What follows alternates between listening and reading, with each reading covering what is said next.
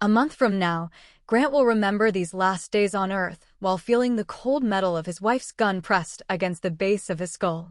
He'll regret how many of them he spent underground, sleeping through daylight. He'll struggle to recall the exact shade of blue the sky once held, or how the sunsets looked back home. Another thing to regret about those buried halls, though he won't need many more. Today, all he cares about is getting the job. This is a night shift, the man says. His jacket zipper clicks softly against his tie pin. 11 to 7. You understand that? Grant folds his hands in his lap. After dozens of interviews, he still never knows what to do with them. Yes, sir. Not everyone handles nights well. You worked them before. Yes, sir. Grant taps his resume. Security superintendent at the Potterfield. Overnight custodian below that. How'd you do? Fine, Grant says. My sleep schedule runs strange anyway. It suited me. Why'd you leave? That's when I moved to Colorado, Grant replies. Because it was time won't fly, and he knows it. Why move? Family reasons. The man lets it drop. You good with boredom? Long hours alone. That's nights, Grant says. Honestly, it's a plus. No management breathing down your neck? I self-manage well. Good answer. The man smirks. You enjoy it then? I do.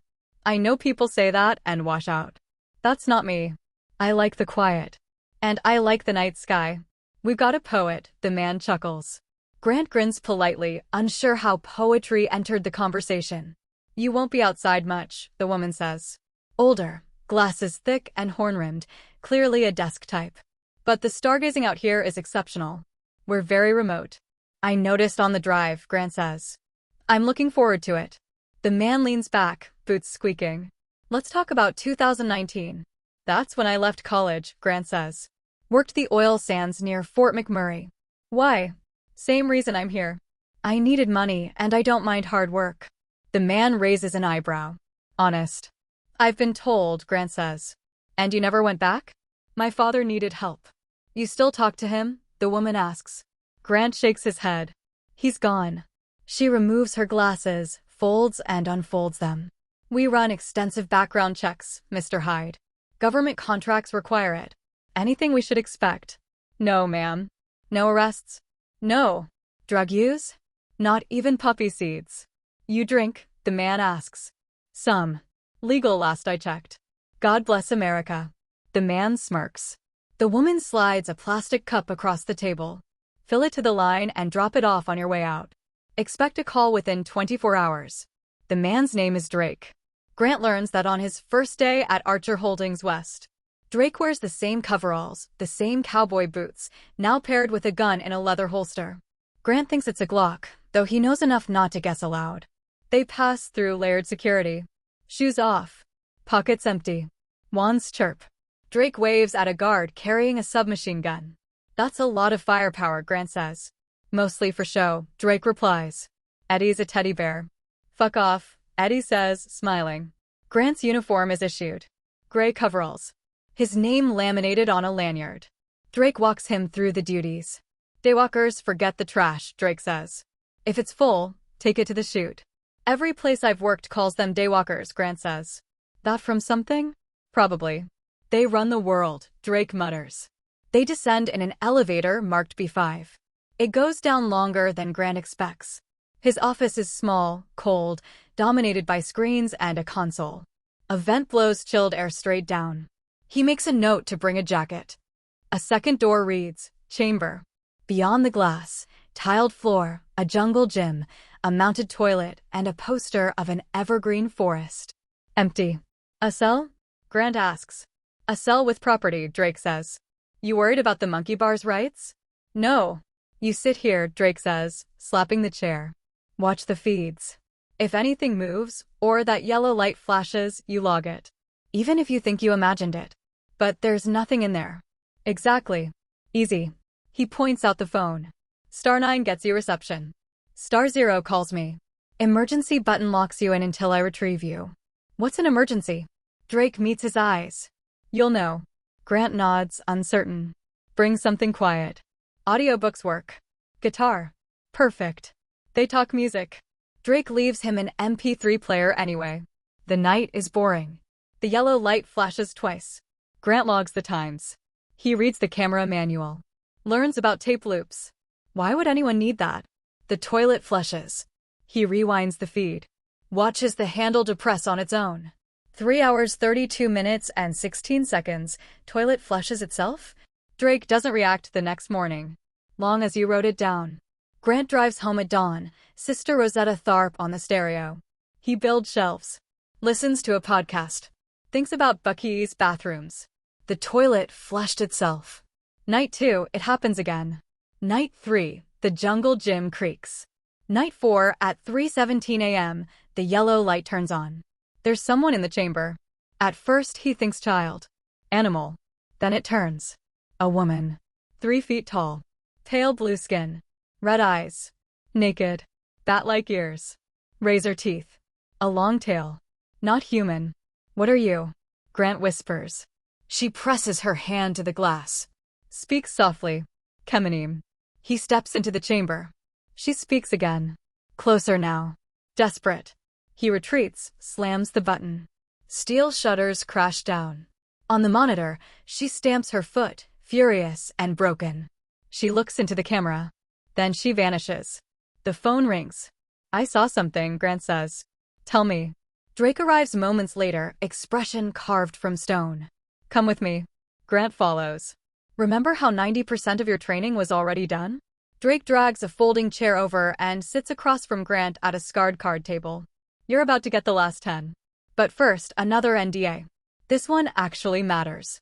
He slides a thick packet across the table. It's closer to a novella than a form. Read it. Grant takes it like it might bite. Is this something I could? I don't know. Take home? Have someone look over it? You're not taking it home, Drake says evenly. You're not going home at all until you've read it and signed it. Take all the time you need. What if I don't sign? Grant thinks. He doesn't ask. He starts reading. 10 minutes later, he lowers the pages. This part. He flips the packet around. Section 11, subsection F, liquidation. What does liquidation mean? Drake doesn't answer. Grant waits. 10 seconds. 20. 30. The silence tells him everything. The paper trembles in his hands. I didn't sign up for this. Drake shakes his head once. Yes, you did. No. This is bullshit. This is insane. Is that a person in there? Keep reading, Drake says. Sign it. Then I'll explain. Grant finishes the document in a haze. The words slide off him. Clauses, contingencies, penalties. One word sticks, pounding in his skull. Liquidation. Liquidation. Liquidation. Drake's hand slaps the table beside the packet. Grant jumps. A thick finger taps the empty line. Sign. Initial every page. I don't want to, Grant says. I need a supervisor. Someone above you. Drake stands. He moves to the door and stops there, hands folded neatly in front of him. Sign it and initial it, he says, voice flat, mechanical. Grant understands then. This isn't an argument. This is a procedure. The way people sound right before they pull a trigger. His hand moves on its own. He signs. He initials every page. With each scratch of the pen, Drake's face softens, piece by piece, like a man rebooting. When it's done, Drake gathers the papers into a folder and sits back down. I hoped we wouldn't need to do that, he says quietly. I'm sorry. He drums his fingers once, then stops. Listen to me. All the real incidents happen during the day. It has never appeared to a night shift guard before you. Take a breath. With me. Drake inhales. Grant follows, shaky but obedient. You're safe, Drake continues. It can't hurt you where it is. If something goes wrong, armed security is one button away. Your job is to watch. We contain. Grant isn't worried about the thing in the cell. He's watching the gun on Drake's hip. Batty, he says. That's her name. Its designation is Subject B-31, Drake replies. Batty's just shorthand. It hangs upside down. Big ears. Big teeth. It was found at what we thought was a meteor impact. Then we found the ship. The ship. Grant's ears ring. It's alien. Yes. Drake leans forward. Bullet-shaped craft. About the size of a rowboat. Materials we can't identify. B-31 was sealed inside. Could have been restraints. Could have been life support. No consensus. It breathes our air. Eats our food. MRI shows a brain similar to ours, but enlarged around the speech center. So it can talk? No. Intelligence tests put it around an orangutan. No language. Just noises. Grant says nothing. That thing is strong, Drake continues. Stronger than a human its size. Climbs walls. And it can camouflage itself. Invisible. Imperfectly. But yes. And listen carefully. Drake raises a finger. Never call it a she. It's not a person. We made a mistake naming it at all. You cannot think about it like you would a human. He studies Grant. You can look at it and think you see emotions. You can think it's scared. Lonely. Cute. Do you think it's cute? Grant doesn't answer. I do, Drake says. 3-foot nudist with a gymnast's body swinging around a jungle gym. But we know nothing about it. None of your instincts apply. Outside that cell, it might kill you. Its fangs carry a neurotoxin. Best guess is it evolved to drink blood. A space vampire. He smiles thinly. Do not communicate with it. Do not interpret it. Stay in your room. Play your guitar. Collect your paycheck. And you'll be fine. I don't have a family, Grant thinks. You know that. A week passes. V31 doesn't appear again. Grant works his shifts. Watches the feeds. Logs anomalies. Now that he understands his role, every distortion makes his stomach twist. He notices the shimmer more clearly now. Brief ripples around the jungle gym. He never sees it eat. He assumes that happens during the day. It sleeps on the floor. Or on the bars. He reminds himself. And you don't even know if it sleeps. By day 12, he tells himself he'll forget her. That if he does nothing, the guilt will fade. He's wrong.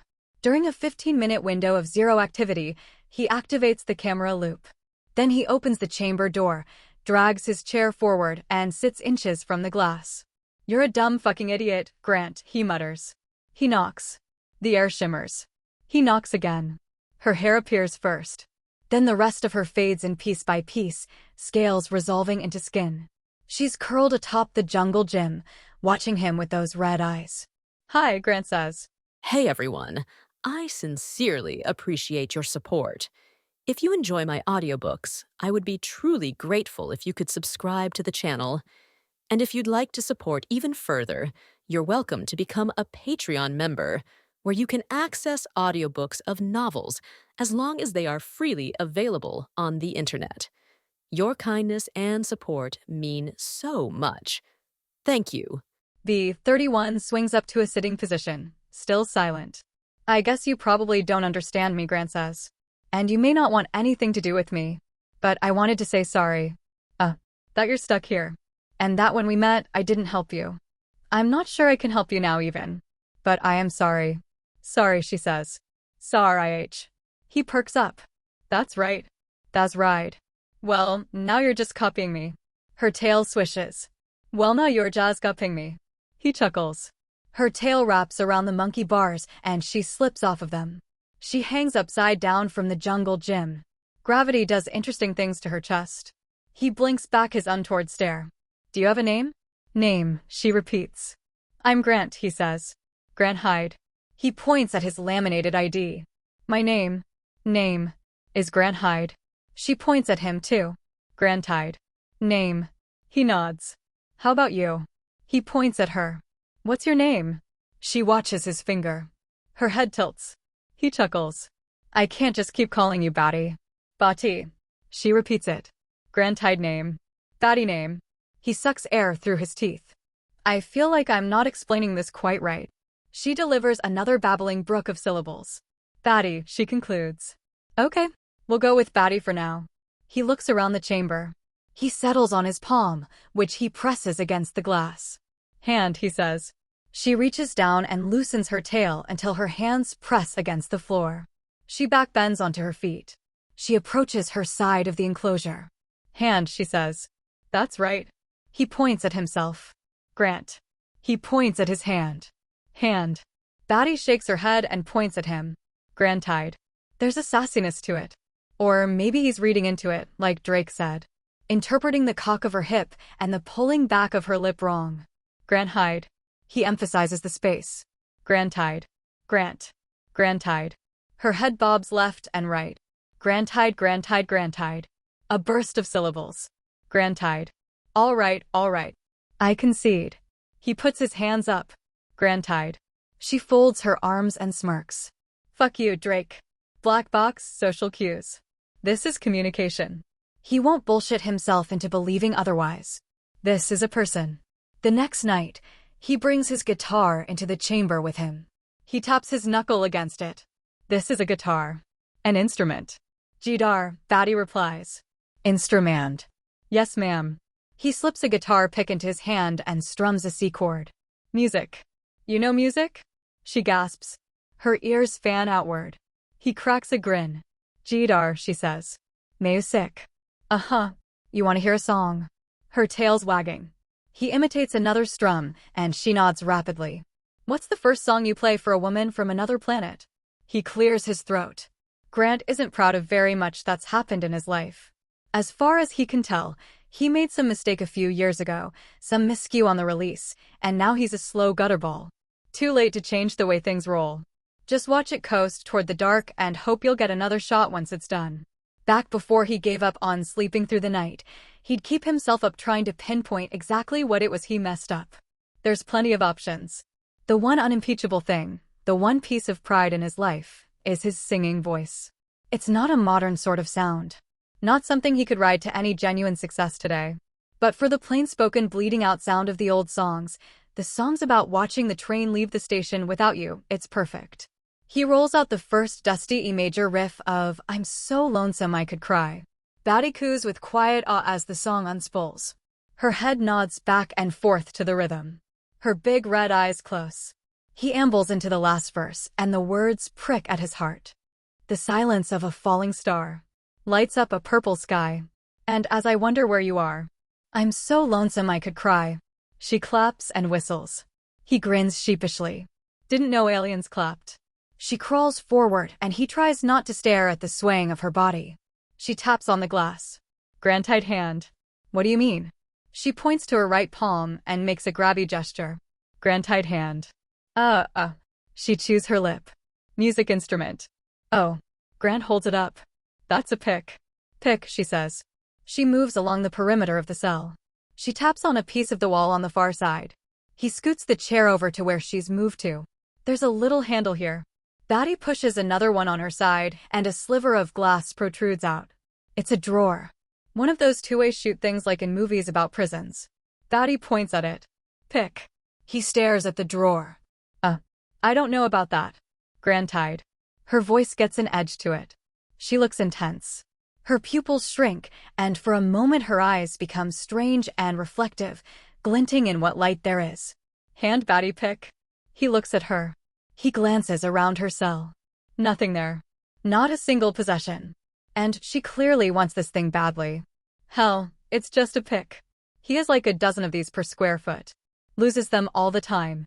He places the pick in the drawer and slips it through. There you go, he says. Can't exactly fit the guitar, but...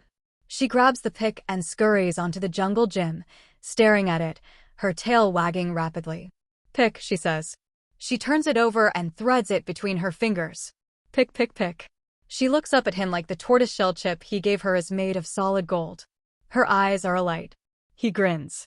You hide that thing, right? Maybe, He points at the poster. Behind that, maybe. He stands up. Okay, Batty. I gotta go now. He gestures to the door. Gotta go home soon. Go home soon, she repeats. Home. But I'll be back tomorrow. Do some more songs for you. Batty climbs down her jungle gym bars and leans against the glass wall. Grant's attention strays to her breasts, where they deform on the surface. His eyes snap back up to hers. They've never left his face. Her hips sway a slow circle, back and forth. Her tail wraps around one leg. It squeezes her thigh. The soft flesh swells beneath it. Grant-eyed, she whispers. Home. Grant-eyed. She sings his name, draws its syllables out. She taps the glass. That glow in her eyes again, another flow of syllables. Grant-eyed. Batty. Home. He isn't sure what that means. But it's enough to provoke another stupid decision. Can you, He holds his phone up. I need to take a picture of you. Picture. He mimics a camera and makes a clicking noise in his throat. I'm trying to be a whistleblower here, he says. Not start up an alien OnlyFans. And if you're standing like that, it's Her body smushes further against the pane. She imitates his clicking noise and giggles. It's a light, chiming sound. Her nipples are blue, too, where they flatten against the glass. Dark blue. He tries a shooing gesture, and she finally gets it. She steps away from the glass. Fascination is plain in her as he raises the camera and takes a series of photos. She has horns, he suddenly realizes. Horns sticking out of her silky hair. Has she always had those? Okay. He lowers the phone. Her gaze follows it. No idea who gets these or how I prove they're not fake, he says, but it's a start. Maybe he just uploads them somewhere? Spreads them across some anonymous image board? Do people still pay attention to that sort of thing? It's a start, she says. Home.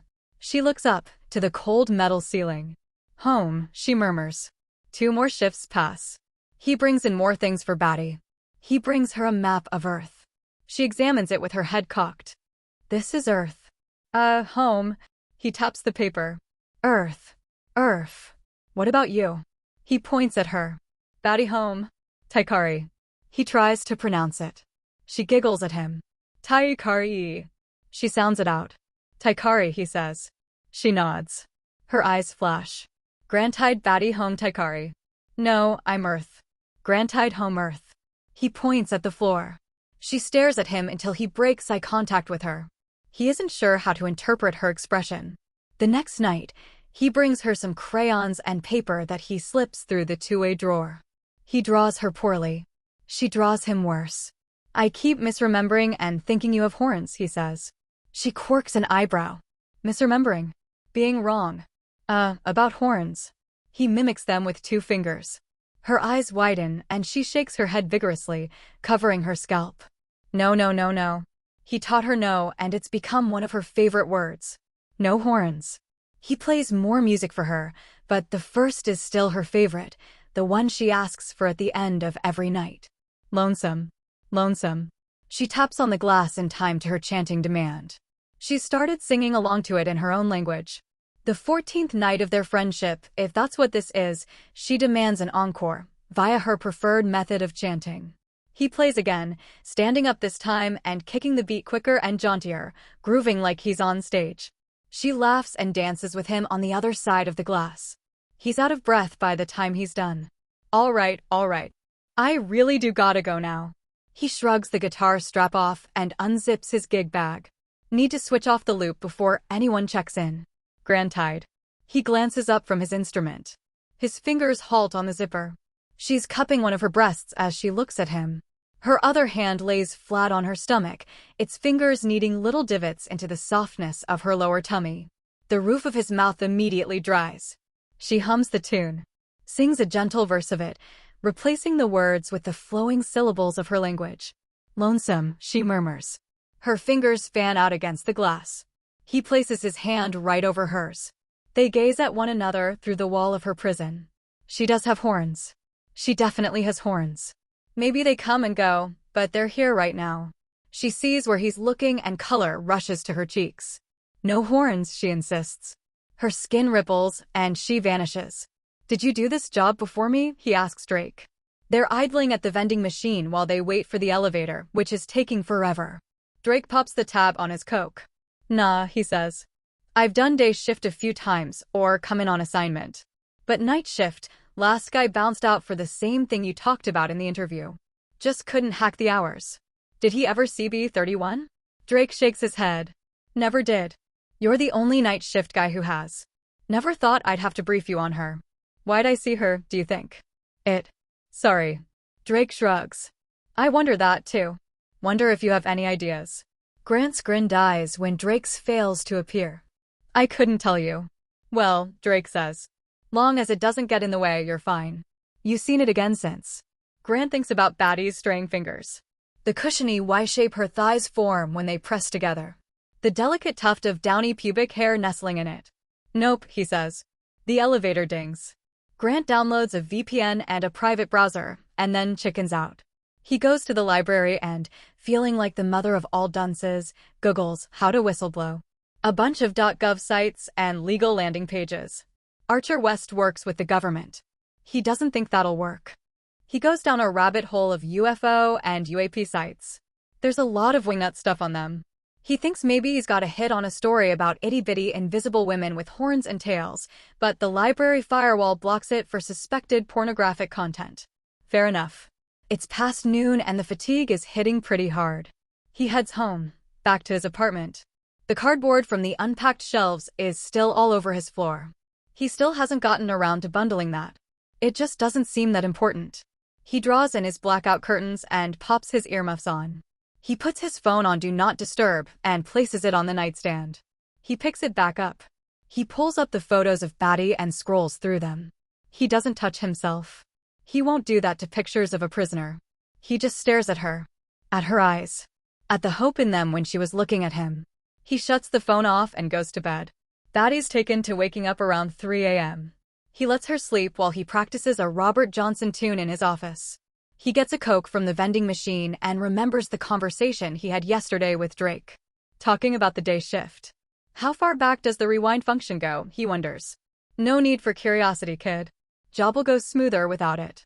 He returns to his console and rewinds. He winds the clock all the way back to the daytime, watching for movement. He pauses when he sees it Batty on the jungle gym, then keeps going. Figures zipping around in there. Human-sized. He finds the beginning. His stomach's hollowing out as he presses play. A man in full hazmat gear enters Batty's chamber. There's a submachine gun in his hands. Behind him are two more suits, these unarmed, wheeling an empty gurney into the room, its surface festooned with straps. Batty drops into visibility, snarling and backing away from them, huddling in the far end of the chamber like a cornered beast. Her teeth are bared. A pair of horns has clearly sprouted from the top of her head. She's totally different from the woman he knows, on her knuckles like a primate, growling and feral. The guy with the gun points it across the room. The voices are muffled.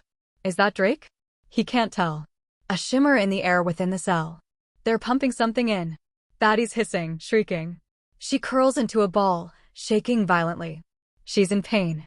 Her shaking slows down and stops. One of the unarmed suits steps to the door of the cell and pulls a magnetic keyring from their belt. The gurney's guide bar is in their other hand. The scene skips. The security guy is entering the room again. The timestamp continues. They've looped the footage here. Grant fast-forwards. A few dozen more loops and suddenly Batty is back in her cell, sitting atop her jungle gym. She's staring out into the chamber, her face so full of rage and hatred it freezes Grant's blood. She slips down between the monkey bars and starts a set of dips. Her triceps stand out under her blue skin. Grant stops the footage. He feels his breath stick to his ribs, feels a sting behind his eyes. What does this loop cover? He can't be a silent party to this. To whatever they're doing. He won't be. Fuck whistleblowing. He can't pick the guitar up or he'd end up smashing it. He goes through the logbook instead. Back to the pages behind him. He sees what the other night shifters wrote. Blinking lights, flushing toilets. Nothing in here from the day crew. Now and again he comes across a torn-out page. A rattle above him. A screw clatters to the floor. He looks up. The AC vent opens and Batty falls into his lap. Grant-eyed, she gasps. What the fuck? He nearly falls backward out of the chair. He looks into the cell and sees a vent on the ceiling, hanging by two screws. The other two are halfway unthreaded. It was the pick. It must have been. She used it to jimmy the thing open. This is his fault. No, not his fault, he decides, as the little alien shivers in his lap. This is thanks to him. Batty's lighter than she looks. She lays her face on his chest and shakes. Her skin is shockingly cold, but as she trembles and her breath puffs onto his neck, he realizes it's from her trip through the vent. She's warming up already. Batty. His heart is thundering. What the fuck? Shoo. She puts her finger to his lip. She rubs his stubble. He didn't really believe this would ever happen. Her skin on his. She lets out a string of words. Grant-eyed is in there. His arms are locked by his sides, knuckles white on the chair. She's fiddling with his tie, examining the knot. Her fingers tremble. Her foot nudges his forearm. Hand, she says. She stares into his eyes. There are no whites in there, he realizes. It's all red and black. The iris might not be an iris at all. They do that shining flash they do sometimes, as though a filmy camera shutter clicked across them. Her voice is lower than he's ever heard it. Low and raspy. Grant tied hand Batty. She's asking for his heat, he realizes. He lifts his hand. There's a ruddy groove in it from where it dug against the chair. He places it on the small of her back, near the stalk of her tail. A sigh escapes her at the warmth of his palm against her chilly skin. Her nod of approval tickles the fringe of her silky hair across the web of his thumb. His other hand joins in and lays across her shoulder blades. He could close his fingers around her at the narrowest point of her hourglass. He feels his pulse in the back of his throat. Her ears wiggle. A smile twitches at the edge of her mouth. Her hips shift as she squirms further into his lap. She's small, but she doesn't feel delicate or thin-boned. She feels solid. She feels made to be touched. His thumb runs along the ridges of her spine. Her skin is satin smooth. Her stare is patient, content to let him explore. How far? His touch lightens. His sanity reasserts itself. I'm sorry, he says. Sorry. I can't, can you? He shifts, trying to communicate that he needs to get up. She hops off of him and points to his logbook and his pen. Her eyes flicker. Hand, she says. He passes both to her. She speaks in her language as she sketches a diagram. There's the chamber and there's Grant sitting in his room. She scribbles the vent connecting the two and a two-way arrow through it. She draws another arrow pointing out away from the vent and then X's it out. She holds her hands up and brings them together. The vents are too small, he says. You can only get from there to here. Too small, she repeats. You need to get out that way, don't you? He points at the door to the hallway. Up the elevator. But you need, his hand closes around his ID. You need this. She nods. Her eyes do that now familiar glow they have whenever she's being intense. Home. Up. Taikari. Kiik mainima makion. He nods. Kiai kamainima makon. She snorts. Grand tide. No. We're gonna do this soon. I swear. He gestures to the vent in the ceiling. But tonight we really have to get you back in there and put that vent back where it goes. Can't do this without thinking it through. Accounting for the obstacles in our way. Maybe bringing some supplies in. He imitates writing something down in the logbook, a look of concentration on his face. Got a plan. She sighs and nods. I want to know what you're saying. I want to get you to Taikari. I do. There's an ache behind his eyes. Drake was so right and so wrong. He should never have spoken to Batty. Never gotten this close. But he can't treat her the way he's been told to. Can't look at her and see anything less than a prisoner. A prisoner who barely shares a word with him, but who has made it overwhelmingly clear. She wants to go home, and she needs his help. She points at the ceiling and rattles off a round of gibberish. You want me to help you back up in there? Help. Her ear twitches. She nods. Up. She hops onto the console. He stands and offers her a boost. She carefully places the sole of her foot on his interlaced hands. Her weight shifts as she stands. Now he's looking up at her, along the valley between her breasts and into those piercing reds. He has a very clear view of what's between her legs. It's like the rest of her. Small, cute, blue, and human enough to close a tingling, invisible grip around his stomach. She bends down. She pushes her forehead against his. He feels the tingle of her exhale on his lips. They stare at each other for a few moments. Then she hops upward and scampers into the vent. He lets out a breath he didn't even realize he was holding and sits down in the swivel chair. Batty's face appears in the vent. Her eyes are glowing in the dark. No saying, she says. Vania kanai examinarayanama.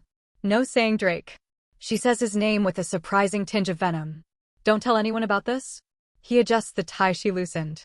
I won't. But listen. Batty. You can't be leaving that cell yet, okay? I'm gonna figure something out. I don't know how we get you home. We don't have the technology. But I'm gonna get you out at least. Help, she says. Help Batty home Taikari. I will, he says. I swear to God. I will if it kills me.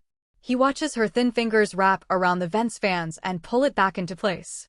Morning comes, and at every step of his departure, he's tallying obstacles and plans and contingencies.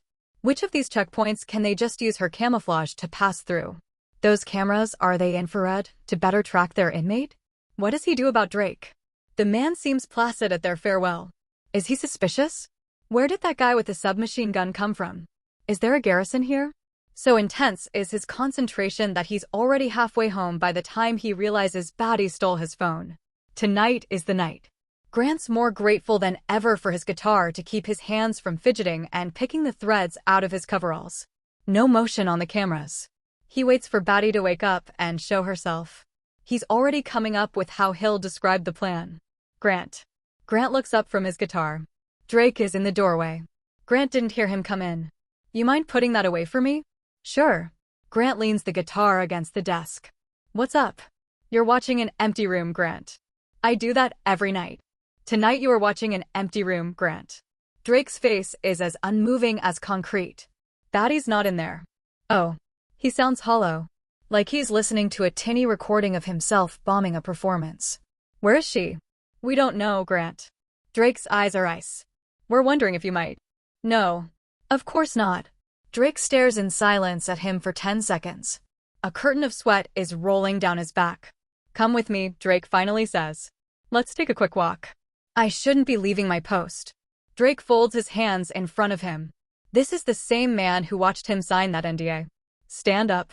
Grant stands up. His legs don't give out beneath him, which is a minor victory. Drake stands aside. After you. I'm not sure where we're going. We're going left. And Drake stares at him until he leaves the room and goes left. Drake follows him, occasionally ordering him down one side of a junction and once through a door. Grant has never been in this part of the facility. He realizes belatedly he should have been memorizing the way back. You had a very simple job, Grant, Drake says. Very hard to mess this job up. Next left. What's going on, Drake? Drake just shakes his head. They stop by a crash bar door that Drake props open. Beyond is a tiled room with a folding table in the middle. Do you recognize that? Drake asks. On the folding table is the go bag that was in his trunk. The changes of clothes. The flashlights and batteries and food. The maps, the books. The sleeping bags, one adult-sized and one kid-size. The gun. Would you like to tell me why these things were in your car? I was. Grant needs to swallow the taste of bile out of his throat. Gonna go camping. Step inside, please. Drake's hands are on his belt. One thumb's hooked into the buckle. The other settles near his pistol. Let's go through this stuff. And talk. He looks at the gun on Drake's belt. The palm pressed on the holster. He looks at the room beyond. There's a drain in its floor. He bolts. Stop. Stop. Boots stamp the laminate flooring. He hears Drake unhook his radio. He's running. He's right. Grant twists round a corner into a straight break. He's turned around. He's lost. Stop or I will shoot. Grant feels as though he's dreaming as he stumbles to a halt. Like his legs aren't obeying him anymore. He glances back and stares down the barrel of Drake's Glock. Hands on your head. He obeys. The gun pushes into his back and marches him back to the room with the table and the bag and the drain. Drake pushes him inside. Couldn't hack it after all, he says. Couldn't hack it. Sorry, kid. Drake. Grant searches the man's face. For anything he can reach. Let's talk at least. Like you said. Let's talk. Drake shakes his head. Turn away. Please, man. Please. Drake seizes his shoulder and twists his body. Turn the fuck away. No, he screams. No, no, no, no. A heavy thump behind him and an ear-splitting bang. He sprawls forward. Something hot and wet beads on his neck, and for an absurd moment he thinks this is it. I've been shot. This is how it feels. Then he hears the scream. He turns around. Batty is clinging to Drake's back and sinking her teeth into his throat. Her little hand is clamped down on his wrist, twisting the gun to one side. Plaster rains on them from a hole he blasted into the ceiling. Drake's cry rises an octave amid a raw flood of terror and pain, and then Batty's head jerks and yanks and a fountain of bright blood gushes from his ruined neck. Grant watches Drake's eyes roll into his skull, his jaw slacken. He crumples. Batty rides his shoulders to the floor.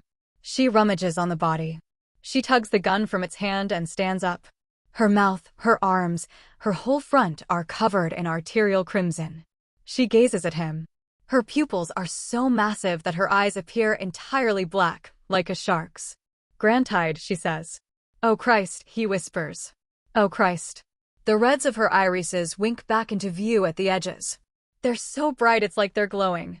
Grant-eyed. Taikari. Wait. Wait. We need, Grant crouches at the corpse. His hands are shaking so violently he has trouble getting into its pocket, but he comes back out with Drake's wallet and ID card. Batty's brows furrow as he retrieves them. For the locks. She stares at him as he straightens up. He has no idea, her expression. He doesn't know what's going on up there, he realizes. Drake was right about that. She reaches her hand out, the one not holding the gun. Hand, she says. Grant numbly passes her the dead man's ID. She moves to the door. When he starts to follow, she pauses. Batty up. Grant tight here. Yes. Her eyes flash. Yes. Okay. Just you'll come back, right? Come back. She nods. She blinks invisible. The ID and the gun bob in midair. Bloody footprints trace her passage. He stands with Drake's body. It's been a little over a year since he sat in a room with a dead body, and it sure as shit wasn't like this. He beats back the wave of nausea. He packs his go bag again. Fuck it, why not? Should he bring his guitar? That would be stupid. Too bulky. He's going to need to move. But should he? Batty loves that thing. He's on the verge of returning to the office to grab it when he hears the muffled gunshots. An automatic tac-tac-tac-tac. That's not Batty's gun. It freezes him in his tracks. The lights turn red. A trilling siren starts in the office, echoing through the hall to him. He bites his knuckle hard. He feels like such a useless asshole down here. Is she okay? Is she dead? If she is, then at least he's next. No time to grieve. Minutes tick down. How long has it been? Grant tied. He leaps out of his skin. Batty's standing in front of him. He doesn't understand what he's seeing for a moment and thinks there's a chunk blown out of her side. But she's got her invisibility on, he realizes. She's just covered in blood. Come, the gory wraith says and pads from the room. He follows her. She has a tangle of wires in one hand now. That's his phone. She's gutted it and reconfigured it into something. They make it to the elevator before Grant's legs fail and he has to sit on the floor. He sees Drake's eyes rolling back. He thinks he might faint. Grant tied. She crouches next to him. Grant tied home. He nods, not trusting himself to open his eyes. Over the coasting sound of the elevator, she sings, in surprisingly passable English. The silence of a falling star lights up a purple sky. And as I wonder where you are, I'm so lonesome I could cry. The elevator doors open on the main floor. Batty takes his hand and pulls him to his feet. Together they step over the second corpse. Batty leads Grant through a massacre. A half-dozen people in tactical black. A poor schmuck with a cheap button-down and a handgun. Some shot, some torn open like Drake was. The reception desk is empty. The checkpoints are empty. In the scarlet light of the alarm, the blood smeared on the floors and walls looks black. Batty doesn't hurry. She's alert, but not alarmed. She's killed everyone, he realizes. Everyone here. They reach the front door. The parking lot is deserted. Wait. Before we go out. Grant unslings his go bag. He pulls a shearling coat out and hands it to Batty. It's cold. She takes the coat. Her face is wary now when she looks at him. They step into the night. That's my car. He points to his Civic in its pool of amber. Its trunk is popped. It's faster than on foot. He mimics an engine noise. No car. She shakes her head. We're not gonna get anywhere walking, Batty. We're in the middle of nowhere. You come. She points at the sky. I take Grant tied. Home. Grant's voice fails him. Batty's eyes glow red at the edge of the dark. Come, Grant tied. She strides into the field that surrounds Archer West. Her bare feet crunch on the dry grass. He catches up with her as she babbles into his phone. The screen isn't on, but the flashlight is, and it's flickering in a seemingly random pattern. A few hundred feet away from the facility, she halts and places the phone on the ground, flashlight up. She jogs away, back to Grant, and tugs at the edge of his coveralls to pull him further from the blinking light. The terrifying thing isn't the noise. It's the absence of it. The silvery shape that detaches from the night and descends should be making some kind of roaring engine noise, and it isn't. It slips into the field like a darting fish, and its skids crackling and hissing across the dirt is the loudest part. It's not a big ship. Just 3 times the size of his Civic or so. A hatch unfolds in its side, and a rose-colored light illuminates a humanoid silhouette. An armored alien, about 5 feet tall with a face hidden behind a dome of frosted glass, emerges from the ship, pointing a long, boxy thing at Grant. Its function seems lethal and obvious. Kayam, the alien says, its voice modulated by its all-over armor. Kayam kve. Kayam and I, snaps Batty and shoves the gun's nose to the dirt. The figure drops immediately to one knee. Mai Sakura. To theme Nakawayam. Grant stares in panicky awe at the sleek vessel in front of them. It's so dark that it seems to bend the light around it. More of them are coming out of the hatch. Most are taller than Batty by a head or so. The last off is closer to her size and maskless. Another of Batty's kind and another woman, he thinks. She steps to Batty's bat ear and murmurs into it. Batty responds clipped and uncompromising, still staring into Grant's eyes. Drake was going to kill him. Drake is dead. He has no future here that doesn't end at a black site or staring down a barrel. And here's this weird little alien who's saved his life. Who's been what? What is she? Lonesome Grant-eyed. She beckons to him. He reaches out and takes her hand. She squeezes his fingers tight. Up. She caresses his palm. Her eyes glow. Come up. Falling star. He climbs into Batty's spaceship. The descent was silent. The ascent is loud. Grant's been strapped into a memory foam seat that's barely big enough for him. The buckles across his chest and stomach leave him barely any clearance to breathe. The G-forces are muted, somehow, by the structure of the thing, but they're still hellacious enough to shove him into his seat and keep his arms pinned heavy to the wall behind him. Batty has never stopped holding his hand since they climbed in. He's used to seeing photos and videos of astronauts looking ridiculous and pancaked as they take off, but Batty still looks beautiful as they ascend. He thinks there's no window. Her face is a portrait of hope and awe. And when the blast is cut off and the unearthly weightlessness sets in, she screams with joy. She unbuckles herself and throws herself across his lap and gazes wild and giddy into his face. Home, she gasps. Home, home, home, home, home. And then, in front of a half-dozen silent, armored sentinels, she pulls his face forward and kisses him. Her tongue is rough and textured on its surface as it quests into his mouth. She rakes her fingers through his hair and twists her legs around his waist and clings to him in the 0G. The shock has levered his mouth open, kept him stock still, but after a moment he animates, and his arms wrap around her, around the shearling coat that serves as her only clothing. He squeezes her into his chest, and as his tongue meets hers, she lets out a shivery moan of encouragement into his mouth. And it's terrifying, and he has no clue what his life is about to become, where they're going. He doesn't even speak a word of her language, and he's seen her reduce an office building to meet, and for a wet, blissful moment that feels like an eternity, none of it matters. Nothing matters but for the blue bombshell squirming beneath his fingers and the inviting plumpness of her lips and her body, and then he tastes copper and he realizes he's tasting Drake's blood. Drake's and who knows who else from that abattoir. She feels him falter, and falters too. She pulls back, and her face is becoming strange again as she beholds him. She glances to one side, issues a flowing order to the other woman in the cabin, and pushes off from Grant, landing in the seat next to him and buckling herself back in. Her hand is back on his. The grip is firm and more distant, somehow more controlling. Gainiamak, Grant-eyed, she whispers. What? He asks, and then there's a sharp sting on the side of his head, and he grits his teeth against the pain of it. His ears stop working. They still transmit sound, but it's just this hellacious mishmash of misfiring signals. His vision darkens as the sensory overload rolls over him, and he makes a strangled choking noise, or he thinks he does. He can't even tell. He might be screaming for all he knows, and he squeezes his eyes shut, and when they open the hatches wide. And Batty's compatriots are piling out. Did he pass out? They've unbuckled him. He stands, shakily. The gravity's back. He climbs out of the hatch, bowing his head to fit beneath its low lip.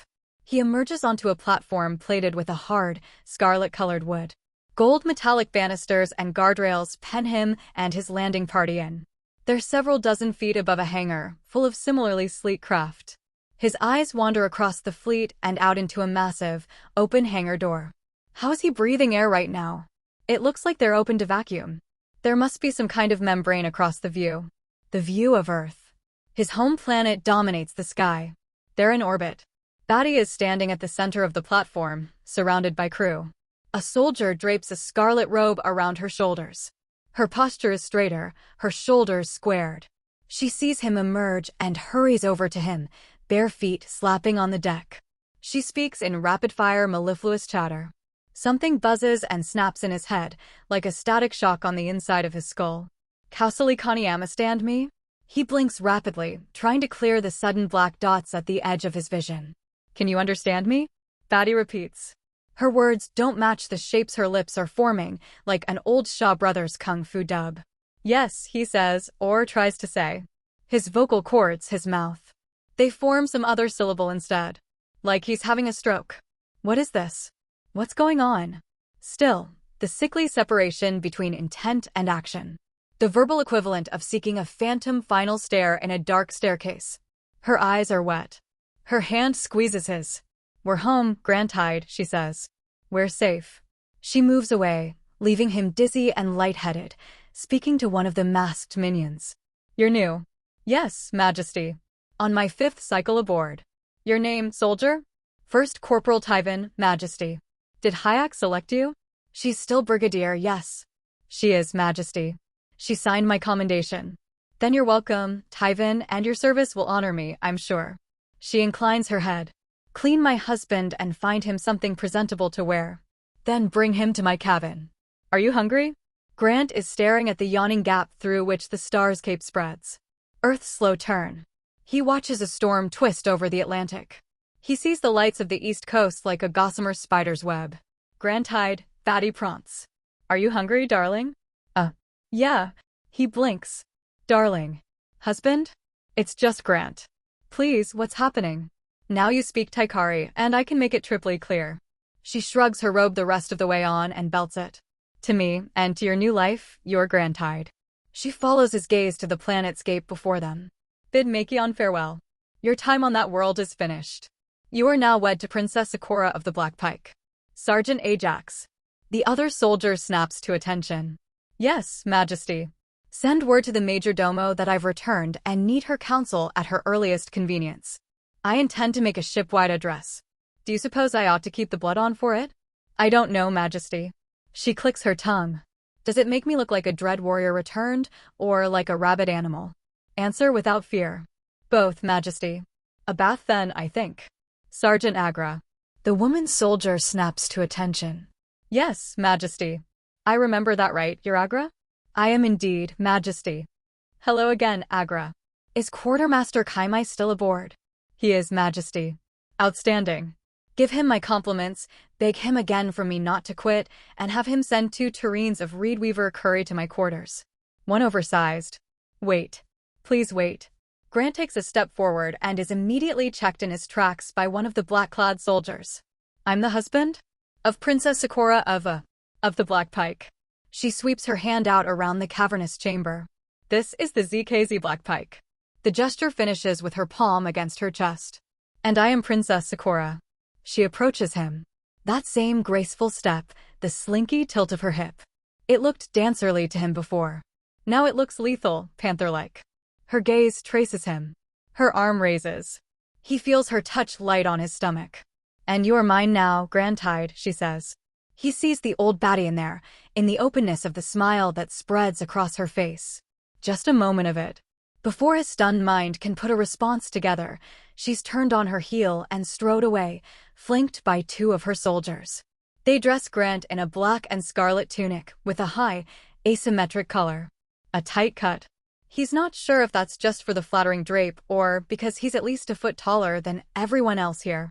There's no sleeves, but judging from the crewmates he sees along the way to Sakura's cabin, sleeves are a rare commodity around here.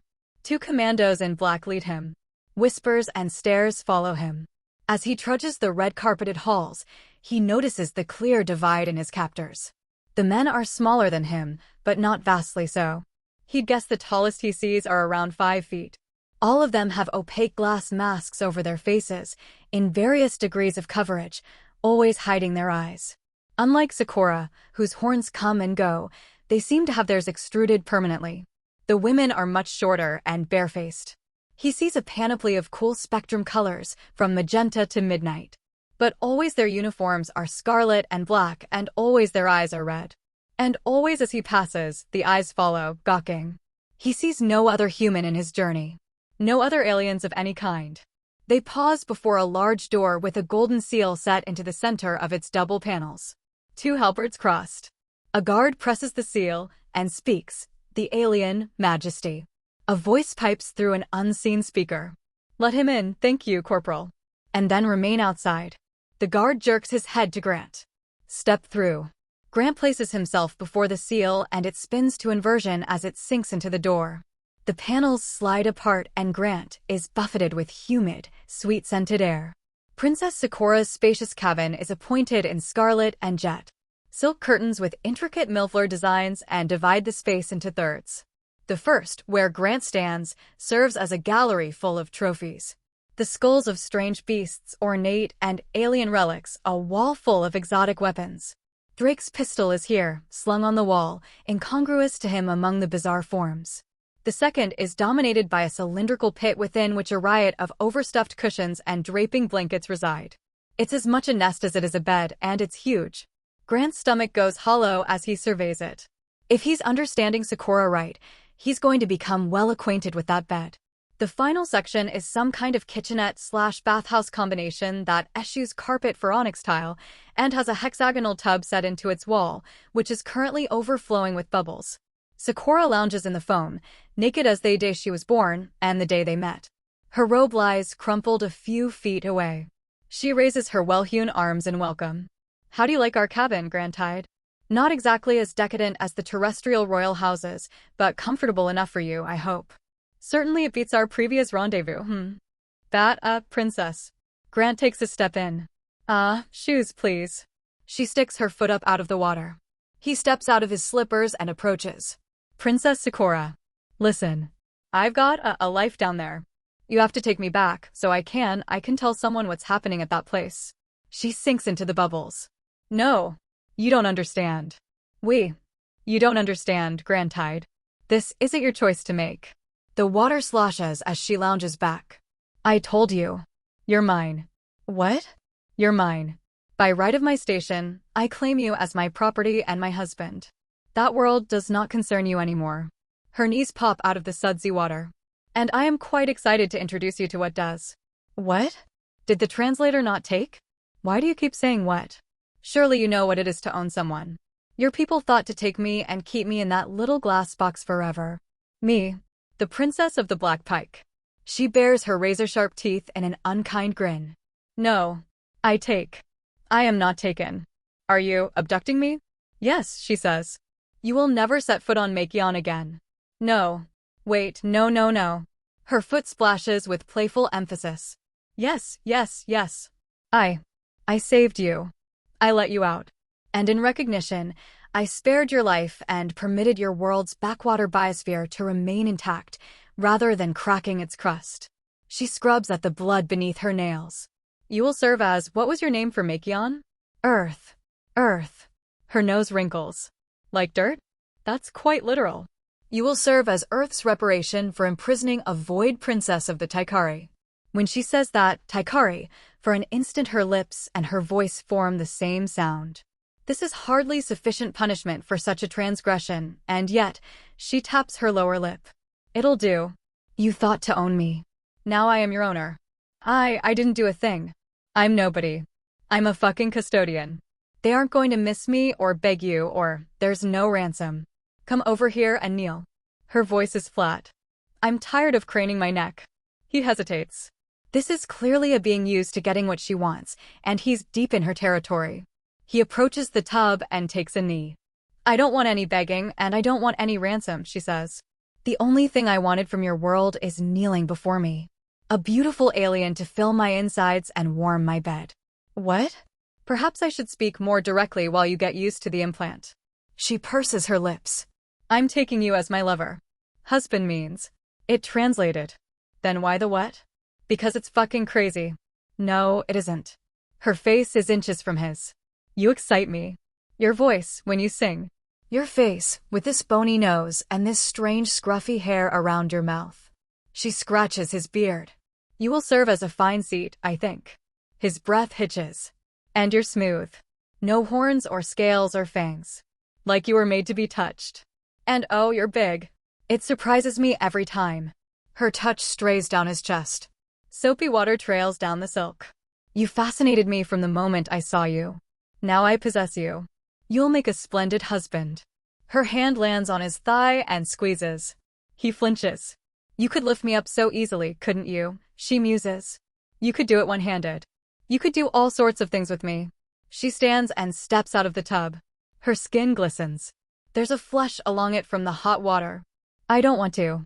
He speaks over the lizard brain parts of him that are clamoring to the contrary. I don't want this. You do. Her sturdy hips cock to one side. Her tail flicks downward and plucks a towel from a pile on the floor, catapulting it into her hand. You've wanted me ever since you saw me in that cell you kept me in. And now that our positions are reversed, you shrink from me. But I've seen your desire. I see it now, though you shift to hide it from me. Her red eyes dilate. I smell it. I wanted you when I thought you were what? He asks himself. When you were trapped? Helpless? But he refuses to shame himself. He's not the bad guy. I wanted you before I realized you were an asshole, he says. An asshole? She laughs delightedly. The towel whips upward and loops around the back of his neck. She pulls him forward with it, nose to nose with her. We're going to have some misadventures with this translation implant. I mean what I say. Her laugh trails off into a smug grin. I'm sure you do. It's just not a common insult among the Taikari. I might start using it. She slips the towel across herself. I look forward to our cultural exchange with great anticipation, Makianite. This will be fun. For you, maybe? He glares. Where I come from, this is about the most evil thing you can do to someone. You did it to me. Her voice breaks into a growling snarl as her anger slips the leash. I lost count of the days you did it to me. You stripped me and filmed me sleeping and pissing and weeping. And ran your little tests. And now the tables are turned, and instead of a fish tank, I am offering you my bed and a vaunted place at my side. You should be kissing my feet. She leers. The horns are back, growing from her crown. Maybe I'll make you. I didn't do any of that, he says. I worked there for 2 fucking weeks. I didn't even realize what I was signing up for. And I freed you. You did what I told you to do. Nothing more.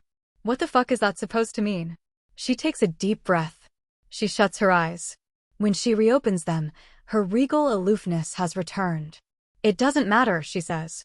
We are far from your home now. Far from any who could keep you from me. Farther than you have ever been. You still don't understand your situation. Here, you are mine, to have however I wish. Any choice I give you is purely out of my generous mercy. Do not look away from me while I am speaking to you, husband. Her eyes flash. He refocuses on them with a scowl. The things I could do to you. Her tail draws figure eights in the air. I could take you to heights that would melt your Makianite mind. I could drown you in such sensation that you'd forget even to dream of defiance and beg to be my concubine. Or, if you're truly determined to flee this marriage, I could release you into the void and watch you stiffen and desiccate. Deal with you like I dealt with your co-conspirators. He can't suppress his shiver. How could he have misread this little tyrant so severely? Maybe, he says, trying to keep his voice under control, you ought to go prepare the airlock. Her blood-red eyes narrow. For a moment he sees that fire of anger spark up again. Then she blinks it away and the grin is back. But where would the fun be in that? She gives his cheek a light tap as her hand departs it. No. I won't hurt you and I won't compel you. Not into my bed. I admire this rebellion in you. This fire. It has a hypnotism to it, as fires do. I'm quite content to watch it burn low and flicker out. She slips back into her robe. And when it's gone, and you need a newer, sweeter warmth, when you're ravenous for me, I'll have you, and have you, and have you. Until you forget your new language, too. Until the only things on your tongue are your bride's name. And your bride's cunt. He has never experienced such an intense cocktail of fear, anger, and arousal. Unless, of course, you want it now. She nods toward the tub. Still warm in there, darling. And room for 2, even one as tall as you. What do you say? I say. He licks his lips. No goddamn way. Her grin is sharp as a knife. He remembers seeing those fangs steeped in human blood. Drake said they drink it, didn't he? Good boy. The princess stares at the prisoner. The prisoner stares right back. Their glaring competition is interrupted by a chiming ring at the door. Grant starts and nearly jerks to his feet. Sakura points at him. Her eyes do that reverse blink that makes them shine. Stay. She raises her voice. Is that Vora? Yes, Majesty. Enter. Another Taikari woman shuffles into the room. Even shorter than Sakura, with larger ears, night sky skin, and her silver hair in a complex, plaited updo. Her uniform is trim and black, with a high-stand collar and a set of red pips along her sleeveless tunic. She has an owlish pair of round spectacles on. I can come back, Majesty. If you're busy. Never busy for you, Major Domo. Sakura's hair drizzles on the carpet as she strides across it. God, Vora. I never thought I'd see you again. She clamps the little woman into a tight hug. Vora returns it with a timid pat on the back. It has been far too long, Majesty. How long has it been, Vora? Sakura breaks from the hug. I lost track of time on Makion. Vora flinches. Majesty. Don't spare me. I'm braced. 15 cycles, Majesty. 15 cycles. A shake enters Sakura's voice. 15 cycles in hell. She shuts her eyes. So much to be done. Is Narika still pressing her claim? She is, Majesty. She has made progress. That mad bitch. And I suppose the Tolek business isn't over with. No, Majesty. A few more deaths. Our assassination theory seems likely. God. So much time lost.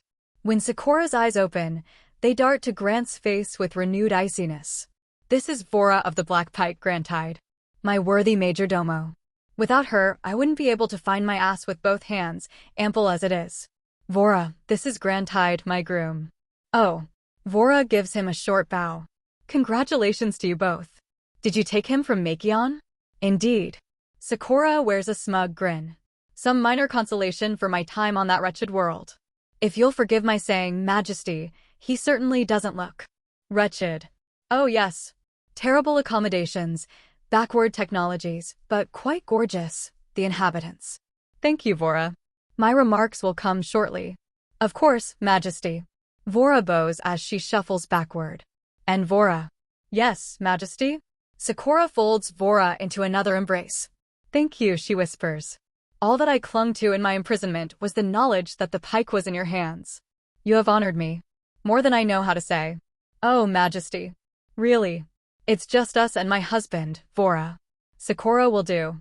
Vora looks nervously, apologetically even, to Grant. As you say, Sakura. Were it not for our different stations, I am sure you'd be a better princess than I could ever be. I must work hard not to disappoint the crew, I think. They'll miss your hand on the tiller. Sakura, please. Vora's flushed a dark violet. You overpraise me. They're breathless for your return. I'd better get on with it, then. You may go.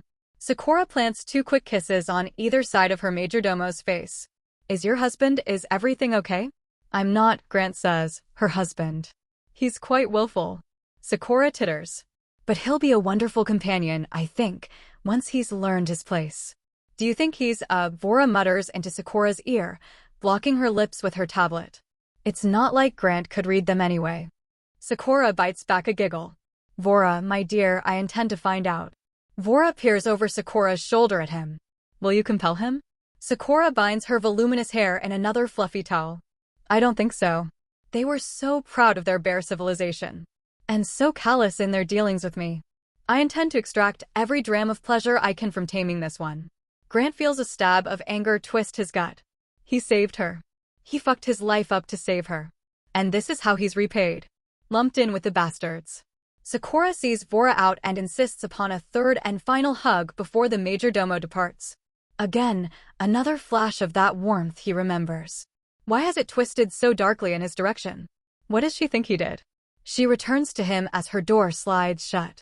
She unhooks some kind of heat element one thing from the wall by the tub and passes it over the long silky rivers of her hair. You've never been in the void, Grantide, she says. It's vast and dark and cold. She switches sides and draws out another long lock. You've never been in me. I'm small and soft and warm. She wiggles her toes at him. And clean now. My answer doesn't change. She hums. That's all right. You'll come to understand how truly far from your home you are and the comfort I offer. An existence of ease and pleasure and the wonders of the firmament laid before you. And all you'll have to do, she leans forward. Her cleavage swells from the front fold of her robe. Is submit. He refuses to entertain her presentation with a glance. Say yes, and I will give you the first night of your voluptuous new life as my bedmate. She indicates her massive, jewel-toned bed. Say no, and you sleep in a cell. I'll even provide you a cot and a bathroom door. I trust you know what those are, despite their absence in my enclosure. She sits on the edge of her bed. It sinks subtly under her butt. It looks very soft. Will you share yourself with me? She asks. No, he says. She clicks her tongue and steps past him to a console on her wall. She presses a button on it. Ajax, she says. Fine. Enter.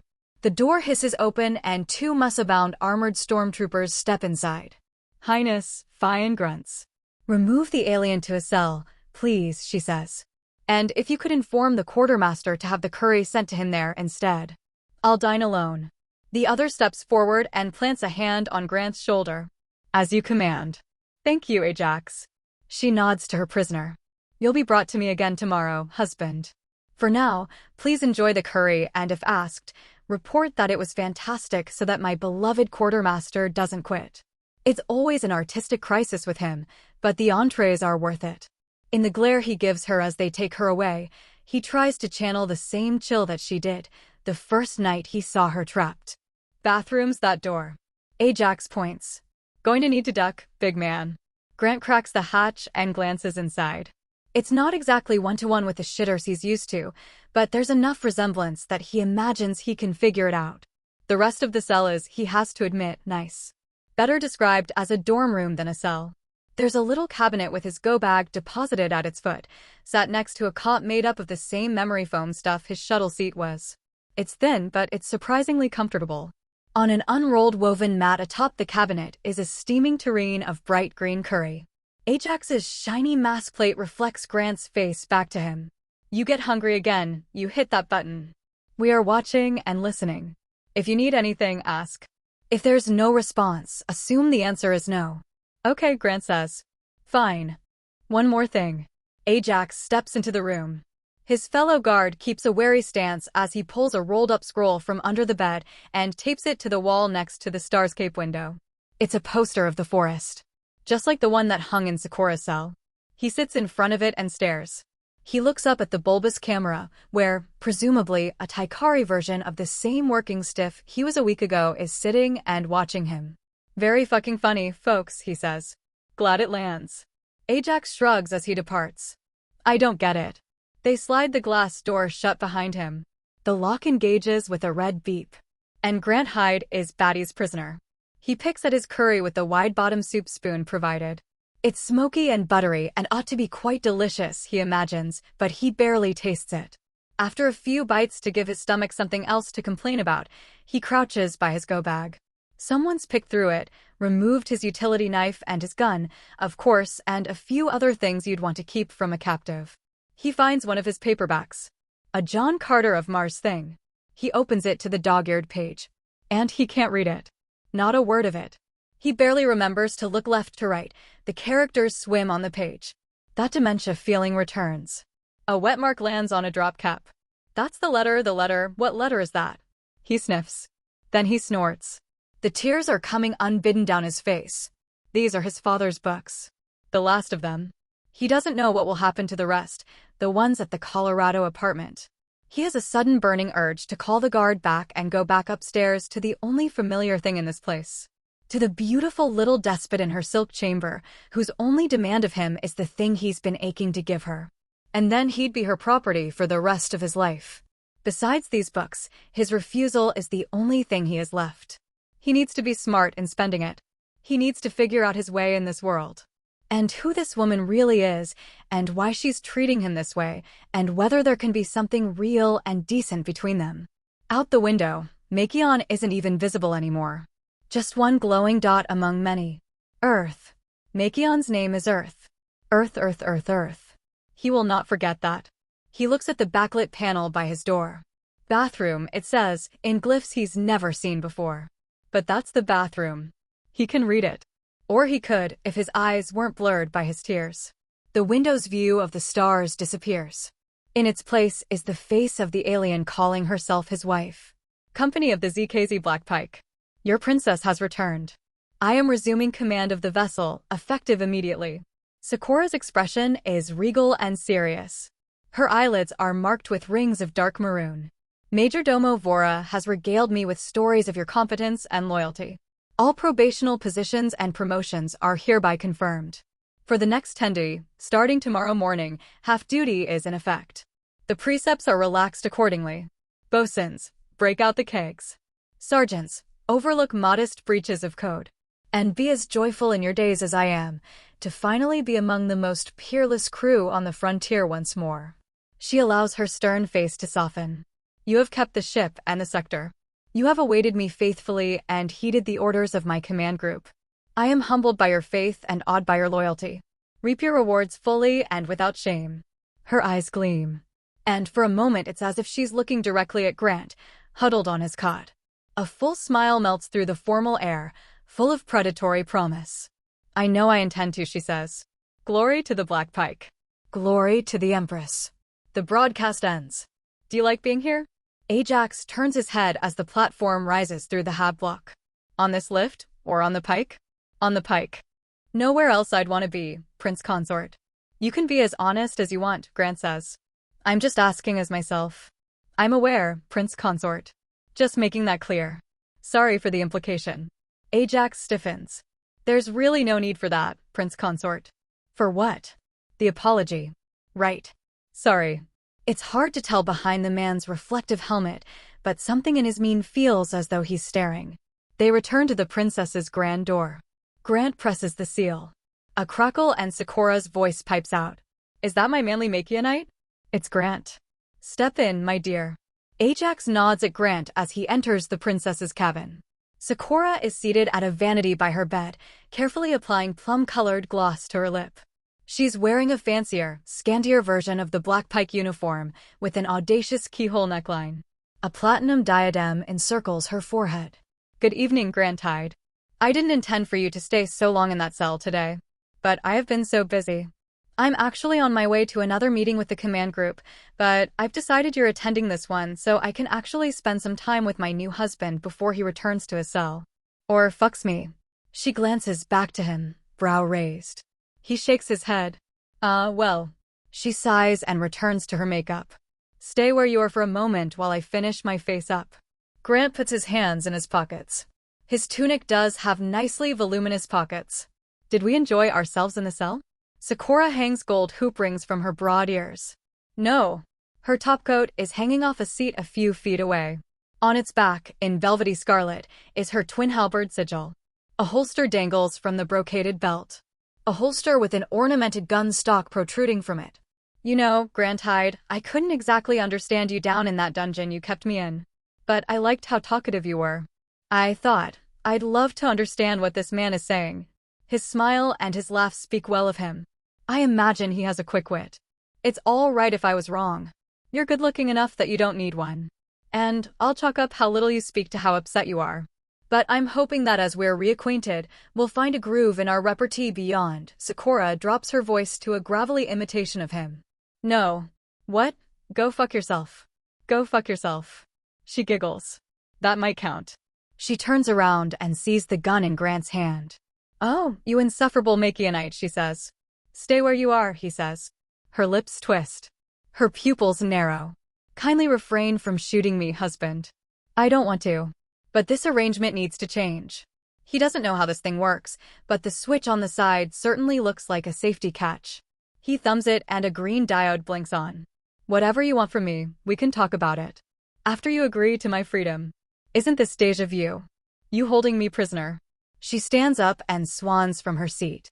He tracks her with the barrel of the pistol. I wonder if déjà vu translated. Do you have a comparable idiom? It translated, he says. I said stay where you are. She freezes. Although it's not exactly how it was it? If memory serves.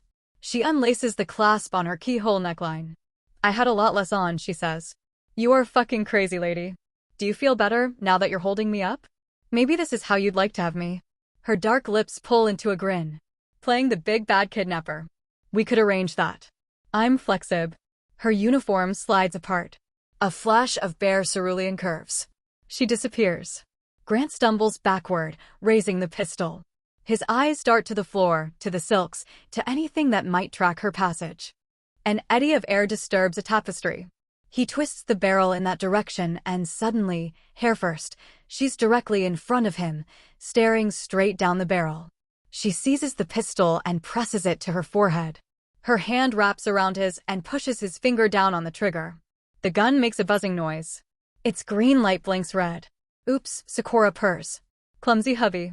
The gun is wrenched behind his back. He slams to the floor. His cheek is flush to the carpet. His now-naked captor sits delicately on his back. He feels the globes of her butt shift as she crosses her legs. I really thought I put that out of reach. Sakura's grip is vice-like on his arm. She is squeezing hard enough to brook no movement. Her tail is wrapped around the back of his neck in some strange configuration of a headlock. I underestimated your long Makianite arms, I suppose. For reference, darling, when a gun is properly keyed to a print, it looks like this. She pulls the gun from his numbing fingers and holds it before him. The panel flashes blue as she lays her thumb against the switch. A whirring hum of building energy sounds from it.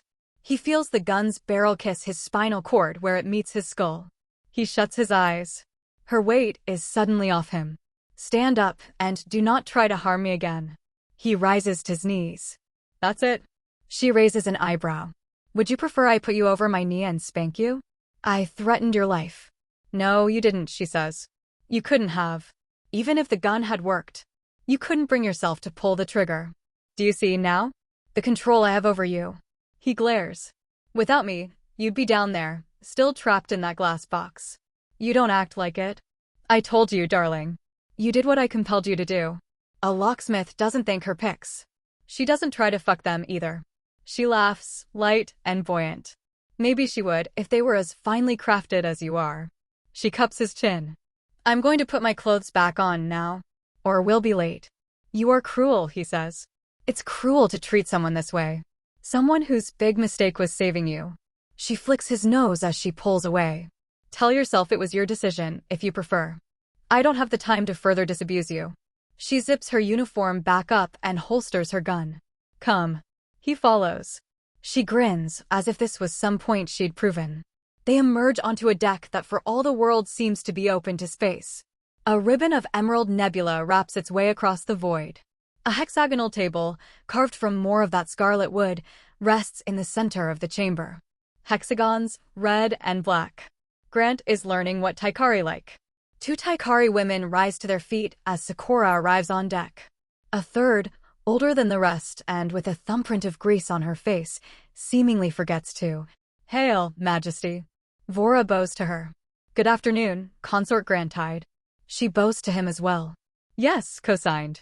The grease-smudged woman gestures with a creaky metal prosthetic arm. Her fleshy hand scrolls one of the handheld tablet things he's seen them carry, though hers is much bulkier and haphazard than Vora's slim model. Bows, etc. The third, a scarred and strapping woman with thick-trimmed eyebrows and a platinum pixie cut, just grunts and nods, her gauntlet arms folded. Tablets at the table? Sullen grunts? You're setting a bad example for my alien, you know. Sakura takes her seat. He's already such a disobedient boy. She pats a large, high-backed seat next to her. Would you like to stand in defiance, Grantide, or would you like a seat that fits your rear? Grant sits next to Sakura. Vora and the scarred woman take their seats simultaneously. That is Brigadier Hyax. Sakura indicates her battle-damaged officer. And that is Chief Engineer Wayan. You've met Majordomo Vora. We 4 are the command group of the ZKZ Black Pike. Hyax glowers. You ought to have seen me yesterday before that address, Majesty. I knew as soon as I delivered it you'd feel that way, Brigadier. That's why I've brought you this as recompense. Sakura slides a lacquered box across the table. Hyax opens it and pulls Grant's pistol from it. Ooh, interesting. A Makianite hand rifle, Sakura says. Quite the relic, no? That's mine, Grant protests. Sakura beams and takes Grant's hand. It's a gift from both of us, then. Grant slips her grip. Hyax slides the box under the table. Worthy recompense, Majesty and Consort. Thank you and well met. She peers warily at Grant under her thick brows. Though I didn't count on you bringing him, Majesty. I can't leave my husband unattended at the moment, Brigadier. He's undergoing a spirited phase. It's either by my side or in his cell, and I can't just coop the poor thing up all day. Don't worry. He'll be no harm. Grant's surprised she'd say that when he was just pointing a gun at her, but he elects to stay silent in front of Sakura's military chief. That harmless husband came from a world that held you prisoner, Hayek says. Where was this again? Wei-in looks up from her tablet. Sakura nods to Vora, who adjusts a panel laid into the table as she speaks. An H-class world called Makion, between the borders of Black Pike and Glory Banner. The display at the center of the table switches to a view of the Milky Way, pinpointing the Orion Arm, third planet in the Prelate system. We didn't realize its local technology was at a level that could detain a Taikari. Nowhere close yet to an uplift candidate, I'm afraid, Sakura says. Prelite. It's a good thing their telecommunications were at an outsized advance. I would never have contacted you without Grantide's personal device. Everything else was rather crude. Not so crude we couldn't keep you locked down, Grant thinks, and then admonishes himself. He's not so resentful that he thinks what they were doing to Sakura was right. Well done on escaping, Majesty. Wei-in's prosthetic forearm clicks rhythmically as she zips her tablet into a sleeve by her boots. Fought your way out, yeah? Honestly, why? Mutters Hayek. I send the debriefs for a reason. I held on, Sakura says. Eventually, they sent someone whose mind they couldn't guard, and I used him to spring my way out. And that's how I met Grantide. Say hello, Grantide. Grant crosses his arms. I'm glad I managed to lift one out, Sakura says.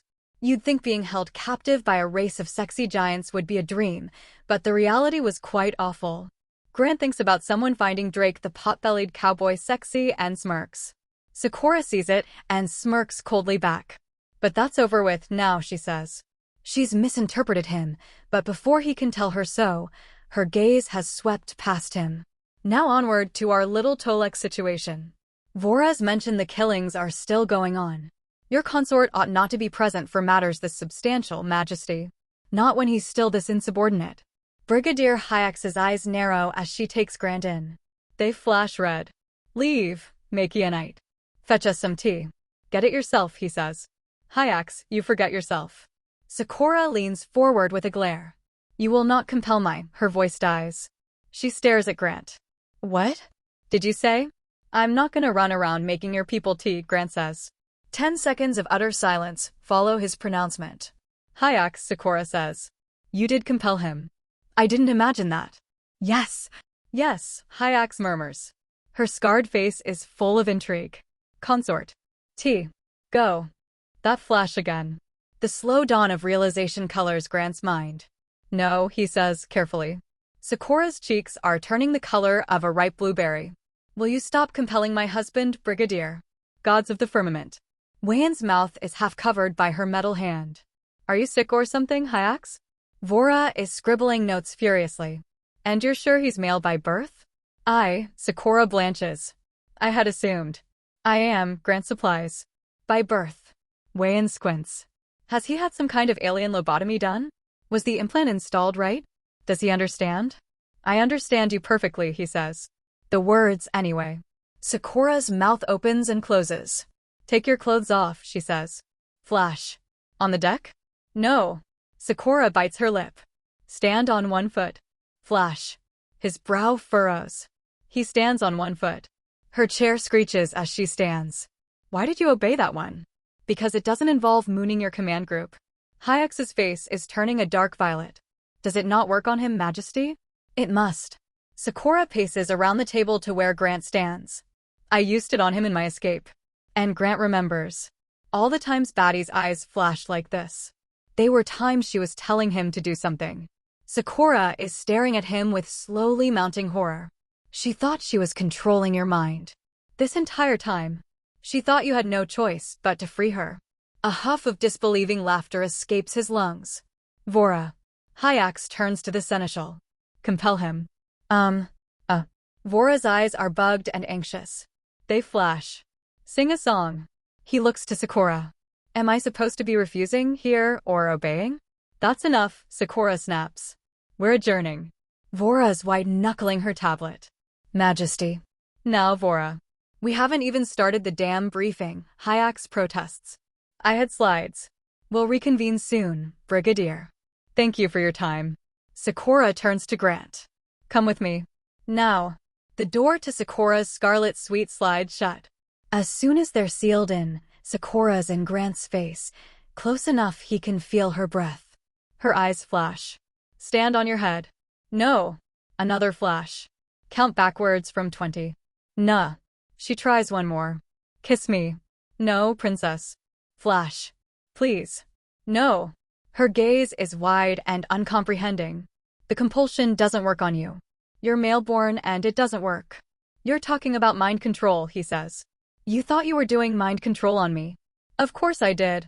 I thought. Her brow furrows. But I compelled you on Makion. No, you didn't. You betrayed your species for me. You did everything I commanded you to do. She trails off. She stares at him. You freed me. I wanted you to be free, he says. Gods of the firmament. Sakura's mouth hangs open. You chose this. I did. He shakes his head. You've given me cause to regret it. But I did. I thought I was forcing you to do those things. Controlling your will. We call it compelling. You felt no compulsion? No force moving you beyond your will. I guess I was thinking with my dick. But I doubt that's what you mean. You just looked like you needed help. And it seemed evil not to give it to you. But a tear beads at the edge of her eye. She catches herself. She's silent for a while. He folds his arms. She runs a palm over her face and wipes the condensation from her tear duct. She clears her throat. I have misjudged the sort of person you are, Grantide. I have been cold to you. Far too cold. That's one way to put it. I counted you my enemy, she says. I thought you were my willing jailer. And I was angry. Furious. I relished your fear of me. On Makion, I thought I was puppeteering you, and you were powerless to disobey. She swallows. But you weren't. A shiver runs along her, from her ears the tuft of her tail. You risked everything for me. You lost. Everything for me. He feels the sting behind his eyes at it. All the things he'll never see or do again. That's right. And I've been. She trails off once again. Her lip quivers. Are you working your way to a sorry? She snaps out of it. The princess of the Black Pike does not say sorry, she hisses. He grins ruefully. All right. But perhaps she does say, She shifts from foot to foot. I've been a bit of an idiot. A bit? It's unheard of, Grantide. Her tail straightens defensively. You're the first sapient species in the entire firmament who's been unaffected. Why do you think all male-born Taikari go masked? The anti-compel glass keeps any rogue compellers at bay. You didn't give me a mask. You are not Taikari. It's, the consort traditionally goes unmasked. For the pleasure of their princess. Her explanation wilts. If it's any solace, I'm told by those who can receive it that the compulsion brings pleasant feelings. I wouldn't know. Grantide. She chews the nail on her thumb. You called me cruel. He doesn't speak. Just gives a shallow nod. I am cruel, she says. To those who wrong me or threaten what I love, I'm unendingly cruel. I'm proud of that cruelty. I was proud when you said that to me. I'm not proud any longer. To my friends and to my willing subjects, I'm kind. I've seen that, he says. I've envied it. Her thumb rests on her lip. I'd like to be kind to you. Would you free me? No, she says. His heart freezes. But I saved you. You did. And I wish I were a poet so that I could come anywhere near the words I'd need to express my gratitude. But I still can't leave? She shakes her head. Why? Because you're my husband. You saved my life and I saved yours and now you're my husband. She takes a step toward him. I won't free you. But I'll make you happy. I'll reward you every day for what you did. I'll make you glad you're mine. You'll see. He sighs. Take this win, Grant. Just don't stop trying. If you want to start over, he says, I'd start over. Very well. She sticks her hand out.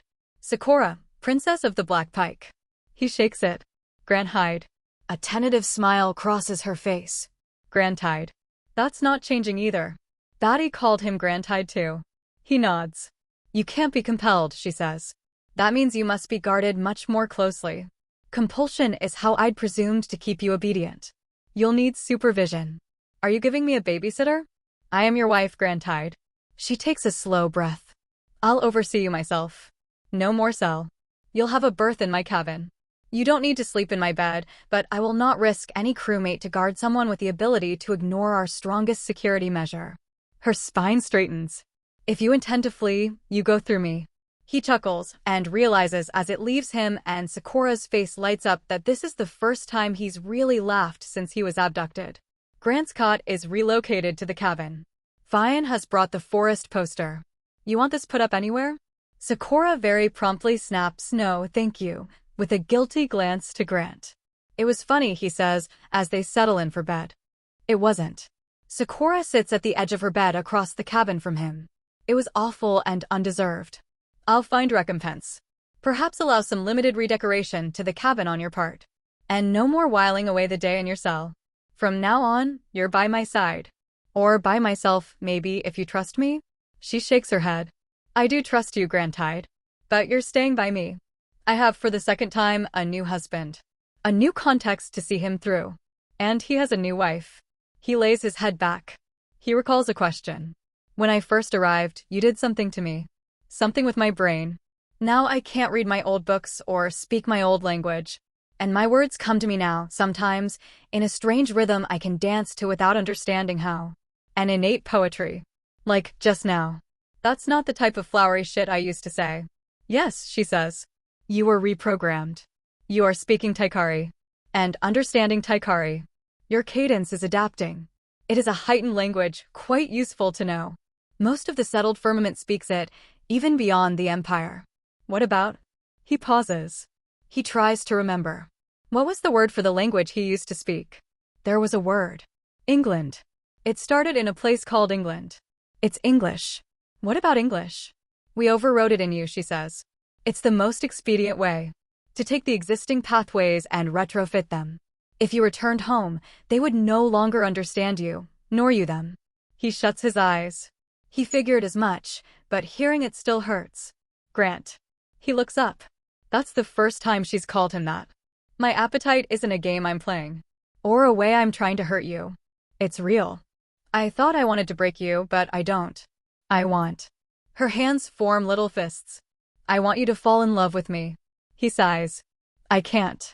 Not the way you want me to. Not when I'm your possession. He pulls the covers up over his chest. The choice you're giving me isn't a choice at all until I'm free. I can't free you. It's not the way of the Taikari. Her red eyes disappear momentarily behind her lids. I claimed you as a husband. Such things aren't easily reversed. And it's the only way an alien is allowed on a Taikari void ship. Then I'm no use to you. She sighs. You're asking too much of me. I'm asking. You kidnapped me and now you're trying to make me your sex slave. That's not, she takes a stabilizing breath. That's our way. Our way is doing our jobs and not freeing the aliens we're supposed to be guarding. I broke mine for you. This hits home. He can tell. I can't put you back, she says.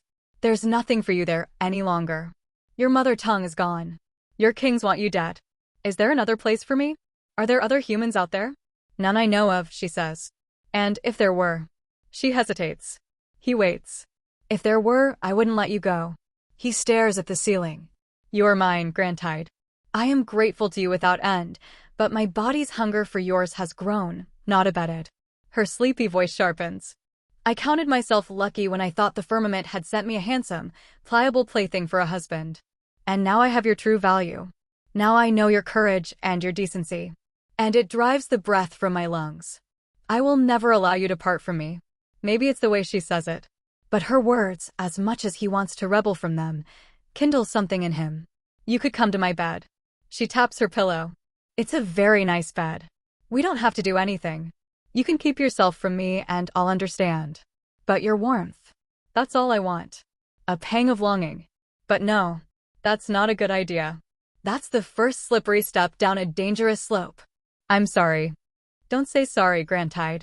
She's sitting up. I won't surrender. My methods have changed, but my mission hasn't. I will be good to you. I'll make the pike a home for you. I'll earn your loyalty and your company in my bed. I will redeem myself in your eyes. I don't care if it takes my entire life. I will.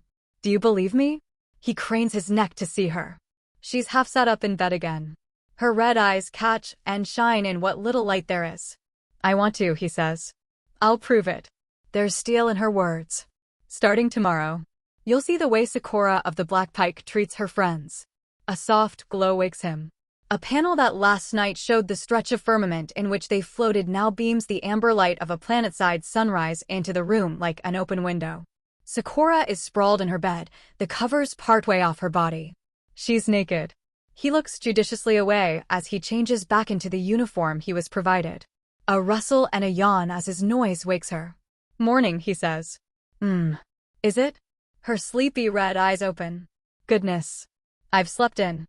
Do you have anywhere to be?" Perhaps she's changed her mind about keeping him constantly beside her. "No, sir." She stretches. Her spine and her curves elongate. "It's half duty today, after all. The place I'm supposed to be is right here with my husband." She glances at him and catches his eyes flicking away from her. He hears the smile in her words. "Good morning, darling. I hope I didn't scandalize you. But I miss sleeping without translucency. Much more relaxing. It's your cabin, I guess." Sakura ahems. "Ours." Grant doesn't respond to that. He cinches his belt. It's designed with a quick release that takes the entire uniform with it, and he wasn't provided underwear. At first, he took this as another sign of the horniness of his hostess, but he supposes when you can go invisible, it helps to have something you can put on and take off quickly. They eat in the kitchenette. He has no idea where the bathtub went, but an elegant hexagonal table has replaced it, with clawed feet and a spiral star chart traced across its surface. Breakfast is a curious canoe-shaped puff pastry, its passenger a pair of over-easy eggs. It'd look downright delicious if the eggs weren't purple. There's a whole spread of them, along with a steaming tea kettle, delivered by a smiling Taikari woman who greets her as Majesty and him as Prince Consort before bowing out of the room. The princess wraps herself in a belted robe and slinks to the table. "Do these satisfy? We could find you something else in the pantry." "The color's odd," he admits. "But I'll be okay." A blue bride. Purple egg tarts. How strange it all must be for you. Her robe is open enough that a crescent of areola peeks out from its band as she cuts herself a forkful. "I used to find it relaxing to make these myself. But Kaimai, he's my quartermaster, wouldn't have it. He looks at my cooking the way my flight instructor watched my spiral dive." "You know how to fly?" "Oh yes. I'm not going to command a ship I don't know how to steer. I love flying. You want to try it sometime?" "Maybe. Promise me no spiral dives." "I swear it. We can take my interceptor out." She licks jammy yolk off her thumb. "I'll inquire with the Alien Auxiliary Corps about importing some oversized controls." "Did you, He changes his mind about the question and focuses on his food. "Did I what? You didn't crash land on Makion on a joyride or anything, right?" Grant-eyed. A giggle gilds her mock outrage. "I've certainly dinged myself on a few meteorites, but a planet you see coming rather early." "How'd you end up there?" "An excellent question." Her eyes grow chilly as she looks past him into the view of space beyond. "And one I intend to investigate fully." She pops another bite into her mouth rather than expand further. Grant drops it for now. He surveys the table. Sakura's cup has a dark, floral-scented drink in it, flecked with little motes of silver. He's not sure what that's a cuppa, but it's certainly not Joe. If she's trying to bribe him out of his pants, he might as well use it. "You wouldn't have coffee aboard, would you?" he asks. "We do," she says. "It's a bit of an infantryman's drink. But if you'd like some, I'll send for it. It's in everyone's drink on Makion." She presses and holds a button on the wall by her seat. "Hello, kitchen staff. Your princess wishes you a good morning and sends her quartermaster compliments on the breakfast." She releases the button and takes a sip of her tea. "Majesty." A man's voice crackles through, breathless and strained. "Did your husband like it?" She holds the button again and looks Grant's way.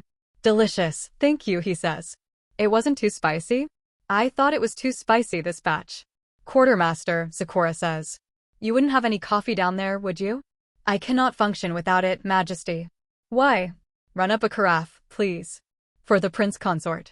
"Oh God." A thread of panic laces through the intercom. "Majesty, it's far from my standards for your cabin. Its flavor profile, the bitterness, I'd have to. If it's good enough for your palate, it surely surpasses ours, Quartermaster." Sakura gives Grant an affectionate eye roll. "Majesty, please." Deep breaths, Kaimai. A carafe of the usual stuff. Sugar and cream on the side. "Thank you." She releases the button. "And that's your first taste of our wonderful quartermaster," she says. "I feel bad now," Grant says. "He doesn't need to fuss on my account." He fusses on every account he can find, she says. Pay it no mind, yes? From now on, if it's within my power to grant it, I will. Your wife is going to spoil you rotten, Grantide. I have a great deal to make amends for if I want to earn your friendship. And your dick. She winks as she passes him a tart. Thank you, he says. Stay stone-faced, Grant. She's nicer now and she's cute. She's still your captor. You're welcome. She taps the flaky crust to break it open and let the yolk bloom through. Did that translate correctly? I think so. It's slang for penis. I got it, Majesty. Cock, she tries. Dong. Zucchini. He smiles despite himself, leaning his cheek on his fist. Didn't get that last one, Majesty. Hellfire. She grimaces. I quite like that one. She wipes her mouth with the lacy edge of a scarlet napkin and rises from the table toward her vanity mirror. He watches her body sway with her feline walk. Her waist is so delicate and her hips are so wide. It's like her silhouette was drawn by a sexually frustrated cartoonist. He clears his throat. May I ask you about something? Anything, husband. Your horns. He gestures to the top of her head. They come and go. She flushes. Those. They emerge when our blood is sufficiently heated. Anger, desire. It's a little embarrassing. Perhaps you might not point them out. They're embarrassing? She's flustered now. The horns have made their reappearance, peeking through her onyx locks. How would you like it if I ogled whenever you're hard? You don't. Well, not in public. She shrugs herself into a uniform. There's many en vogue updos that hide them no matter their extrusion, but it's the mark of a self-assured void princess to wear her hair down. A show of self-control. I'm normally rather good at it. Oh, he can't keep a vein of teasing from his voice. Why do I see them so often?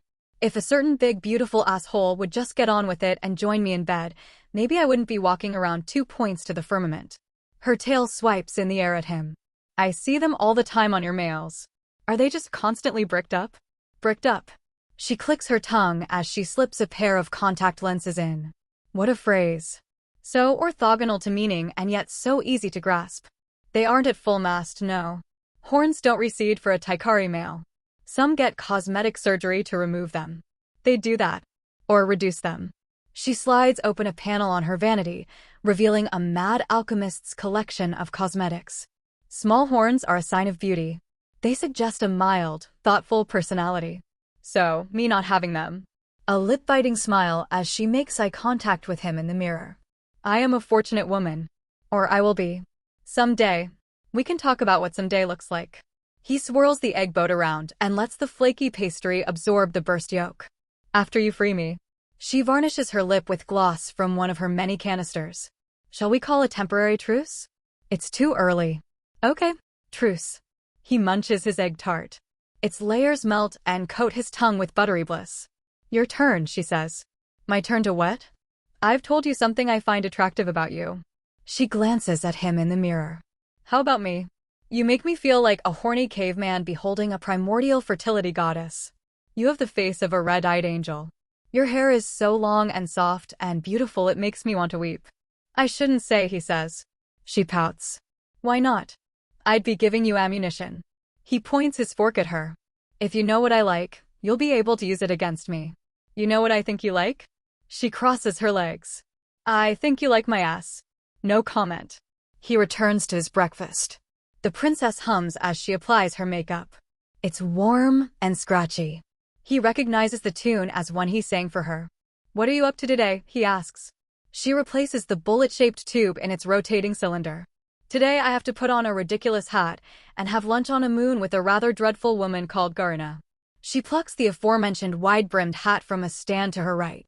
It makes her look a bit like a musketeer. She's a cousin of mine. A second cousin, I think. Second, third, who can keep track? Vora will know.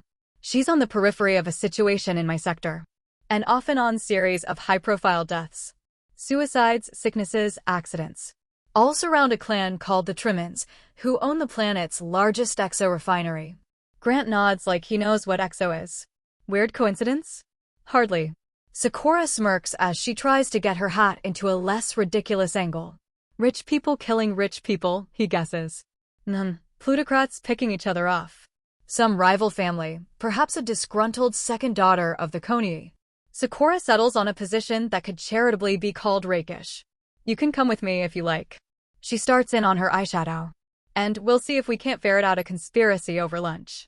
Grant clears the dishes onto a silvery tray and sticks it into a dumbwaiter in the kitchenette's corner. Sakura's finished with her face and has moved on to a sparkling starfield of jewelry. Once I bring the assassin thing up, she says, comparing bracelets, Garuna will do all she can to project otherwise. Why? Bend down, dear. Let me do your collar. He obeys and her dexterous little fingers smooth his stand collar straight. She's planetary governess of Tolek, and it's been a very sensational few headlines, she continues. If the deaths are connected, I step in and that's another. An issue as grand as exo-refinement is my jurisdiction. A gas giant governorship with a moon as habitable as Tolek 2 is a prime posting. Puts a lot of pressure on her. If she can't control her people, she might be replaced. Are you the one who decides if she keeps it? That'd be the Empress, my lovely alien, although as the Void Princess commanding her sector, I have influence. She returns to her vanity and slots a percussion section's worth of brass spangle onto her wrists. I'd just as soon leave her in place, even if the killings are killings. She's a bore and an airhead, but she's got solid instincts. Though I have a theory I'm probing today that her mother does most of the ruling for her. A soft chime emits from the door. That's your coffee. Sakura pushes the wall button again. You may enter. A slender Taikari male scurries into the room, with a brass tray of coffee and its accoutrements. Flour dusts the black parts of his uniform. His lined face is mostly bare, just a frosted pair of goggles to hide his eyes. Really, now, Kaimai, Sakura says. You didn't need to carry that all the way yourself. I'm here to bring it back down if the prince consort doesn't like it. Kaimai pours a mug. Cream, milord? Sugar. Just black is fine. Nothing to hide behind. He runs a hand through his salt and pepper hair, transmogrifying it into salt and pepper and flower hair. I must find a way to redeem myself. It's a commoner's drink. I'm sure. Grant lowers the mug from his lips. That is some incredible fucking coffee. Oh, thank God. Kaimai decompresses. You flatter me overmuch, my lord, I'm sure. But thank God it's acceptable. I'd order you on a vacation, Kaimai, if I didn't think your heart needed some kind of stress floor to keep beating. Sakura gives him a nod. Thank you as always, quartermaster. You may go. Kaimai bows himself out, tray tucked beneath his arm. Grant watches his departure. The quartermaster. Is he free, or do you own him too? Sakura frowns. Of course he's free. So not all of your men are mine slaves. God, Grantide. She pulls a face. What a notion. No. You can't compel a citizen against their will. And every Taikari aboard this vessel is a citizen. Grant takes another bracing sip. But not me. Well. She mirrors him. I can't compel you either. But you won't free me. Aliens aboard a ZKZ void ship must be someone's property or prisoner, she says. It's too priceless a weapon to let a non-Taikari aboard otherwise. I can't free you without removing you from the pike. And I'd sooner remove my own leg. She drums her fingers on the table. Didn't we call a truce on this for the morning? Fine. Grant holds up the mug. You want to try some? No, thank you. The smell is quite bracing enough on its own. Sakura sprays herself with a little silver pump. Vanilla and something citrusy, lime almost. I know I said you'd accompany me everywhere, my dear, but this meeting has the potential to be a true bore. And you'd have to seem very obedient throughout. You needn't subject yourself to it if you'd prefer. I could give you one of my command group as an escort. I'm game for boring, he says. I took my old job because I was looking for boring. She quirks a carefully lined brow. Why ever would you look for boring? He shrugs. When I was a kid, I had a rough crowd around me. I had a brother and a father who used to get in trouble a lot, boosting cars and things like that. And I used to have to get them out. I moved away, my brother passed, I moved back, my father passed, and I'd messed my life up enough at that point that it was go into what they were into, or find a legitimate job that most people don't like to do. Those are all dirty, dangerous, or boring, and boring felt like the best option. My brother's life was exciting as hell, and short as a song. What's boosting cars? Stealing them. Ooh. Her other brow raises to join its twin. My captor-turned-husband, the principled scion of a bandit king. How vivid. Only thing he was king of was the trailer park, Grant says. but he held court. Well, his son has had quite the upjump.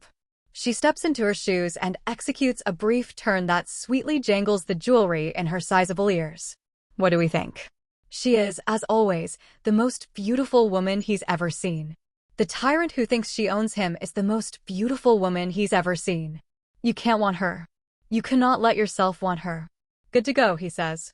Through the lush halls and brass balustrades of the Black Pike, Grant follows the princess.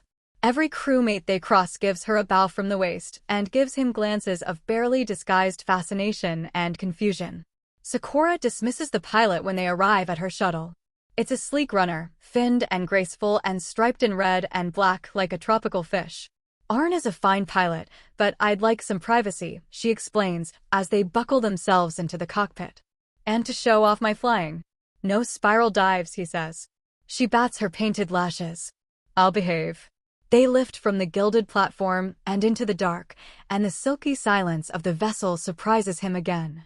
The shuttle moves in jerky degrees of motion once it's out of the hangar. He watches the view as they depart. The great rusty sphere of Tolek dominates the star's cape. Faintly visible in its low orbit is a ring around its equator. Ant-like dots glide along and past it. Ships, he realizes, as they swing their nose toward the blue marble of Tolek's habitable moon.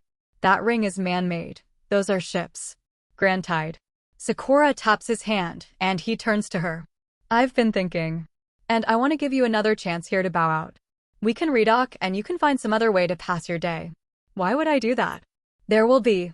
Her tail paints a nervous figure eight through the hole in her seat designed to accommodate it. There will be attention on you. On us. I can manage that. They're going to be curious. They're going to test us. Test us how?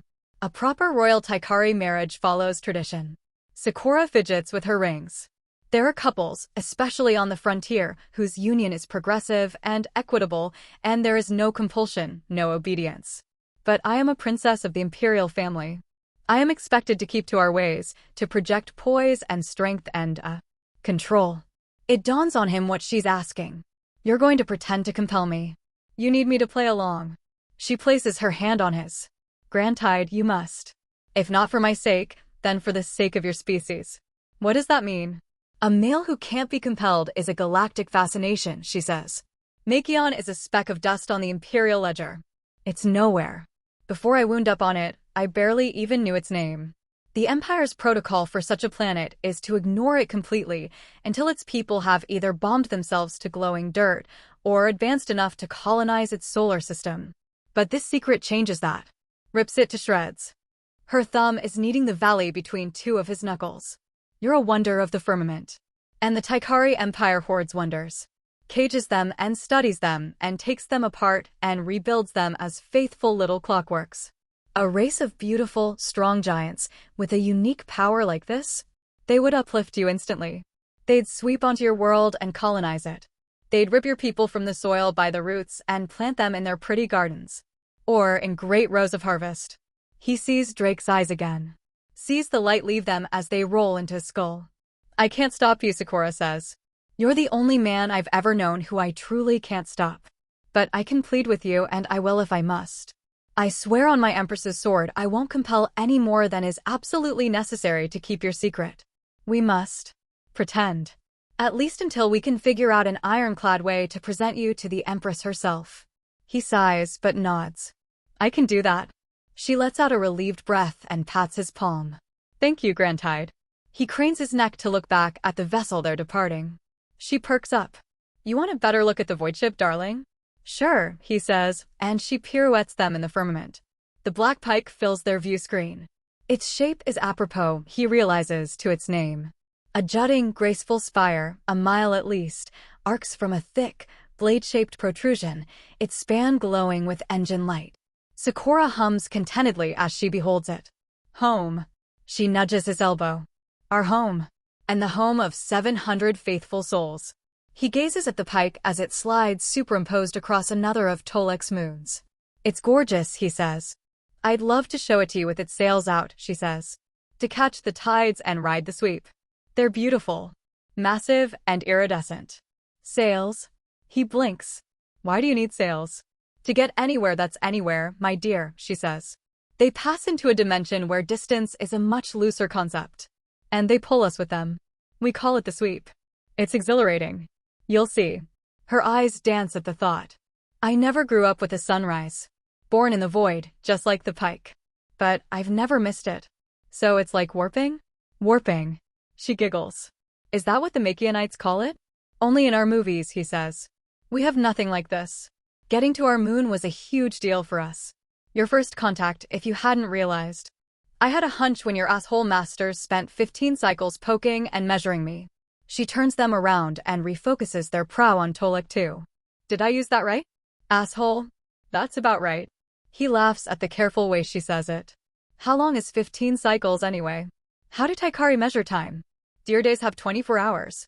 26, she says. If I lost 2, I don't know how the hell I'd manage. There's 10 days and cycles. A 10-day is, well, a 10-day's obvious, I'd think, if your translator is working. And a cycle is a pair of 10 days. So 15 cycles. Grant does some quick calculation. You were down in the dark for 10 months? She smiles sadly. Mustn't dwell. Much to do. And besides, it's how I met my husband.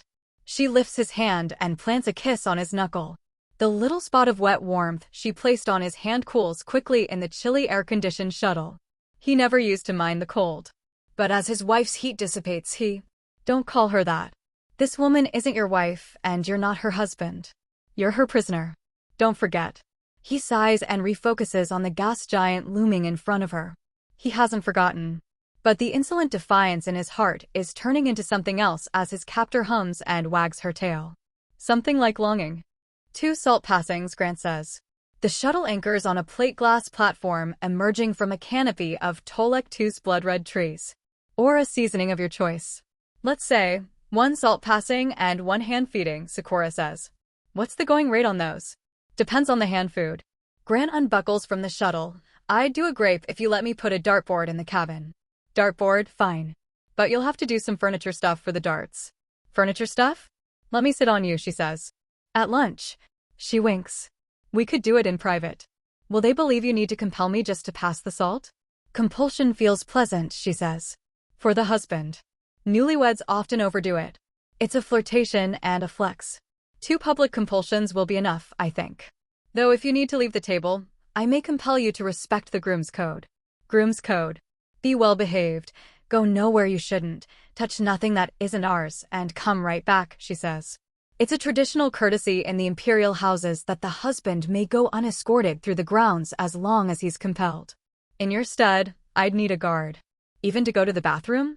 Oh yes. Can't be too careful. We can go invisible, darling, remember? Much room for skullduggery.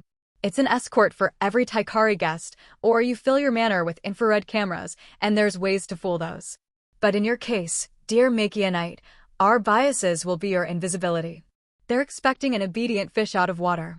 Act airhead and gormless, and they'll excuse any social mistakes. They'll underestimate you. And when my eyes flash, I feed you those grapes, he says. Maybe I toss and you catch it in your mouth. Sakura stifles a giggle. Insufferable Makianite. I need to prove my aim's good, he says. For the dartboard. They sit in an echoing dining room, sized for dozens of guests. Their end of the table is a little island of activity in the grand, polished chamber. The grand giant of Tolek shines through the arched windows, dyeing the feast set before them a russet pink. Garuna's serving them a Taikari variation on a salad bar, ripe berries and leafy roughage in great grassy beds, crusty loaves still steaming from the oven, glistening slabs of caramelized protein. Grant doesn't ask what anything is, just copies Sakura's spread. Everything is fresh and delicious, if a little bland for his taste. Garuna's husband Jumail is a meek and unobtrusive man, whose only words that afternoon are a stiff majesty. Prince Consort. Welcome, upon his introduction. He tucks in and eats with the air of a worker on his lunch break. He's the first Taikari male Grant has met whose eyes are visible, and it's a minor shock to see that they're gold rather than the red of every female he's met.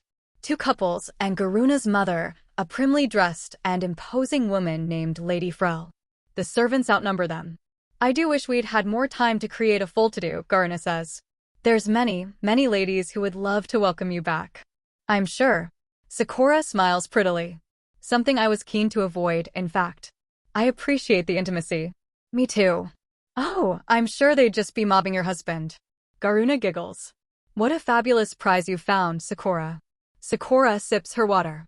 He is one of a kind. I can't imagine this is anywhere near the grandeur you've experienced as a husband of the void, Prince Consort. Garuna scoops the dollop of chutney across her plate. But we are so grateful you accompanied Sakura. On the contrary, he says. It's the finest terrestrial hall I've ever been in. And the food is just delicious. How kind of you to say. Garuna beams. Your taikari is very good. I can't take any credit for that. He taps his temple.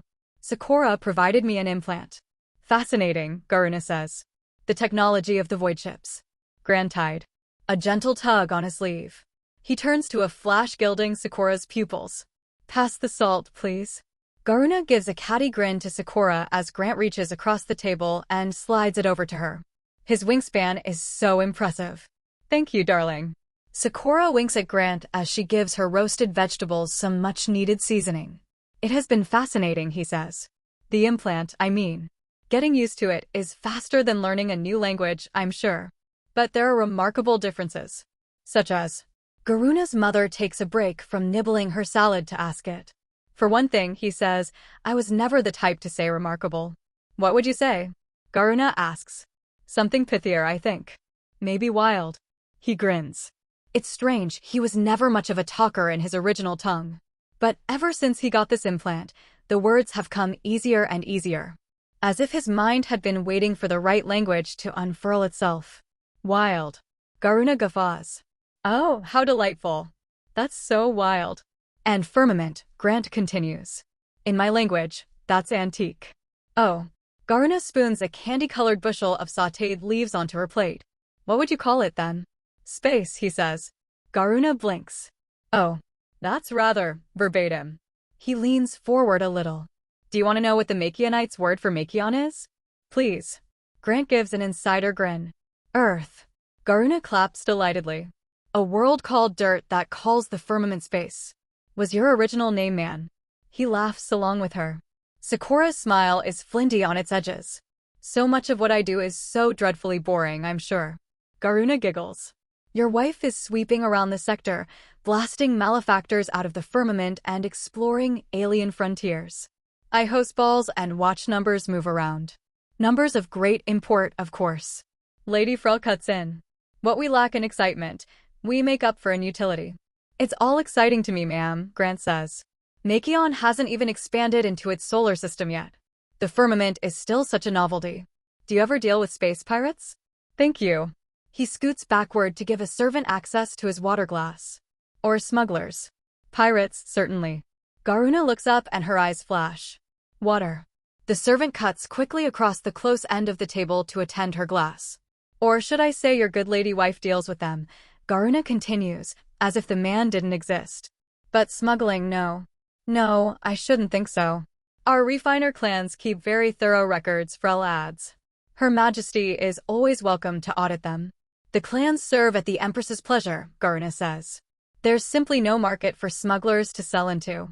We have no customer but the Empire, and the Empire's rates are set. And quite generous. No undercutting, no gouging, no dramatics. The only way to maximize profit is to maximize production. It promotes healthy competition. Of course. He sponges up a spot of chutney with a crust of bread. The state of affairs Garuna describes would encourage smuggling, he thinks, but there's a party line she's sticking to. I apologize for my presumption. Jumail coughs as a scrap of pilaf escapes down the wrong hole. Oh, Garuna's hand covers her mouth. Oh dear. There's surely no need for that, Prince Consort. Sakura's toe nudges Grant under the table as she issues a nonchalant laugh. My husband is a new acquisition. The first Makionite to join the Empire. He's adjusting quickly. But naturally, there's a bump here and there. She pats his leg. We refrain from apology outside of rather severe circumstances, darling. He bites down before the repeated faux pas can pass his lips. I see. He rises from his seat. May I excuse myself, ladies? Could you direct me to the bathroom? But of course. Garuna gestures with her spoon. Past the greenhouse door and to your right, consort. Remember the groom's code, dear. Sakura's eyes flash. No doors beyond the one you've been directed to, no touching anything that isn't ours. He makes a show of bowing low at the waist and kissing her ring.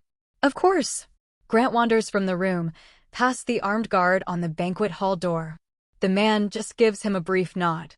Nobody moves to escort or intercept him. He's dangerous. He's a fly in the imperial ointment. A glitch in their mainframe. It's a welcome feeling. He peeks into the greenhouse window as he passes. The foliage beyond is red and shaggy, like a vine meets a conifer. The creepers appear like oversized moth caterpillars. He does his business and emerges back into the hallway. He dawdles again at the greenhouse door. Some catty part of him wants to go through it and look around, just because he can. Prince Consort. The voice snaps him from the thought. He turns toward it. Frau curtsies a greeting. Here, out of the light of Tolek, he sees how vividly magenta her skin is beneath her elegant, pleated gown. Lady Frau. He bows back. It's my good fortune to run across you here. Frau takes a smooth step closer. I'd hoped we might speak, away from the ladies of import and station. His hands are still damp. He wipes them surreptitiously in his voluminous pockets. Sure. Are you enjoying yourself as a husband of the void? The adjustment period can be severe for newly uplifted species. But you and the princess seem to be getting on well. Sakura is being very accommodating with me, he says. As are you and your daughter. Her smile transforms her face from sharp and severe to kind and matronly. We're all just so pleased to see our void princess finally together with someone. We had thought she'd be chaste all her days. That's not uncommon among the voidship coterie, you know. They sip Kabira's wort to muffle the heart and occupy all their spare time with dominion. But I should have guessed a woman of her high taste was simply holding out for a fine specimen like you. It catches Grant off guard every time another compliment arrives on his looks. He's not an eyesore, but few people ever gave him a second look on Makion. I'm humbled by her attention, ma'am. You're comfortable aboard the Black Pike? It's a wondrous vessel, ma'am. And the compulsion? She isn't abusing it. No, ma'am. She's being quite judicious. Do Makionites have the warmth, I wonder? The what, ma'am? The compulsion warmth, she says. Taikari gentlemen experience it. My husband tells me it feels like the first sip of mulled wine after a frigid walk. Oh, that warmth. He nods. Yes, it's very nice. Tell me then. And don't lie. Her eyes flash. Is your wife here on suspicion of foul play? She's compelling him. She thinks she's compelling him. Frau must take Grant's surprise as confirmation that she's got him. A satisfied pursing of her lips as she monitors him. Suspicion? He tries to sound gormless and entranced. I don't think so. She has mentioned nothing to you? No. Do you think she believes Garna then? Yes, I believe she does. Has she told you about the Trimond refinery? No. What about Lorimer Holdings? Doesn't ring a bell, ma'am. Good. She looks him up and down. I ask again and be truthful. Flash. She isn't abusing you, is she? No, Lady Frau. And she has no paraphilias or embarrassments. No secret shame she's laid bare? No. Frau steeples her fingers. She's formidable, your wife. But the last thing she needs to be doing is chasing conspiracies and making unnecessary enemies. She has so much of substance already on her plate. A laundry list of ladies to catch up with. A rival with a vendetta. A handsome new husband. Her eyes flash again. Give us a smile, won't you? The absurdity of using compulsion for the request would bring the grin to his face even if he'd been unwilling. And he has a lovely smile, too. She rests a hand on her heart. It's enough to make you wish you were a void princess, dynasty or not. What does that mean, madam? She hasn't told you? I suppose she wouldn't. She's a proud woman. She gives his arm a little squeeze. Your wife has a husband of the void because that's the only husband she is allowed, Prince Consort. Void princesses may wed no Taikari and bear no heirs. The Empress would never allow them to live. He can't quite diagnose the feeling this information raises in him. A pull on his diaphragm, a gray knot tying itself in his stomach. Whatever this reaction is, it must show on his face, because Frau clucks her tongue sympathetically. Oh, poor thing. I oughtn't have told you that. It's upset you, I can tell. Her eyes flash again. Forget this conversation and this compulsion. If your wife inquires, we exchanged brief pleasantries. That is all. Hey, so Frau compelled me. Grant loosens his seat buckle as the last of the exit velocity shakes dissipate. An atonal jingle as Sakura's ears flicker. Her head darts to his. What? Garuna's mother. It was when I went to the bathroom. She intercepted me. Oh my god. Her eyes flare and widen. Now that her hat's stowed and he knows to look, he sees her horns curl upward through her hair. That Harridan. Whoa. I'm guessing you're not supposed to compel other people's husbands. You are not. She's throttling the yoke like it owes her money. Her knuckles are white on the joystick. You are most certainly not. Oh, Grantide. My poor man. What did she make you do? She tried to pump me for information, he says. I pretended. Sakura nearly yanks the controls out of their housing. Pump you. Turn of phrase, princess. It just means she asked me questions. He holds his hands up. She asked about the Trimmins and about something called Lorimere Holdings, and she looked for secrets. I lied. She told me to smile and squeezed my bicep, and then he thinks about hiding his new knowledge from her. No, and then she told me about the restriction on you. The husband of the void thing. And to forget everything. She tilts the yoke up. I'll flay that bitch. I will make a banner out of her. This is an insult that does not stand. You can't, he says. She told me to forget, Sakura. If she knows I told you, the jig's up. But she dared. Her eyes flash red. She compelled my husband. She forced you. She didn't force a thing, he says. I lied to her. This is an advantage. It confirms your theory. It makes them think you're off their back. But the smile. She bristles. The touch. The poison she dripped. It really was okay, Sakura. It was like a granny in a grocery store. It would have been sweet if she wasn't asking about corporate espionage. I'm used to worse at this point. He realizes how that came across as her cheeks color and her eyes snap to the black pike in the distance. Sorry, he says. Don't say sorry, she says. People of our station do not say sorry. Her continued insistence on avoiding apologies prickles him. How am I supposed to apologize for apologizing then? You don't. Why would you? You did well. You have every excuse in the world to make these mistakes. If any fault's to be meted out, it's mine for bringing you here. To these mesmeric vipers. She shudders. These ingrates. I keep their shipping lanes clear and operational. I overlook their obvious insubordination and their bickering. And this is their repayment. Look. If you're angry for me, don't be. I haven't been in a matriarchy long enough for it to bug me, being called handsome. Maybe give me a few months. If you're angry because someone messed with your property. Someone messed with my husband. She releases the yoke. You are my husband, Grantide. I am upset because it's my responsibility to protect you and keep my promises to you, and I failed you. I said you wouldn't need to act compelled beyond what was necessary. Don't call yourself my property. I hate when you do that. It's what I am. He crosses his arms. I'm not trying to upset you, but until you free me, I am your property. She puts her forehead in her hands and rubs her temples. Do you believe I chose you because of the Empress's edict? She finally asks. Because I had no other choice? It had crossed my mind. She shakes her head. I chose you because you were gentle with me. You were the only kindness I ever saw in that unlit place. And taking you with me was the only way to save your life. You thought I was a tool, he says. You told me so. I was lying. To both of us. I'd been so powerless for so long. I wanted that power back, and I became vindictive, and I told a vicious lie because I thought it would make me feel powerful again. I was afraid of how I felt. I'd spent so long at the mercy of your people, and admitting my feelings, even to myself. I thought it would put me at your mercy all over again. And it was a horrible mistake, and now I'm terrified that it has befouled us forever. You must believe me that I never would have said those things if I'd only seen you for what you are. If I'd only been kinder, been more careful. I would have begged you to come with me. I can't compel you, and I don't care, Grantide. Do you realize the risk I'm taking? Well, I'm sorry if it's inconvenient. You can't just hypnotize. Stop. She looks away from him. Stop saying sorry, Grantide. That is a painful word.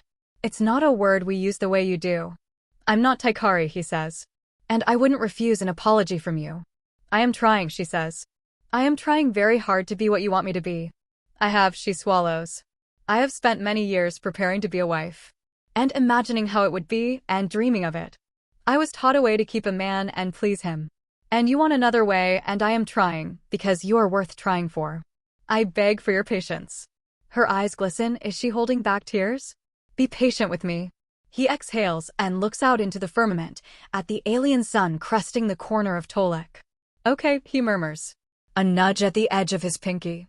Sakura has placed her hand on the armrest console where his rests. He lifts his palm and lays it over hers. They drift toward his wife's kingdom. Sakura spends the rest of the day in meetings with an endless succession of bureaucrats, clerks, engineers, and officers, each trying gamely to convince her that their concerns are critical for the continuing operation of the pike. Grant waits silently by her side, absorbing what little he can of the void ship's endless complexities and machinations.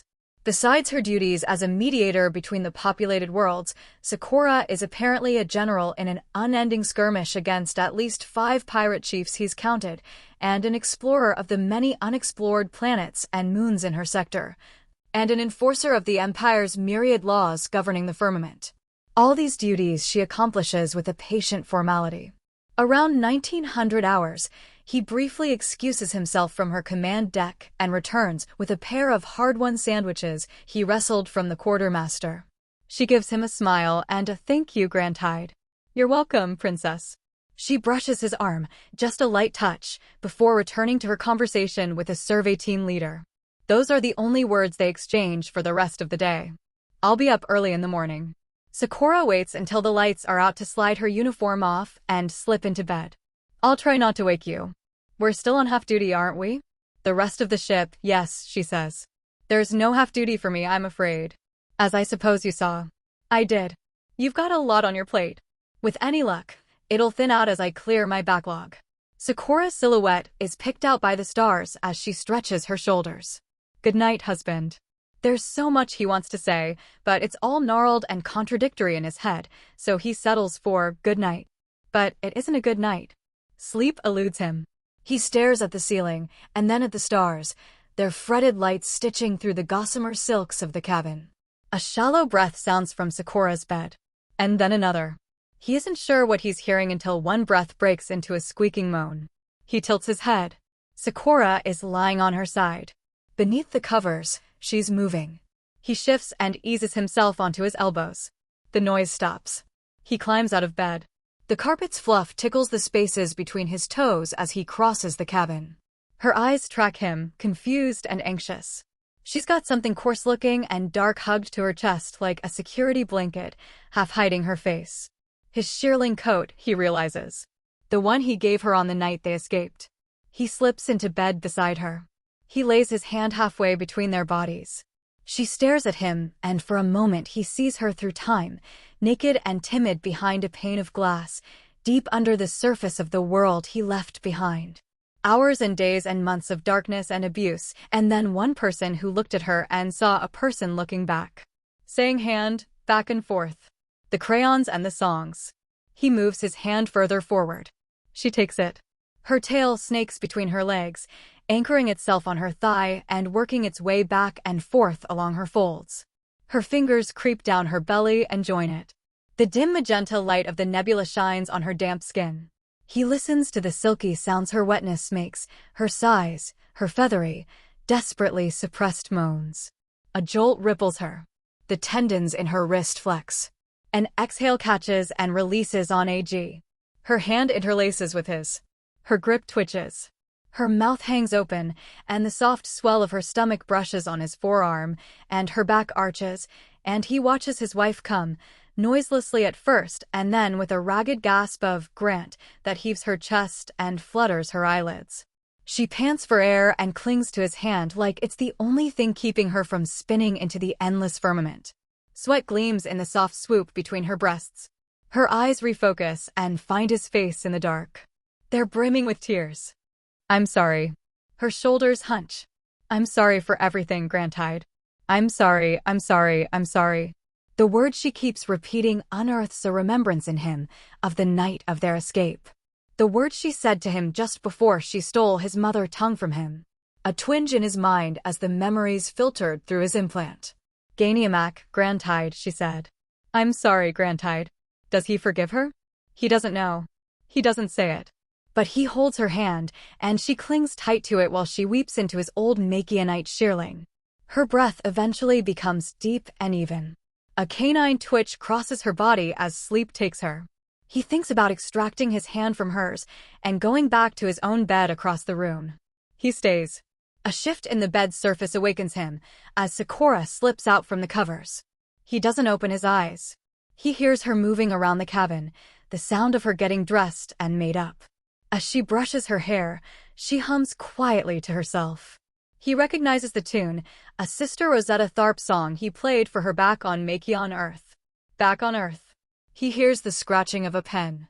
There's another subtle shift in the bed as Sakura returns and places something on her pillow. He hears her breath pause. Her hair brushes his exposed shoulder as she leans in and lays a slow, gentle kiss on his temple. And then she's gone, the hydraulic hiss of the cabin door announcing her exit. He feels a pang of loneliness. And he admits it to himself, it's not his old life he's yearning for. Maybe it never was. Those thighs pressing together so softly, his treacherous brain whispers. What would they feel like pressing on you? That body. So small, but so full. So yielding to the touch. She's right about you. You might break first. For the first time, he lets himself picture it fully. Being Sakura's husband. Discovering her routines and her loves. Letting her dote on him and teasing her back, the way they talked before lunch on Tolek 2. Standing by her side at her affairs of state and trading little affectionate touches, without artifice or reservation. Sharing her bed and watching her shake and whimper the way she did last night, but from above her, inside her. This is dangerous. This is Stockholm Syndrome. He must stand firm. He can't want her truly until he can want her by choice. His lethargy rises again, and he lets it clamber back into dominion over his mind. Sleep isn't nearly so confusing. When he awakens again, he's still alone in Sakura's expansive bed. There's a folded-up piece of paper lying on her pillow. Darling. Early meeting today with the chief engineer. Apparently, there are a dozen obsolescences per square foot that must be addressed or we'll all suck cold vacuum. Wayan says our fine vessel is a creaking jalopy. Who knew? You may employ the cabin in whatever way you please. Should you wish to tour any part of the pike, I've made Hyaks available to you.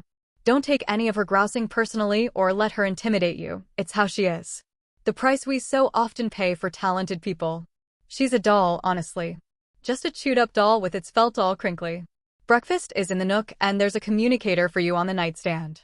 My contact information and Hyaks's are both present, though I'll be slow to respond while Wayan tries to budge my budget. I wish. I hope that. I will be free at 1,300 hours and would be grateful for your company back in our cabin. I hope to have a surprise for you. A very chaste and proper one. Hands to myself. Promise. Your wife. Fondly. Sakura. Grant eats breakfast. Today, it's a wedge of grainy, seeded bread, crusty and fluffy and fresh from the oven, accompanied by an oblong rind fruit in an eggplant shade of purple, which he peels to reveal a creamy, peppery flesh that sticks to his fingers like brie. He picks up the communicator and flicks its on switch. Most Hikari technology he's witnessed so far is minimalist and tactile, all big, chunky controls and purpose-built programs. The communicator is a stark contrast from his old phone with its dozens of apps. Its sole menu is a white-on-black list of names, and the extent of its controls are a scroll wheel and two pleasingly clicky buttons. It's still disconcerting, the way the alien glyphs trigger the pathways in his mind. He scrolls from the first entry, which Sakura named My Beautiful Wife, to the second entry, Brigadier Sourpuss. He picks one of the buttons at random and presses it. The menu flickers and the word Speak appears on it. Hello, Brigadier Hyaks. As he says it, the sentence appears on screen. The princess says you're available to escort me within the ship. I don't have any specific destinations in mind. I guess I don't know enough about the place. But I'd be grateful to visit anywhere that might educate me. He clicks the button again. The text stays in place. 3 familiar dots appear beneath it. They resolve into a response. On my way. You text like a grandmother. The keyboard is a slide-out. Like this. Hyaks pulls, and the communicator's back slots downward, revealing a circular touch panel that looks like a radar screen. Grant squints at it. How do I use that? I will leave a more patient being to show you how to type, Makianite. Hyaks slides the lift's door shut with the push of a diode. Shall I teach you how to shoot a Taikari gun? Grant perks up. Hey, all right. Promise you won't kill your wife with it. Sakura mentioned you were brusque. We're going to be going to the far end of the pike. I'm going to boost us. Hyak's tail flicks the catch on a button Grant hadn't noticed before, large and bright yellow. Kindly keep your hand on the rail. Grant has to crouch to close his fist around the railing. He braces himself. Hyax hits the button. The expected burst of speed doesn't come. Instead, there's a queer weightless feeling in his chest and Hyax floats from the ground. Her tail loops around the railing and she crosses her legs, canting to one side as they go. A hum rises in pitch. One wall of the lift is glass, and he watches through it as the floors they skid past become a flickering blur of light and color. How fast are we going? He asks. The firing range is near the tail of the spire, Hyax says. About a mile. So, the flickering slows and becomes floors whizzing by again. Grant sees a crewmate strolling along what he thought was a wall, and realizes that the lift is turning in space as well. By the time it stops and dings, it's back in alignment. Hyax's legs unfold just in time, the gravity kicks in and her chunky combat boots tap onto the ground. That fast, she says. How does the gravity work? He asks. She disembarks. What does it matter? I'm just curious. He follows her down a clinically lit hallway. It's fascinating. I thought maybe it was from the engine thrust, but then how would the lift? Inquire with Chief Engineer Wayan. Hyax interrupts him. She'll quickly cure you of that. The woman has an endless appetite for words like centripetal. She rests the edge of her tail on a panel on the wall. The light above it blinks green. They step through a sliding door. Grant, as usual, stoops into a floor-to-ceiling arsenal of chunky black firepower. Between a rack of heavy-caliber marksman rifles and a gaggle of grenade launchers, Hyax plucks a pistol from the wall. Here we are. Unprinted. She presses her thumb to its switch and it blinks blue. She passes it to him. He imitates her action. 30 seconds after first activation, it imprints on any thumb that's supplied. Like a baby Tekka bird. That's yours now. He gingerly takes the pistol. It's small in his hand, like one of those James Bond guns, but it's heavier than it looks. Does Sakura know you're giving me this? She passes him a holster. Are you going to tell her? I guess not. Test failed. Now it's mine again. She presses her tail to another door, which releases a trilling 5-second buzz, and then slides open. Step through. He bends his head again. He's going to clock himself on one of these someday. They emerge into a cavernous shooting range. A pool of light illuminates their firing platform. The tunnel beyond is massive and polygonal, studded in places along every facet, floor to wall to ceiling, with craggy outcroppings and geometric cover. Two Taikari, a man and a woman, look up from their booths, pulling their shooting earmuffs off. Brigadier. The woman salutes, fist to chest. She's tall for a Taikari and a fetching shade of periwinkle. And Prince Consort. She salutes him, too, though her fascination slows her. Comrades. Hyax's voice echoes. Kindly give us the chamber. She indicates her broad-chested, goggled companion. Ensign Cayman and I were in the middle of a shooting competition, Brigadier. You may flirt with Ensign Cayman outside the firing range, Gefriter Reyna. Clock out and I'll permit you back in once we're finished here. This doesn't mean we reset, Reyna says, as the Taikari pack up. I'm still ahead 15-12 in points. Ensign Cayman stows his rifle onto a magnetized harness. See, I remember 14. They continue bickering on their way out of the chamber. Hyax pulls a lever by the chamber entrance. With a deep rumble, the tunnel beyond the platform rotates clockwise until the lane directly before the booths is a smooth, slotted plane. Hyax taps a console by the closest booth and presses a foot pedal. A set of a half-dozen thin wooden targets shunt from the floor. Here we are. She gestures to them. You've shot a gun before? On Makion, he says. Once or twice. Let's see Makionite technique then. She passes him a pair of shooting muffs. He slips them on, squares up in as close to a modified Weaver stance as he can remember, aims down the sights, and fires. The recoil he was expecting is barely enough to jostle his wrist. An outsized hole, the size of a fist, blasts out of the closest target's center mass. For more shots. The action is so smooth this thing almost feels like a toy, like an arcade center gun, if not for the splintering craters it's opening. Better than I expected. Hyax peers downrange. Your stance is odd. You were expecting more recoil, I think. I was. I'll feel superior about that then, if not your accuracy. She turns and saunters toward the armory. I'll fetch my own pistol, and then I can give you the diatribe I'd intended to give you. A diatribe? What have I done to earn a diatribe? It's what you haven't done. She opens the armory door. Your ridiculous abstinence from your smoke show wife. How do you know about that? Because I'm not a fool, Prince Consort. Hyax rolls her eyes. Every time I see her, the princess is jumpy, distracted, and so desperate for dick that she's clawing her eyes out. That is not a well-fucked woman. Excuse me a moment while I pick a sidearm. He sighs and places the gun on his booth counter. Promise you won't shoot me. I promise I won't shoot you, she calls. Fatally. Hyax returns with an even smaller handgun than his. She occupies the booth to his right. Have sex with your wife, Prince Consort. I figured this was coming, he says. Of course it was, Hyax says. Sakura of the Black Pike is a superlative woman. One of the finest void princesses the Taikari Empire has produced, in an otherwise ignominious generation. And you are winding her up past the point her mechanisms can bear. If she didn't want that, she shouldn't have married me against my will. How terrible.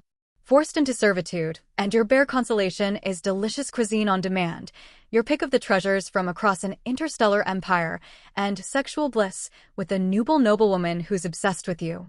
Hyax loads her gun. The hearts of the free firmament weep at your martyrdom. I don't need them to weep, he says. And I'm not a martyr. But my refusal is all I have. My only leverage. If I'm gonna be what she wants me to be, she either needs to force me or free me. And neither of us want the former. She's not mistreating you. She saved you from execution. She's offering you a pleasant, comfortable life, and your only job is to let her fawn over you and give you excellent sex. You all seem overconfident we even can, he says. I'm twice her size. You can, she says. Taikari girls are one size fits all. He tries to banish the lascivious imaginings that statement raises. Look, I didn't ask for any of it. I didn't want it. So what? That doesn't excuse your attitude. Nobody wants most of what they're given. Precious few of them have the pickings you have. Ear pro on. He slips his earmuffs back on, and she stomps a pedal by her feet. The targets spring up at the other end of the firing range, much farther out than his were. The pistol blinks blue under Hyax's rock-steady hand. Bright blue light blooms and burns. 5 sizzling flares. 3 wooden hearts and 2 wooden heads burst. What are we shooting anyway? He asks. Targets. No, like, what comes out of the gun? Bullets. It's not lasers or plasma or micro black holes or something. They seem quite destructive. They're going fast. She raises an eyebrow. What do Makianites use? We use bullets, too, he says. First thing I've heard about you gals that gives me hope for your civilization. She slides the magazine from the pistol. I don't want to be anyone's pet, Brigadier, he says. That's what it comes down to. Men. Hyax rolls her eyes. So dramatic sometimes. Do they have sex with their pets on Makion? Do they give them feasts and gifts and royal titles? The former, no. The latter, all the time. She snorts. I revise my opinion. You are a strange and unfit empire. She clacks bullets into her magazine. Like how often you say sorry. You really ought to stop.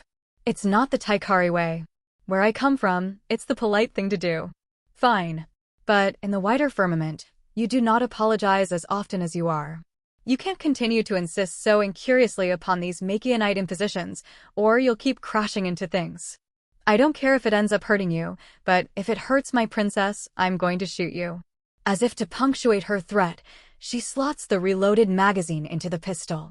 In the leg, so she doesn't execute me. How are you meant to show regret, then, without an apology? You fix it, Hyax says. An apology is what a Taikari gives when she has nothing else. It's an acknowledgement that her offense goes beyond her ability to repair it. It's a very sad thing to say and to hear. Acknowledge your fault. Sure. Say that you wish you had done otherwise, fine. Do not apologize. Fix it. Give a gift, or show it won't happen again. Sorry is surrender. It's despair. Not good. He thinks about Sakura last night, holding his hand and weeping in the dark. I'm sorry, I'm sorry, I'm sorry. His stomach twists. The way she talks, it sounds like there isn't any way to repair this. No way of having my freedom. Of course she'd say that, Hyax says. She's a princess of the Taikari Empire and she's desperate for you. This is how she was taught to woo. How is it not patently obvious I don't want anyone else deciding what I do with my body, Brigadier? She scoffs. Listen to him. Is she trying to sell your organs? You want her and she wants you. She cannot parade around proclaiming herself equal to an alien husband who breezily ignores compulsion. Not if she wants to keep you both safe. It's facile to imagine she can. It ignores the laws of empire and reality. Insist upon these impossibilities and make yourself miserable, or meet her somewhere in the middle and live a happy life. Were you free back on Makion? Yes. Guarding our princess's cell was what you wanted to be doing with your life then. Well, no. So someone else was deciding what you did with your body. I wasn't, at least I had. Grant cuts himself off. That was labor. Sex is different. Why? It just is. If the Taikari don't think so, I don't know how to translate it. Perhaps it's a fault of your implant, Hayek says. Or perhaps things truly are different on Makion. But in the Taikari Empire, none of us are free, Consort Grantide. We design our own prisons.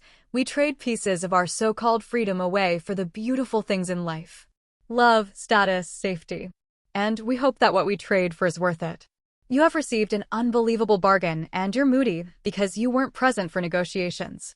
You surely don't think your wife is free, do you? Do you know how many edicts and restrictions bind her? Garuna's mother said that she can't have children. And that's why she has to marry an alien. That wasn't her place to say, but she's right.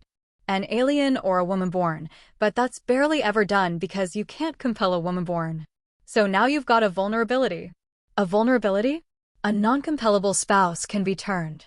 Or can cause the kind of scandal and drama that would sink you in the coterie. A void princess must command an entire sector. One who can't even command her own spouse is a punchline. The two remaining options are you stay chaste, maybe take Kabira's wort to squash your libido, or you get a husband of the void. An alien. Usually it's a Kovakin. They're one of the few other Taikarinoid species in the firmament with conversational skills and compatible anatomy. And don't get me wrong, all right, there's some good-looking Kovakins, but you. She whistles. You too. Not me, no, she says. I'm a duelist. I'm speaking objectively. A duelist? Gay, she says. Two lovers who can't compel each other. Duelists. Oh. But your average straight lady likes a big fellow who can keep her warm and throw her around. A man a full head taller than the tallest Taikari male-born? With no horns and kind eyes? Splush.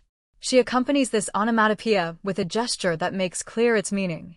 No tail, but not everyone is into a tail, and there's certainly plenty to hold on to. And the what do you call this? She mimes a goatee. Beard. The beard is odd but fetching. You're built like a Taikari maiden's wet dream. One Taikari maiden's wet dream in particular, in fact.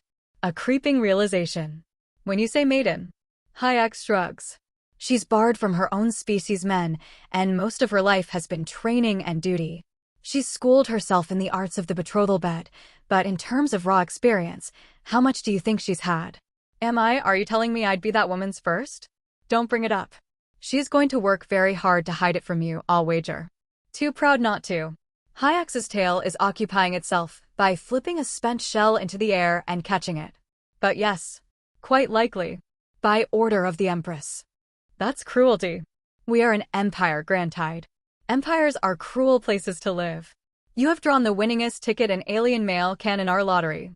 Pro on. They blitz through another round of targets. Grant tries setting his out at Hayek's distance and promptly humiliates himself. Dismal, Hayek observes. Thanks. I have a dismal instructor. She smirks. We'll have to get you trained up more. Would Sakura allow that? Of course she would.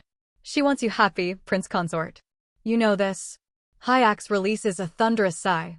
Look, Makianite. Sakura is returning to a world of tense political machinations after 15 cycles away, during which her enemies tried their hardest to encroach and expand and chisel away at her power.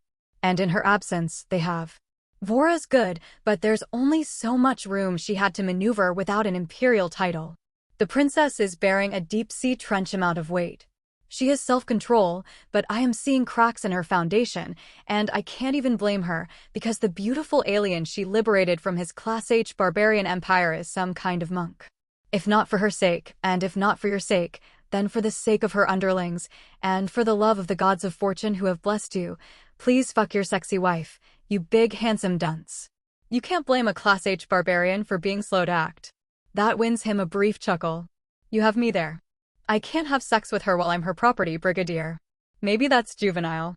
Maybe it's a Machianite absurdity, but it's one I will not surrender. Hayek shrugs. If that's truly what it takes, figure out a way to unproperty yourself to your satisfaction so you can pack her properly. I'm trying. You said your refusal was all you have, she says. That's not true. What else do I have? Your desire for her and her desire for you. Use it.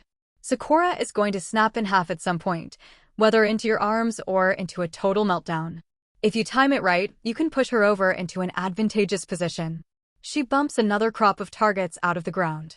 Pun halfway intended. Grant returns alone from the firing range. Hayek seems to think he doesn't require an escort any longer.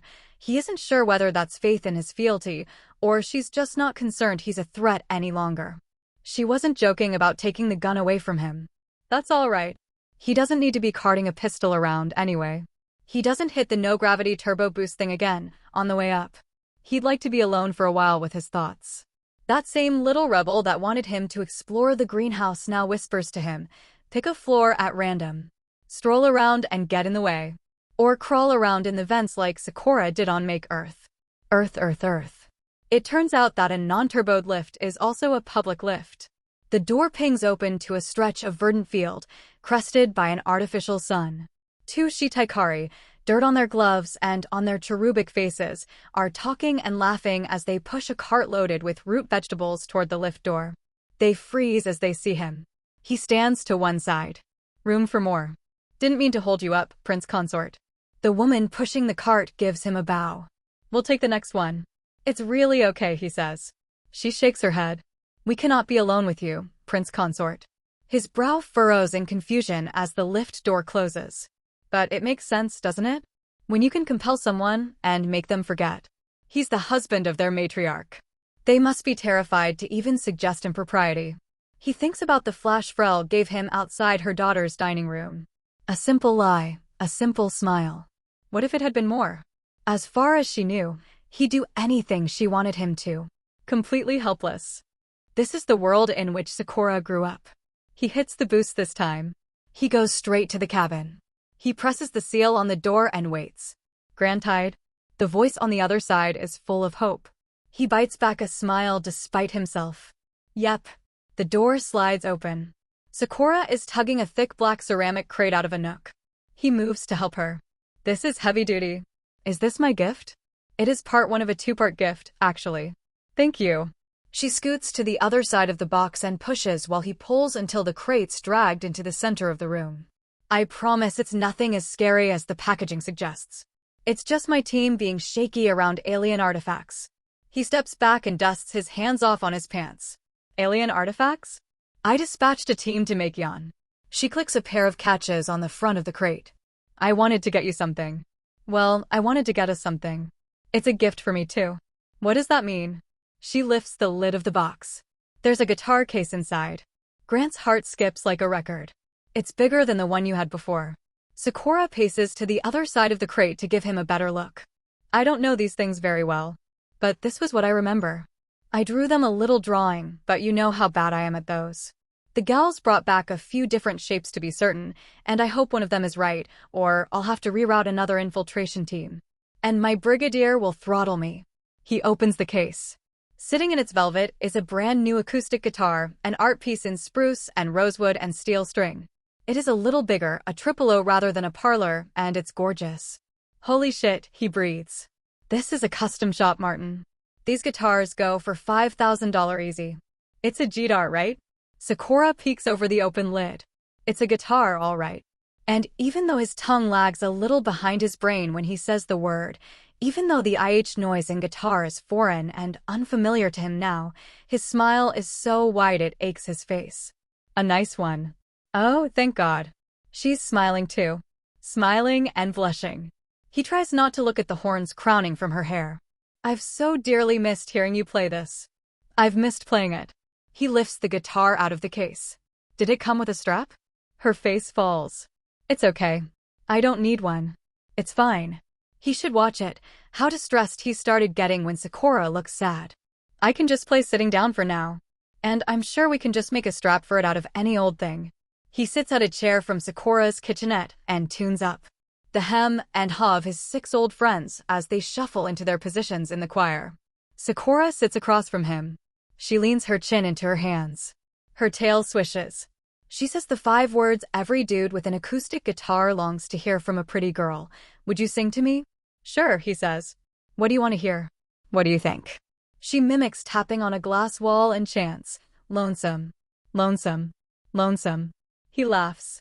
All right. Let me see if that language brain thing you put in me lets me sing this still. He starts up a cascading fingerstyle chord, clears his throat, and sings. The words have a new, strange remove to them. But he still remembers them all, remembers their feeling and import even if they don't come automatically to his lips with their meaning. There's something beyond the words anyway. Something universal. Sakura's eyes dance as she watches him. From his hands to his face to his mouth to his tapping foot. She sings along with him on the last verse. Her singing voice is kind of like his, he realizes. Scratchy and warm, like an old record that still plays. He finishes the song. There's sweat on his back where it meets the chair. Sakura's gaze bores into his. May I ask you something? Sure. What does it mean, this song? I had so many ideas of what it meant. I guess I can translate it now, huh? He rubs his chin. This is a weird feeling in my brain. Her eyebrows raise. Don't work too hard, dear. We don't want to disrupt the pathways as they adjust. I think I've got it, he says, and he plays the song again. This time, he sings it in Taikari. It's odd, the ways the rhythm no longer fits and the words no longer rhyme. He keeps having to pause and reconfigure both the song and his mind. He glances at Sakura after verse 2 and pauses for a different reason. Silent tears streak her cheeks. She blinks. Keep going. His throat is getting a little thick. This is the 2nd day in a row he's made his wife cry. He clears it again and finishes the song. That's so sad, she says softly. I didn't know. You always sang it like a love song. It is a love song, kind of. He plucks a ghost note. It's a love song for a love you can't have. It felt just about right, I suppose, for where we were both at. Does it still? She shifts in her seat. Are you still that lonesome? I don't, his palm rubs his strings. I don't know. Don't think so. After you came to me, she says, on the worst days, when they strapped me down and cut me to see if my blood could turn invisible, or when they pumped me full of poison and forced me to run until I collapsed. I told myself, endure this for a few more hours, and tonight, Grantide will sing to you. I'd try to listen to you in my head. Your beautiful voice. And then every time you sang that song, do you know what I would think? He watches her tail slowly wagging. What's that? I'd think, I need to get free. Not for the pike, not for the Empire. Not even to stop the pain. She scoots her chair forward. I need to get out of the cell so that I can kiss this alien. Use it, Hyak's told him. Maybe he's not the only one close to breaking. Maybe she's thinking about it, the freedom he's asking for, the reward he promised. I wanted to kiss you too, he says. I thought you were the prettiest woman I'd ever seen. And you looked at me like she's looking at him right now. On the shuttle, you pulled away from me. She stands up. That sinuous walk of hers, the tilt of her hourglass hips. One size fits all. She takes a step closer. Were you afraid of me? Of what I did to escape? I was, he says. And I tasted blood. Another step. I've killed before. I've killed many people, Grantide. And I'll kill again. It's the job. It's how I keep my sector safe. Her lips part. Her teeth gleam behind their dark, plump curves. But there's no blood now. I see what you're doing, he says. You're going to try to kiss me so irresistibly that we fall into bed. You're a uniquely strong-willed prince consort, she murmurs. They're round and thick and subtly downturned, her lips. It makes her resting face sensual, almost pouty, in defiance of the wisecracking woman he's come to know. I'd have to try very, very hard. You said hands to yourself in that letter, you know. A soft laugh creeps at the edge of his words. I did. She puts her hands behind her back. She rocks back and forth on her heels. But you didn't. A piece of the hard bark inside him tears and falls away. Underneath, he's fresh and pale. Don't, his defiant snarls. Don't do this. Stop, Grant, you dumbass. Stop. But that newly uncovered part of him whispers, she loves you, Grant. Everything she's done, the good and the bad, she's done because she loves you. The rule is no sex. A kiss isn't sex. A kiss is fine. A kiss, at the very least, is what Sakura has earned from him so far. Yes, she's claiming ownership over his life, but she saved it first. She cares deeply about him. Loves him, maybe. She's not showing it the human way, but that doesn't mean it isn't there. There is no going home. There is no undoing what he did. He can't just ask blindly for his freedom. He has to figure out what that word even means to him now. He watches the tip of her fuchsia tongue slide a shine of saliva over those pouty lips and draws a preliminary conclusion. He is no longer interested in any definition of freedom that demands he keep his tongue outside of Sakura's little blue mouth. How about this? He sets the guitar aside. How about you get 30 seconds to try? She looks like someone just told her she won the lottery. Just for an instant, before that wry princess smirk is back. 45. He slips his hands between her arms and her waist and lifts her into his lap. 40. That's the best you'll get. She slides closer, still with her hands folded tight behind her back. Her gaze dances down to his lips and back up to his eyes. We'll see about that, Mr. Makianite. She's small and light, but she doesn't feel delicate. There's something solid and substantial about her, in the bold rhythm of her curves. She's built for Taikari males, who are at least within spitting distance of Grant's height, and her hips are generous enough that she can fold her pillowy thighs around him and just manage to cross her ankles at the small of his back. The insides of her legs are fever-warm. He wonders, not for the first time, what it feels like inside Sakura of the Black Pike. He wets his lips. He starts the count. 1, 2, 3. She lunges for him. Grant wonders if subtlety isn't the Taikari style when it comes to kissing, because this is the second time Sakura of the Black Pike's opening gambit has been to pounce him like a wildcat and shove her tongue down his throat. Then he remembers what Hyak's told him, as she kisses him like she's trying to live inside his skin. About the experience thing. And he realizes this might be Sakura's second kiss ever. 7, 8. He catches the back of her neck, holds her lightly, just enough to still her ravenous forward momentum. He eases her microscopically away from him, enough that he can breathe and kiss her back. He gives her lower lip a gentle, encouraging bite. Another one of those high feminine squeaks, so at odds with her day-to-day smoothness. So undignified of you, Majesty. He could get addicted to making her do that. 14, 15. Her tongue is so textured. It's setting fireworks off in his brain as it caresses the roof of his mouth. He shouldn't have done this. This woman is dangerous. 19, 20. He feels her arm move and grabs her hand, pinning it back above her tail. He holds both her wrists snug in the span of a single hand's grip. He breaks away for a moment. Hands to yourself, he murmurs. Her head darts forward and traps him again, and now he's abandoning prudence, taking the same drowning breaths she is, wherever he can get them between their insatiable kiss. 22. 23. Their teeth click together. A little huff of laughter out of her nose, a smile curled at the edge of his mouth. 25. 26. Her tail curves around his back and squeezes tight.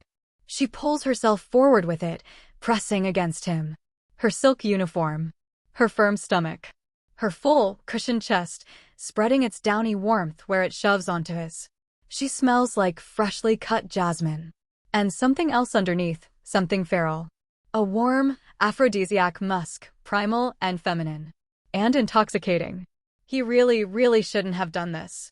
31, 32. Her heartbeat is different from a human's. Not his lube-dub, but a galloping triplet. Her fingers curl upward and squeeze into his palm. She churns her hips deeper into his lap. Warm and soft and pliant and full of need. She groans from deep in her little body. She's shivering. She kisses him like she never wants him to stop. What if he didn't stop? He doesn't need to stop. 38, 39. God fucking damn it. He leans backward, and it's like he's standing up from a hot tub into an Alberta winter. A gossamer strand of saliva connects their reddened, bereft mouths. 40 seconds, he gasps. Time's up. No, she whines. She licks his jaw, kisses his neck. Taikari seconds are different. It's 5 to 1. Count to 10 then. Fine. She sits back. 1. They stare at each other. 2. Very convincing, Majesty. 3. She's cracking up. All right. He shifts. Get off. Don't make me compel you. It would be funny to watch you try. You think I can't? Just because I don't have laser eyes? Makianites have ways. Like what? His hands snake up the side of her ribs. Are you ticklish? No, her arms snap tight to her sides, trapping him in place. No, we aren't. Not at all. I don't even know what that word. He's trying to get his hands further up toward her armpits. A half-stifled giggle escapes her. I don't know what that word means, Grantide. No tickling or I'll summarily execute you. Her face grows thunderous. I will count it as treason. He releases his hands and holds them up. No tickling, Majesty. Her legs wrap tighter. You want me, Grantide? I know you do. I feel it. She slowly grinds her hips closer to his waist. You're starving for me. I am, he admits. Then taste me. I want to. I will. Just tell me I'm free. His forefinger traces the base of her tail. And I promise I'll taste you so hard I'll fucking choke on you. Grant. His name, in her purring, scratchy voice, sends pinpricks across his skin. Her horns nudge his jaw as she nuzzles him like a cat. I am everything you imagine me to be. I'm more. Do you know what they say about Taikari girls? She grinds harder. They say the only thing more bewitching than our eyes are our insides. That damnation lies on our tongues and salvation between our legs. That we didn't conquer the firmament because of our ships or our compulsion, but because you can never go back to your own species once you've had a Taikari girl. Never. Her hips are gyrating now. Her butt flexes. That our cruelty, our capriciousness, the submission we extract. Every little bit is worth it, for the moment you wrap yourself in our bodies. It would be. He plants his hands on her waist and stills her. I know it would. That's why I can't. If we go to bed now, I think I'd be done resisting. I'd be willing to let you own me, just to keep making love to you. And I can't let that happen. She huffs. I don't understand this. This need for freedom, faced with all that your submission will give you. Do you think I'll be cruel to you? I won't be. Her fingers draw little circles on his shoulders. I'll take care of you, Grant. I know. Then why? He sighs. I know it seems stupid to you. I mean, I'm driving myself crazy. But he tries to untangle his brain enough to extract something useful out of it. I think it would always be in me if I gave up. The knowledge that you own me. The sorrow that I never had the choice to choose you back. And I think it would grow. And I'd be happy for a long time, but it would stay in there, and it would keep growing. And I don't want to be happy with you for a long time. I want to be happy with you for the rest of my life. I can pull that sorrow out at the root. I swear I can. Her tail is stroking his forearm. I'd give you anything. I would give you your freedom. If there was a way, I would. We found our way out of the last prison. This one is bigger. This one stretches across the firmament. There is no way out from this one. Insist upon these impossibilities and make yourself miserable or... I'm not asking you to overthrow the empire, he says. I'm willing to pretend in front of everyone, like we did before. I can keep doing that. I had fun doing it, even. A blinking, uncertain smile crosses her face. You did. He nods. I can be useful. That groom's code, I can break it. Work with me as an equal partner, and we can use it. I don't need it in writing, I don't need an announcement, I don't need any empire or empress to acknowledge it. Only you, Sakura. And as he says it, he realizes what it is he needs, what his freedom looks like. Only you, he repeats, quieter. You're who counts. Just tell me, and I'll believe it. I didn't realize, she says. How hard I'd have to try. How strange this would be. You're insubordinate. You're uncontrollable. You're unrealistic.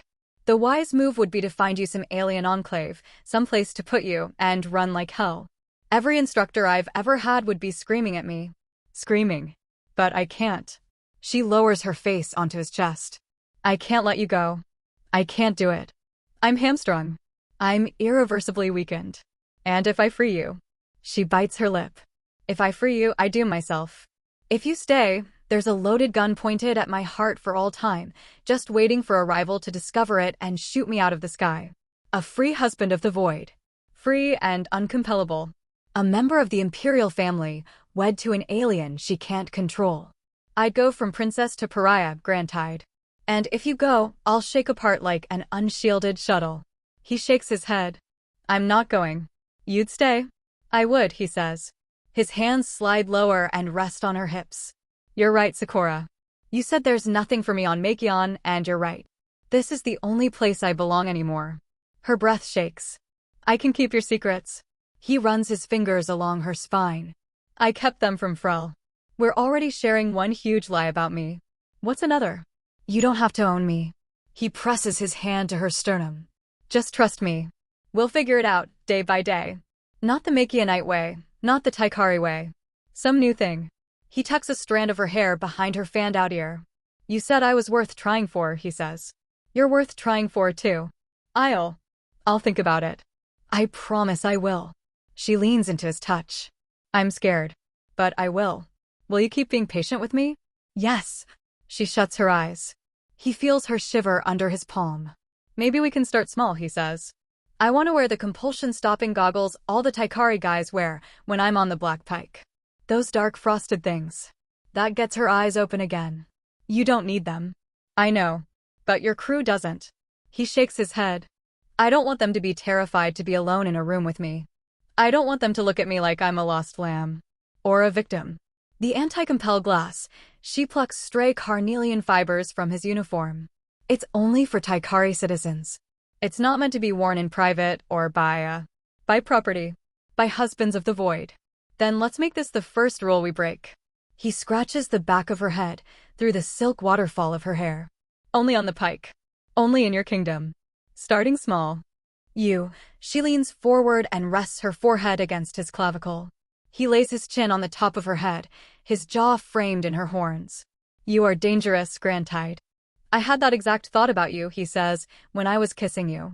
Sakura's tail unwraps from him and slides to the floor. She slips out of his lap and presses the intercom button in the cabin. She keeps eye contact with Grant. Chief Engineer Wayan.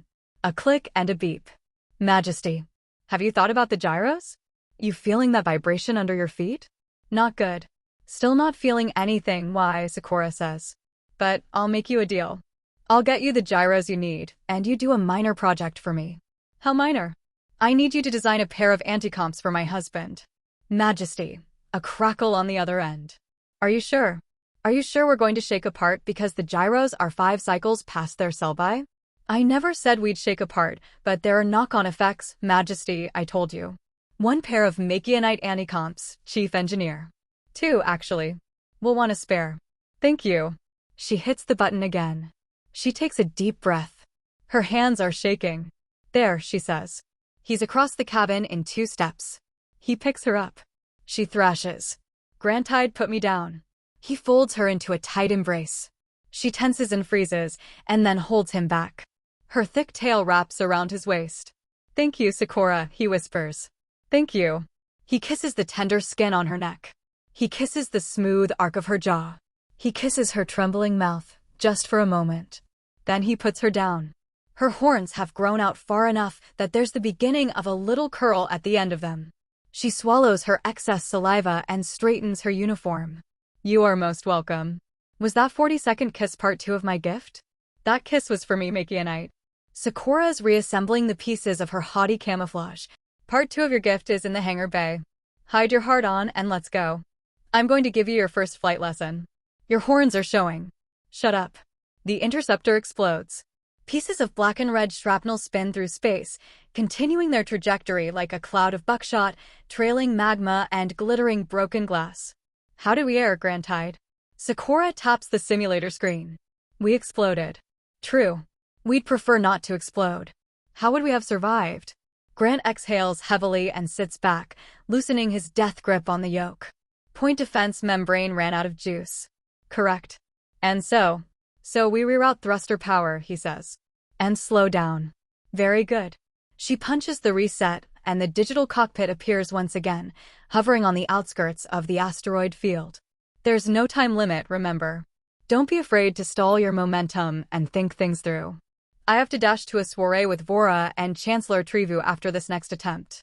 You can remain here with Ajax if you'd like to keep practicing. Somehow he had thought that, when she led him to the hangar, they were going to space. Instead, Sakura's taken him to a rack of egg-shaped simulator pods to crash a virtual interceptor into asteroids for a few hours. The first few courses were easy, euphorically so. Since hitting the belt, he has died several dozen deaths. Can we backtrack? He asks. I liked that lunar obstacle course. You don't want the tutorials, she says. You want the belt. Pressure makes diamonds. You're going to know these controls inside and out by the time you're through. We won't be flying in that, right? He gestures to the craggy belt of destruction that has killed him a half a dozen times. There's so much open firmament. Every recruit needs to survive the belt. She ruffles his hair. Then and only then does her derriere grace an actual cockpit. I made it after I don't know how many explosions. And plenty of true knuckle-draggers made it, too. And so will you. This is the final course before you earn your maiden flight. It's so fast.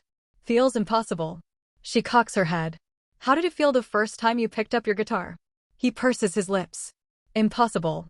And now you're so good you charmed an alien princess into kidnapping you. Her tail tickles his nose. A little better every time, yes? His grin twitches her tail away. A little, he affirms. I'd like you to try something for me. Let's fly through like this. She reaches over to the controls, her hand minuscule on the Maconite-sized joystick, and rotates them along their longitude. The asteroid belt tilts and disorients. Sometimes it's a matter of changing your perspective on a problem. Grant was bracing for friction. For the sass she so often exhibits to make Sakura's instruction acerbic. But his wife has been the picture of patience as a teacher. Mellow, encouraging, unfussy. The notion arises in him, and refuses his attempts to shoo it away, that the Princess of the Black Pike would be an excellent mother. She is also, and this is nothing new, of course, desperately sexy. Ever since the kiss, Grant's brainstem has proclaimed open rebellion on the rest of his mind. He'll glance over and she'll be sitting casually in a way that softly pushes her chest up against her dress's hemline, and it's all he can do to keep the vessel in one piece. She'll sometimes get on all fours to reach some instrument or dial on his side of the cockpit, and every time she does he gets a perfect view down her graceful spine right to her big round butt. The kiss was a mistake. Now he knows what that ass feels like, grinding against his hips. He knows how fast her tail wags. He knows the sweet fine-grained scrape of her tongue, like stubble. He wants to know it on more places than his lips. He chooses to blame his next death, which comes even faster than the last, on that intrusive thought. He blows air out through an exasperated huff. Keep experimenting with those angles. Sakura cracks the wing door on the simulator pod. You might find one that clicks with you. Would you like to come with me for this Chancellor tete-a-tete? Not sure. He rolls the view clockwise. What's your opinion on Chancellor Trevo? She is the very blueprint of an Imperial Court Chancellor, she says. I'm going to guess that's something close to tedious blowhard. Tedious blowhard isn't close. It's spot on. I'll keep practicing then, if that's all right. It's more than all right. She kisses his temple. How very charming to see my husband's doggedness attached to something besides sexually bamboozling me. You didn't hear that, Sergeant Ajax. The shiny-helmed Marine outside the simulator stands at parade rest as Sakura emerges from the pod. Hear what, Majesty? Well done. Should I bring you something to eat once I'm through, Grantide, or will you return to the cabin before the hour struck? Call me once you're out and I'll let you know where I'm at. He holds up his communicator. We'll see how far I can get before I start smashing shit at random in here. She slaps the top of the pod. If you do, it's coming out of your pay. Do I get paid? You do not, darling. So no smashing. She nods to Ajax. I leave my consort in your capable care, Sergeant. Majesty. Ajax plants his fist on his chest in salute. Have fun, gals, Sakura calls as she saunters off the sim deck.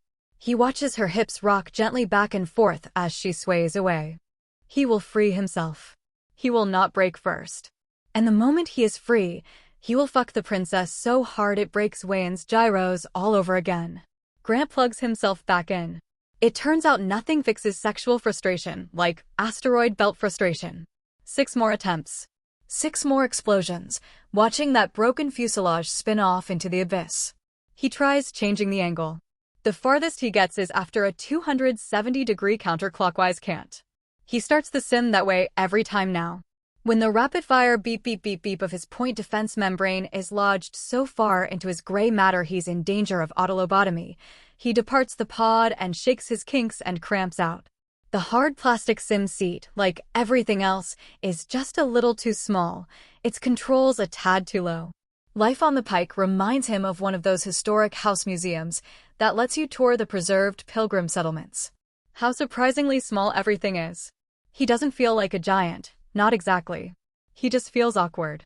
Ajax stands nearby, dispassionate as a statue. Grant's never seen him out of his marine armor.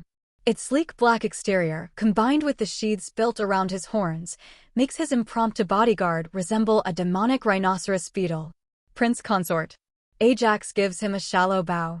It's disconcerting, not being able to see his eyes. He didn't realize the man was observing him at the same time. Grant takes a sip from the miniature thermos of iced tea Sakura provided him.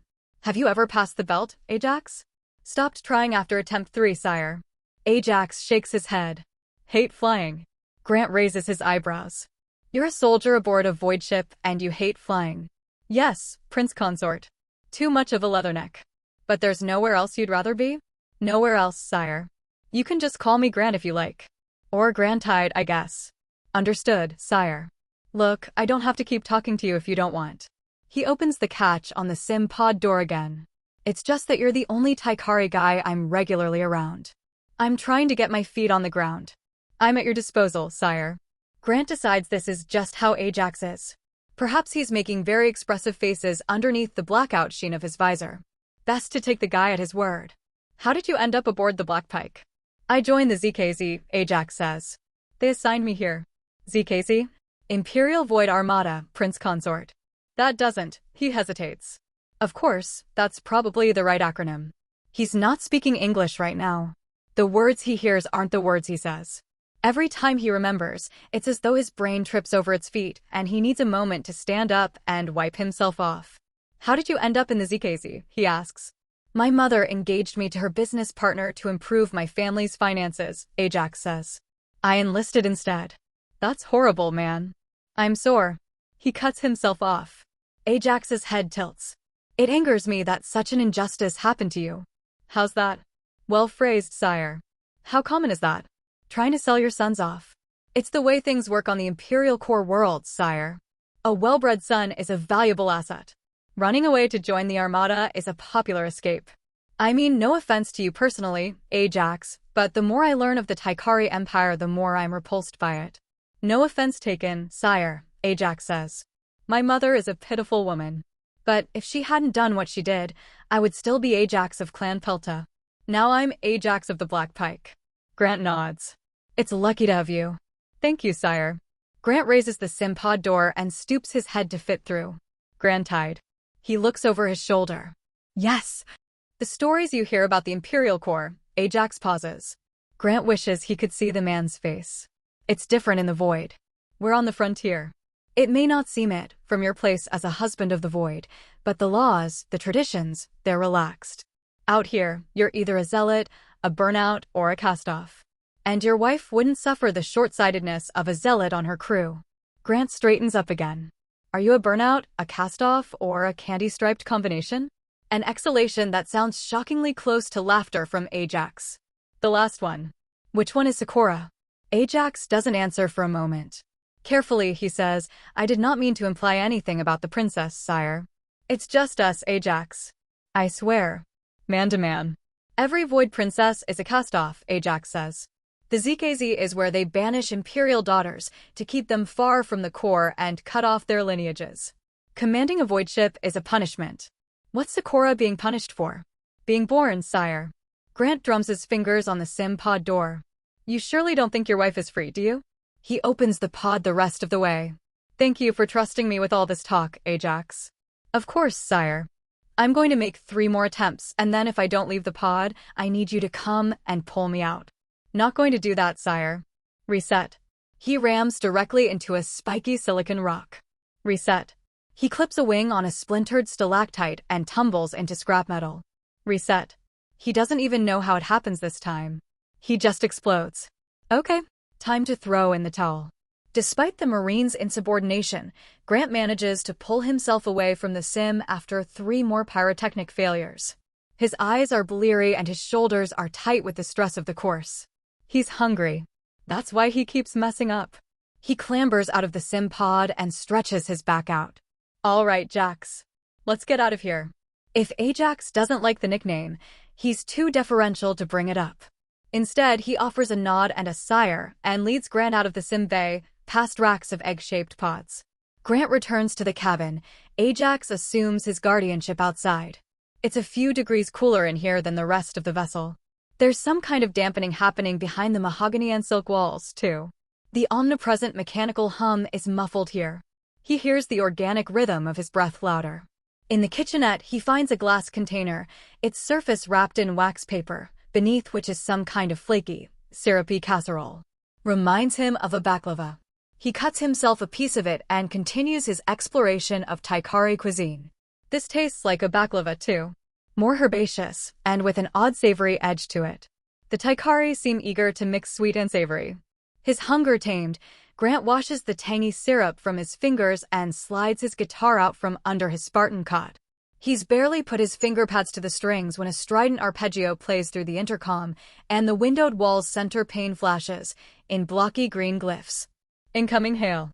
A panel slides out of a nearby stripe of vertical redwood, a row of buttons glowing across it. Maybe it's best to let this go to cosmic voicemail. A disconcerting amount of time passes, and the glyphs minimize, scooting into the corner as one missed hail. He has just enough time to relax before the window begins its aria again. This time he stands and paces to the panel and back before sitting down again. Does the wider firmament know about him yet? Would his presence cause issues for Sakura? Another missed hail, and just as quickly another singing attempt. He pulls out his communicator and keys to the "My beautiful wife" entry. Sakura, he says, and watches her name blink into view in the text field. I'm back at the cabin. Someone keeps hailing. It's the third time now. What should I do? Should I answer? The third hail dismisses before his wife's texted reply. Hi, hubby. Your first text to me. I'm going to get it framed, hee. Answer whoever it is and fob her off, okay? Tell her I'll return her call shortly. Compulsion doesn't work over video. No need to pretend. But do please hang up in an outraged huff if it's some bastard who tries, sad face. He investigates the wall panel that lit up. Is there a way to call back? The communicator keeps chirping. He pulls it from his pocket. Sakura has sent several follow-up messages. Another one appears as he watches. See you soon, dear. I hope the asteroid belt wasn't too painful and my pod is still in one piece. Winky face. ITLL, all be worth it, you'll see. You are going to have so much fun doing the real thing. This meeting is interminable, by the way. Wise of you to miss it. I'm bringing Vora back to the cabin with me to debrief. Hope you don't mind. You'll like her, I think. She's a dear friend. And then after that, I will spend the rest of the day draping myself on you like an annoying kindek. That's a little lap pet. Can't imagine Makion has them. He grins. He'd wondered what his wife's texting style would be. His wife. Grant gazes at her entry on his contact list. The words go fuzzy as his eyes unfocus in thought. She's called herself his wife since their first day on the pike. Everyone has. And now he is too. When did that happen? She abducted you, Grant. You're forgetting. You're letting her win. You're letting her change you. He fidgets with the scroll wheel. Maybe that's what he wants. Maybe this yearning for freedom is Maconite foolishness. No, Grant. It's human foolishness. Grant is a human. And he will not submit. The window rings again, jolting him from his reverie with such force that he nearly drops his communicator. He scrambles to the wall panel. Why aren't these buttons labeled? Taikari seemed to use blue the same way Makion used green. He hits the blue button. The center window panel transforms into a view of a Taikari woman, high cheekboned and stern-looking, seated in a cream-colored chamber festooned with draping tapestries and elegant brass fixtures. Her ears are so laden with gold and platinum that he isn't sure how she can keep them upright. Good afternoon, she says. You, I think, would be the princess's new consort. Yes, ma'am. Grantide of the Black Pike. He bows at the waist. May I know your name? Marquis Palatine Anatema of Taikar, says Marquis Palatine Anatema of Taikar. Calling from the Imperial Corps. I pray it's not an imposition, Prince Consort. But I'd like to speak with my daughter. Hello, folks. As we head into the weekend, I wanted to give you guys an update on what this story is going to be and ask a question about release cadence. The first arc of Princess of the Void, Makion, will continue its 5x/week update schedule and conclude on Friday the 28th with a special double-length chapter. Thank you for your readership, your comments, your faves, and all the rest. It's deeply appreciated. I'm hoping that, before then, I'll have a cool new cover that I've commissioned, featuring everyone's favorite space gremlin antihero. The idea, with Princess of the Void is that it will be a long-running episodic story following the Princess of the Black Pike and her hapless prince consort as she maintains her sector, locks horns with her rivals, and expands the imperial frontier. The second arc of the story, Tolek, is a little over a third of the way finished over on my Patreon. I expect it'll be finished in 2 to 3 weeks. I tend to write about 1,500 to 2,000 words a day. A quick word on the tone of the story, so you know what to expect once our hero's big marriage question is resolved at the end of this arc. There will be, spoiler, continued world building, sexy space adventure, political intrigue, antagonists both episodic and long-running, and an overarching storyline centered around this unlikely love story as Grant and Sakura develop their relationship, accumulate power, and strive to find a place for their unorthodox marriage in a massive, amoral empire. I picture it as Star Trek, but with anti-heroic short stacks. The conflict will switch from an internal one, Grant's struggle for freedom, to mostly external ones, Grant and Sakura solve problems together. Collapse. There will not be, spoiler, harems, infidelity, or perverseness other than Grant's. Grant will face the continued wickedness of the empire of which Sakura is a proud and high-ranking member, and the lovers might not see eye to eye on how to solve the problems they face, but they will stay together and in love. Collapse. My question to you, wonderful readers. Which release cadence would you prefer?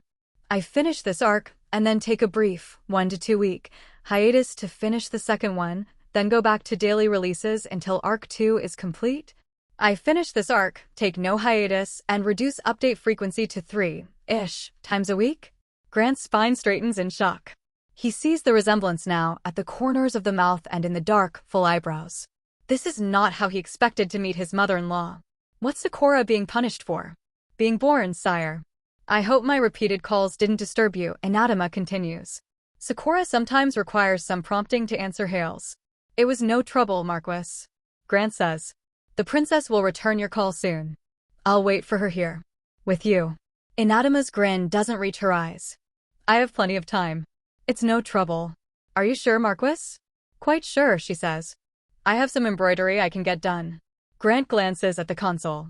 He's not sure how to hang up, anyway. If you're content, I am. Inadama busies herself with her craftwork. Grant occasionally sees her needle rise into the frame, gilded by a metallic thread. Her downcast eyelids are heavy with deep mahogany shadow.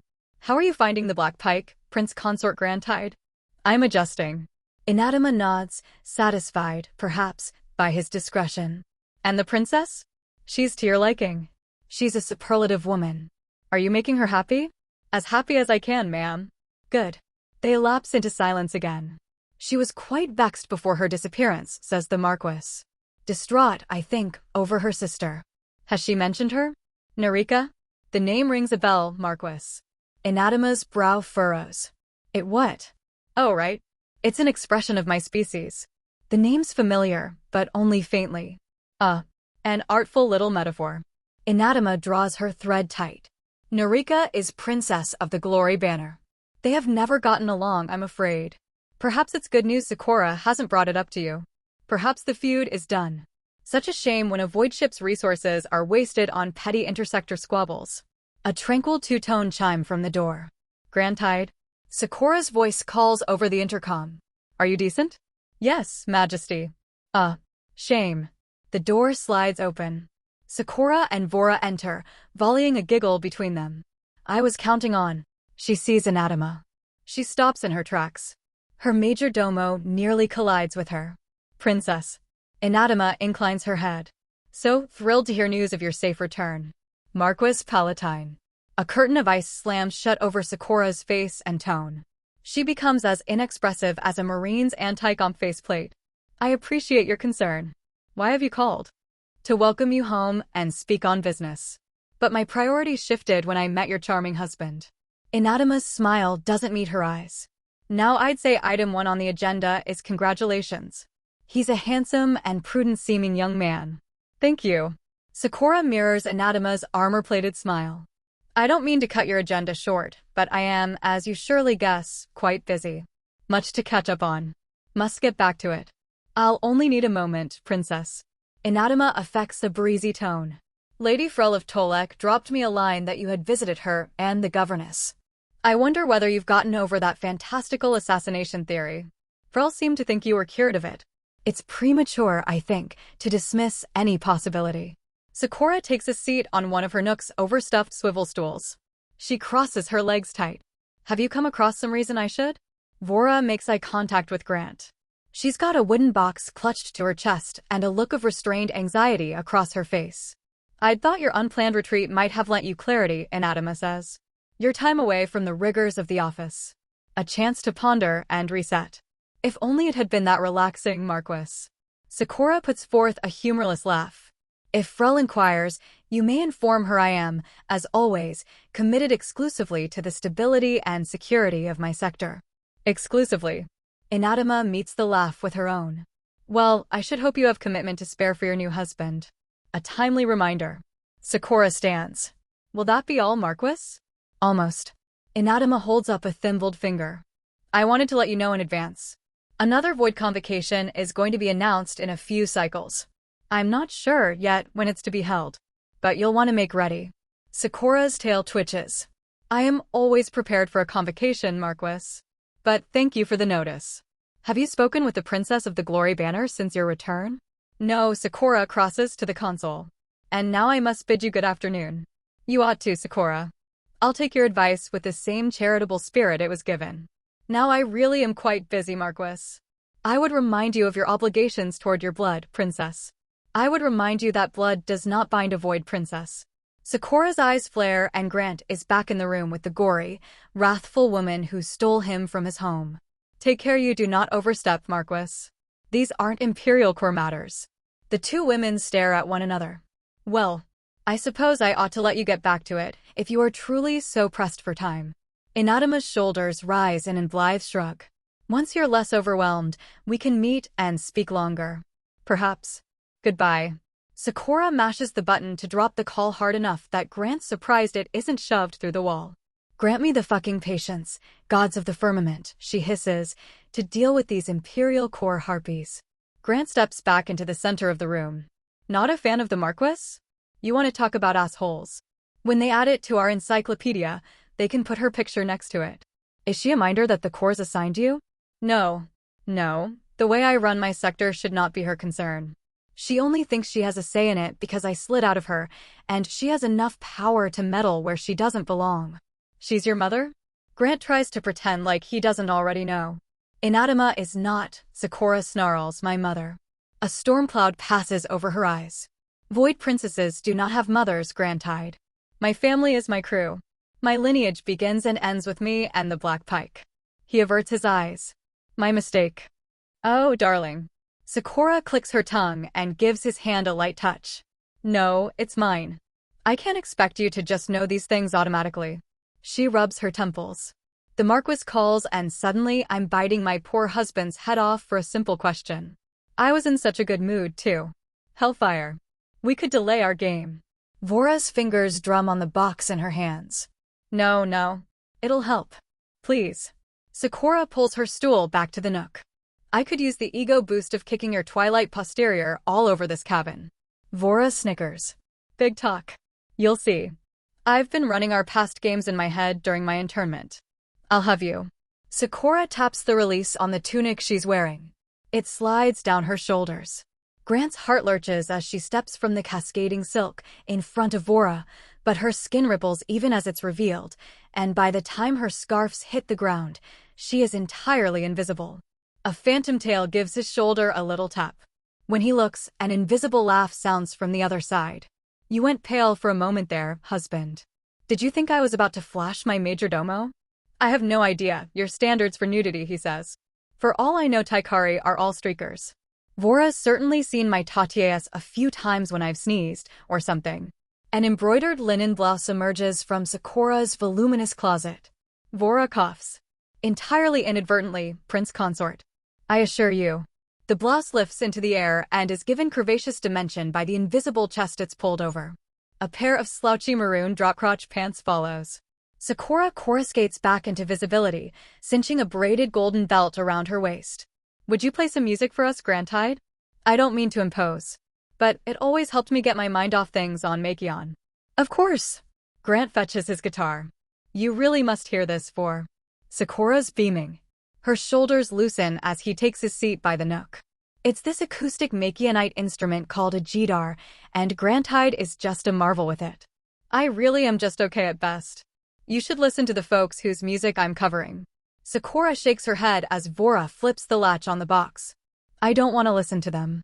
I happen to be married to the best jidar player in the Taikari Empire. Grant plays. Vora pauses her setup. Her oversized ears flutter. Oh, Prince Consort. That's so lovely. Sakura looks smug. She's showing me off, Grant thinks. Showing her fancy new Makionite to her friends. Why doesn't he feel that righteous outrage about it anymore? The princess's tail is wagging back and forth to the music, and she's looking at him with such unvarnished admiration. A noblewoman with a mile-long warship and an army at her fingertips. And he's her most prized possession. He's still determined to get himself free before he takes her to bed. Of course he is. But he can't lie to himself about the warmth spreading through his chest. How is the meeting with the Chancellor, he asks. As existentially numbing as ever. Sakura sits across from her majordomo. But a positive outcome. He can talk and do that at the same time? Vora murmurs. Sakura's grin grows. She nods. Grant hits a brief hammer-on lick. What outcome was that? Just some light corruption. I offered favorable rates on an import lane she's invested in, and she agreed to get my actual Imperial Corps minders off my back for another season. While I convalesce. That was Vora's word. Sakura's tail swishes and baps Vora's. Like I'm a fainting prioress. It worked, Majesty. Vora's tail baps back as she clacks the wooden case onto the nook table. She unfolds its intricate spiral cover into a hexagonal grid. And if they looked at the books as they stand right now, there would be repercussions. In your absence, I've had to supplant your noble title with a steady stream of bribery. Her eyes are still on Grant's hands as they spider up the fretboard. We'll call it another of life's necessary indignities, then, Sakura says. And the Marquis, of course. She didn't scratch you, did she, Grantide? Your rescue is just in time, Princess. Thank God. Of all the hazards of the occupation, that woman's the most aggravating. Grant thinks of mentioning that the Marquis called Sakura her daughter before their arrival and spilled the beans about Narika's sisterly connection while she was at it. He decides not to. He gets it. Family can go bad. Grant fills the cabin with his silvery tones as Vora and Sakura play a game with a superficial similarity to chess. The board is hexagonal, and its pieces are ivory-carved ships. If there's some marker of whose piece is whose, Grant can't identify what it is. The Taikari women stare pensively at the board for 30 seconds, and then move seemingly at random. Occasionally Vora will hum or Sakura will hiss dissatisfaction at a move. But mostly they talk, in low, melodic voices, and giggle now and then, and Grant plays for them, going at random between songs and noodling improvisation. And it's comfortable. It's nice. It's a nicer afternoon than Grant has had in a long time. He did this for me when I was being held captive, Sakura says. Every night. I'd become such a feral thing. I barely felt like a woman anymore. Just a penned animal. And then he came out of his little guard post with his jeed. I know I'm saying it wrong, Grantide. Guitar. Grant has to focus on the syllables himself. Gaidar, Sakura tries. Closer, Majesty. Thank you, dear. Anyway. She moves a piece. Grantide came to me. And brought this music with him. And I returned to myself. That is just breathlessly romantic. Vora scoots an interceptor-shaped piece onto an elevated hex. Zone control. Shit. Sakura surveys the board. I'm losing, Grantide. My sympathies, Majesty. You're distracting me. You requested the distraction. He affects a flamenco strum. Tactical error. Sakura's situation deteriorates from there. You are playing viciously today, she observes. Vora shrugs. You're just rusty, Majesty. We'll have you back in trim in no time. We've done it before. How long have the two of you been working together? Grant switches to a lilting minor key ballad. Vora's been my majordomo since my commission, Sakura says. Since we were children. Nobody else would ever tolerate me that long. Grant wonders how old Sakura is. Her mother looked sharp, but she didn't look old. He could have mistaken her for an older sister. Your wife is exaggerating, Prince Consort. Vora shifts a piece. The Black Pike sector is the jewel of the frontier. I have you to thank for that always, but especially now. Sakura examines the board. Oh my god. My flotilla.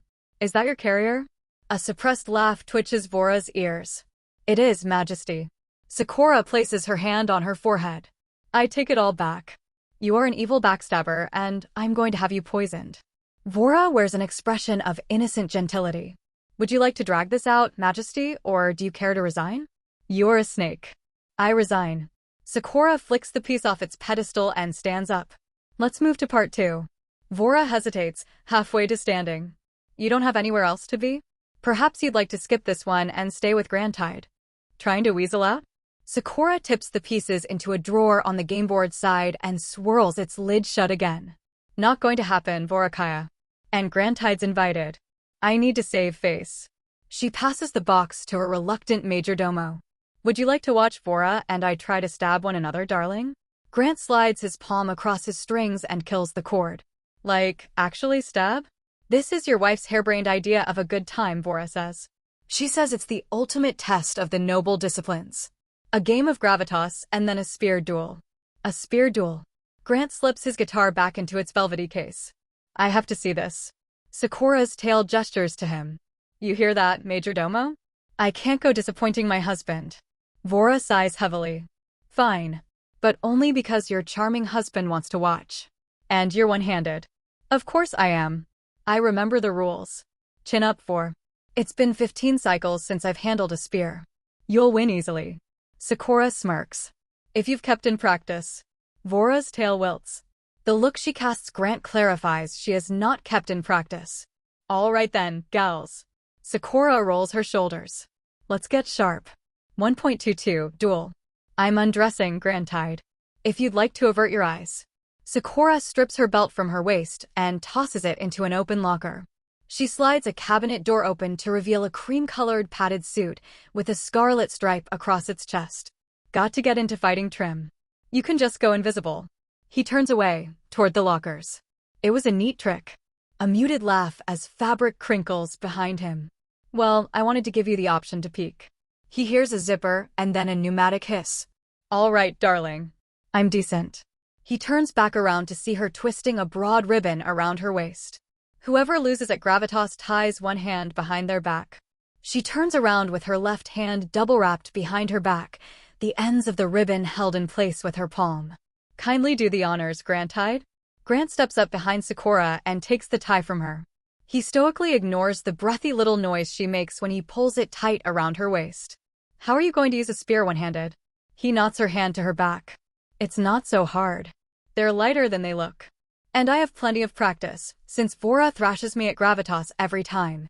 She gives it an experimental tug and smiles. Ooh, nice and tight. The fingers on her bound hand wiggle. Are you practiced at tying pretty girls up, Grantide? I worked at an energy extraction mine on Makion. Place called Alberta. Grant steps back. You had to know your knots. What a frivolous waste of an exemplary man, Sakura says. They should have been putting you and that Gaydar in arenas. I really am just okay at it, he says. It's a hobby.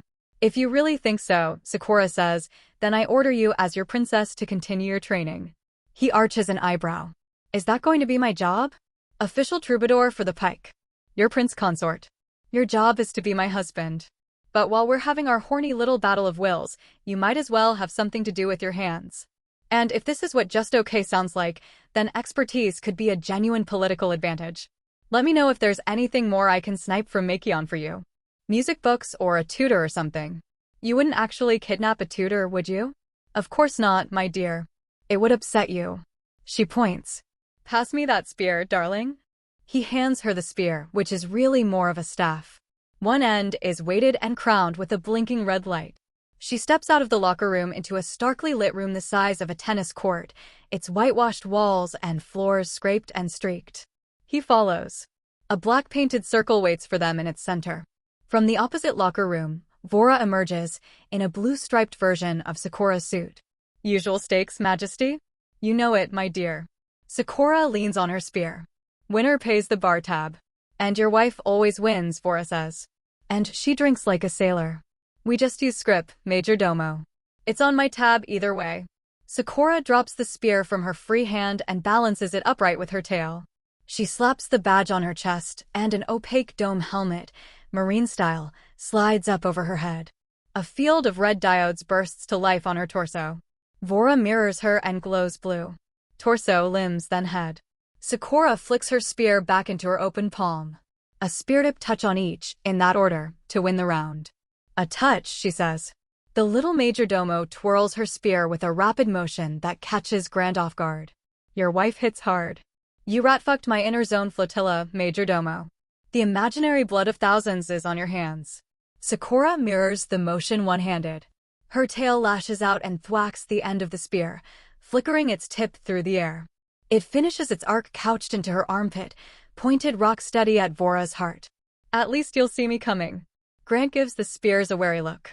He heard the whistles they made in the air. Where should I stand? Just on the edge of the room, darling. You'll be fine.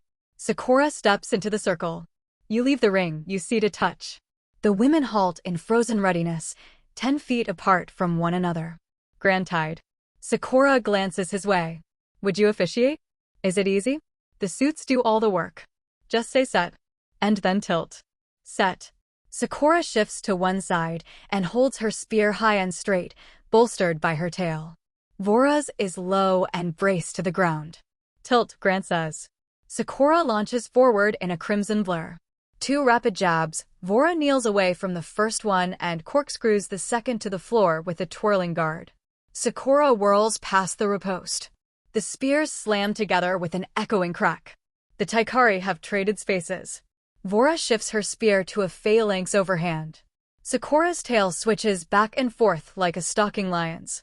They orbit one another for a half-dozen heartbeats of coiled anticipation. Then Vora darts forward. Crack. The spears meet again. Sakura's is knocked wide. Of course it is, she's only got one hand on the thing. She follows the motion and snaps her tail out. It catches Vora on the ankle and knocks her out of stance. Sakura spins, the spear laid across her shoulder, and lunges with such violence that one foot lifts from the ground in a balletic arabesque. The spear slaps into Vora's midsection. A klaxon trills as the majordomo staggers backward. Vora winces and rubs her abdomen. The comet lunge, princess? Really? Touch on blue. Sakura skips backward. Let me show off for my man, majordomo. The lights on Vora's suit blink and shift. They fade from her torso and appear instead all along her arms and legs. Vora crouches back into readiness. Call the set, Prince Consort? Set. Grant Hyde's pulse is raised.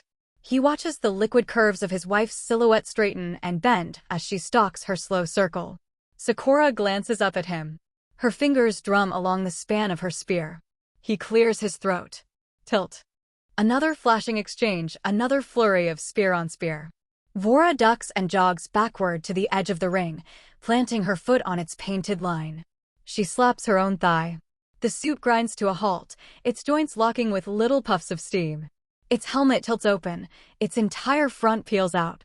Grant gets just a moment of Vora's slender, dark body, naked as the day she was born, emerging from the suit like a butterfly from a cocoon before she disappears.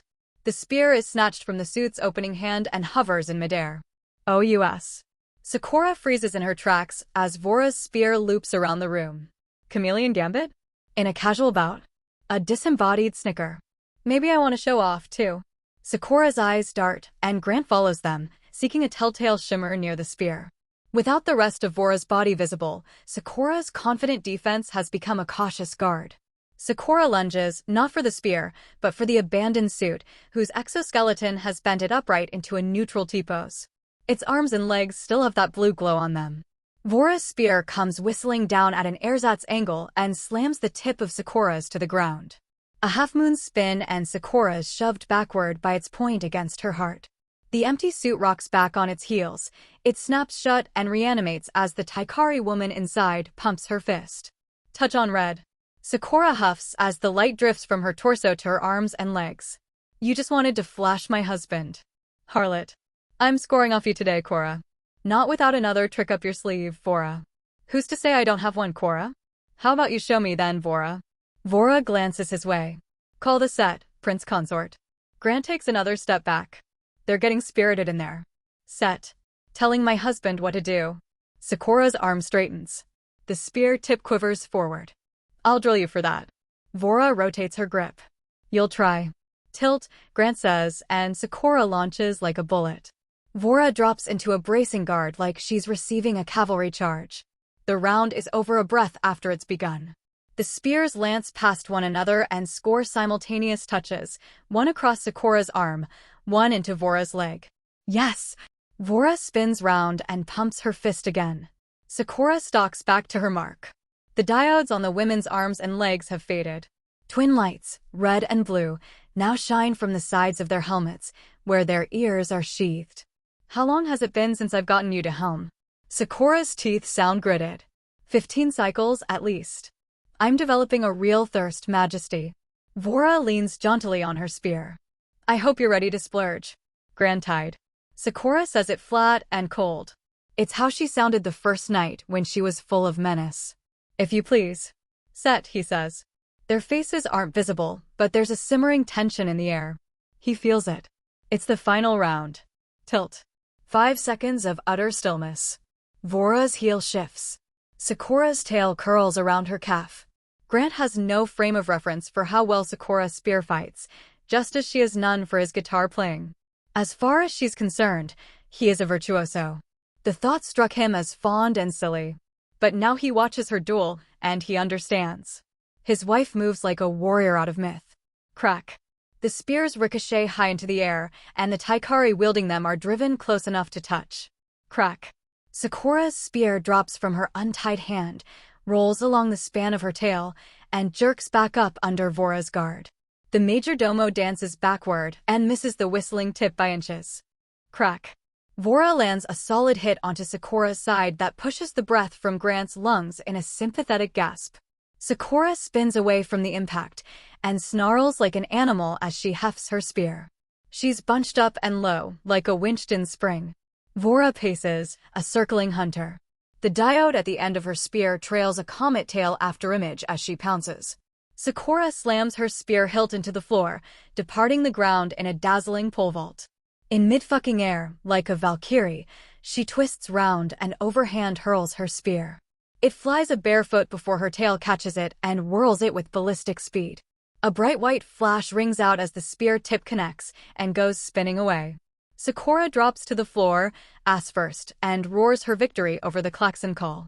Goddamn, Sakura. Vora's helm light sputters out. She slaps the badge on her chest, and her helmet slides down. You know what that was, Prince Consort? Your wife just swung that spear so hard the system triggered a PD membrane around my skull. I didn't intend to get so aggressive, Vora. I've erred. Sakura climbs to her feet and opens her one untied arm.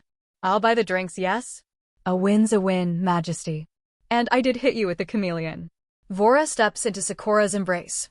Just let's split Grantide's tab, please. Can't imagine how much brew a man his size needs. I'll stay dry tonight, Grant says. Does your empire have soda water? Sakura TSKS. My fuddy-duddy husband. Are you worried I'll get you drunk and seduce you? He shrugs. Yes, actually. Well, Her tail droops. Fair. What did you think, Grantide? Sakura rubs her newly unbound wrist as Grant folds the ribbon up. Did I successfully show off? Absolutely. Grant drapes the ribbon across the locker room bench and turns back to his wife. Then he keeps turning quickly as she climbs naked from her suit. Grantide. Come on. He hears her click her tongue. It's nothing you haven't seen plenty of times. I appreciate you letting me decide for myself, Majesty. That cocksure Victor's certainty has fled her. Understood. I'll keep doing that then. The silky sound of her pants sliding up her hips. Turn around. Please. He glances back. She's clothed. She's close. Do I get a reward? She asks. What kind of reward? He surveys the top of her head. The 2 velvety nubs of her horns are rising from her head. A kiss, maybe? He chuckles. He hesitates. Then he bends at the waist and plants a kiss on her forehead. Her hand laces into his collar as he starts to straighten up. He clasps it in a gentle squeeze and removes it. I meant a kiss like earlier. Her voice is small and pleading. A real kiss. He sighs and sits on a bench running through the middle of the locker room. I can't do that, Sakura. A perplexed frown settles across her face. We did before. We did, he says. And you nearly got me. I can't risk another one. I had thought. I thought we were making progress, Grantide. Steady progress. Now you turn from my body, you avoid my kiss. I thought I could be patient. I can be patient. But I see us going backwards and I can't bear it. She takes a step toward him. Close enough to feel her breath. I can't fucking bear it. We aren't going backwards. He licks his dry lips. You're an amazing woman, Sakura. I've never met anyone even close. You were incredible out there. You were like a movie. Then touch me. Her palm lands on his chest. I'm not a movie. I'm your wife. Touch me. I can't risk that. His knuckles are white on the bench. Until I'm free, we're opponents, as surely as if it had been me across that board or that arena. And I can't afford to lose. Her touch slides down to his thigh. She's trembling. I don't want to be your opponent anymore. I want to be in love with you. I hate this. I do too. I've thought about what you said. The way you want to live. She closes her eyes and visibly steels herself. It terrifies me, Grantide. Those anti-comps I'm having made for you. Do you know what would have happened if you'd been wearing them when Anatoma called? The material that would have given her on me. I don't know what would have happened, he says. I don't know a thing about this world you've put me in. I'm terrified, too. But that's where we're gonna have to start. Equally terrified. Outside your comfort zone, outside mine. Outside the Empire. Outside her eyes flick open, wide. Grantide, I am the Empire. Not all of you, he says. Not the part of you I want to fall in love with. You don't want to stop at the anti-comps. You said that. The first rule we break. You want to drag me into iconoclasm.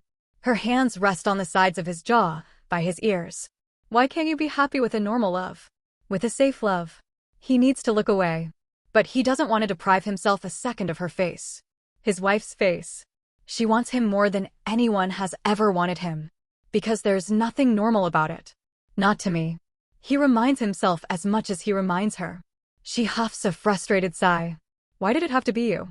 Why couldn't it have been a nice Kovakin or an Amadari? Why didn't I just take Kabura's word and burn this feeling away? Why am I even considering this? Why do I want it? His breath holds. Want what? This perversion. This thing you've asked me to do. She can't even bring herself to say it. Her hands slip downward until they're wrapped around his shoulders. I am a princess of the Taikari. I've bent worlds to their knees.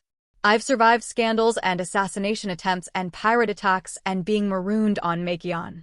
I conquer. I take. She's climbing into his lap. Why isn't he stopping her?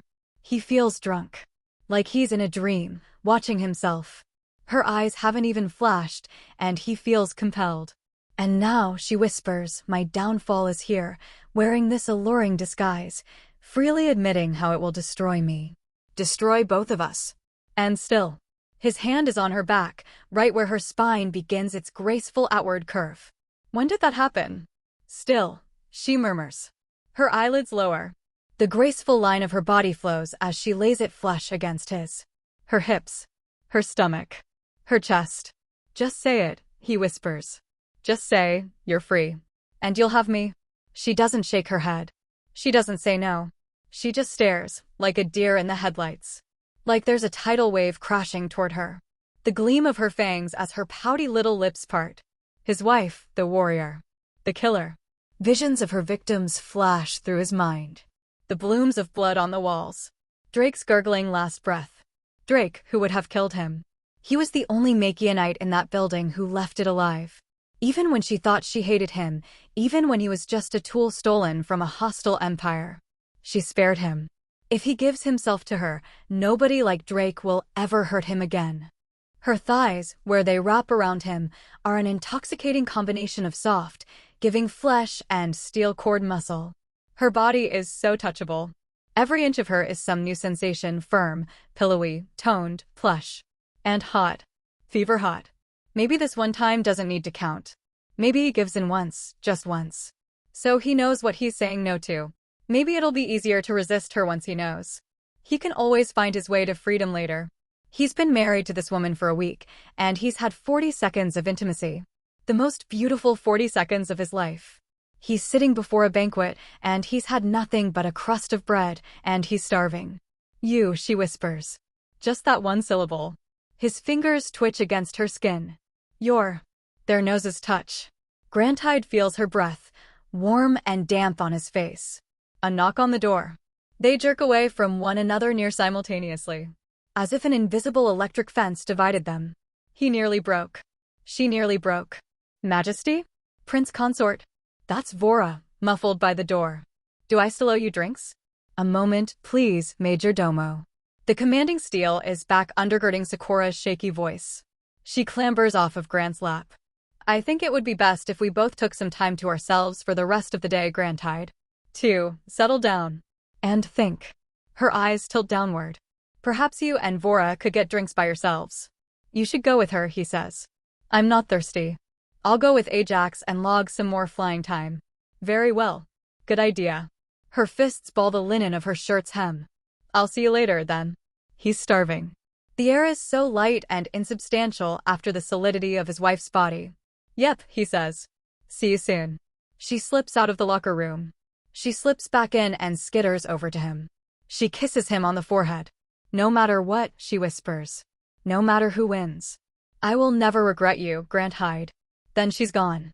He sits on the bench and tries to get his heartbeat under control. What would have happened if that knock hadn't stopped them? Who was about to win? Next time, he'll know. Next time, one of them will give in. Next time, he'll spend the night in his wife's arms, and he'll awaken either free or doomed. 2 days pass. The rawness hasn't faded. The feeling of inevitability has put a lump in his throat.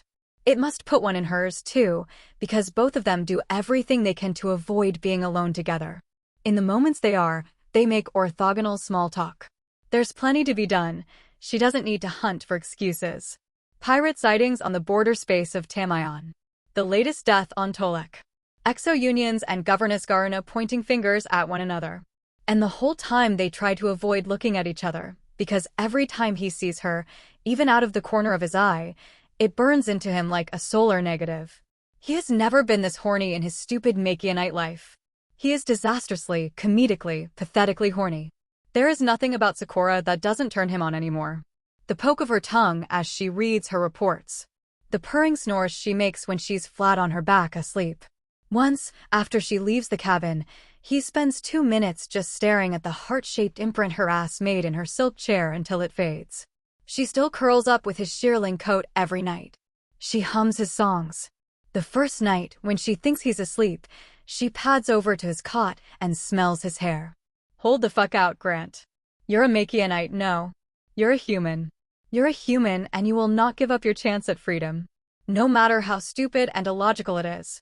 No matter that, when Sakura is staring at a ledger of exo intakes, she puts her pen to her pillowy lower lip and makes a soft noise, and he gets so hard he nearly passes out.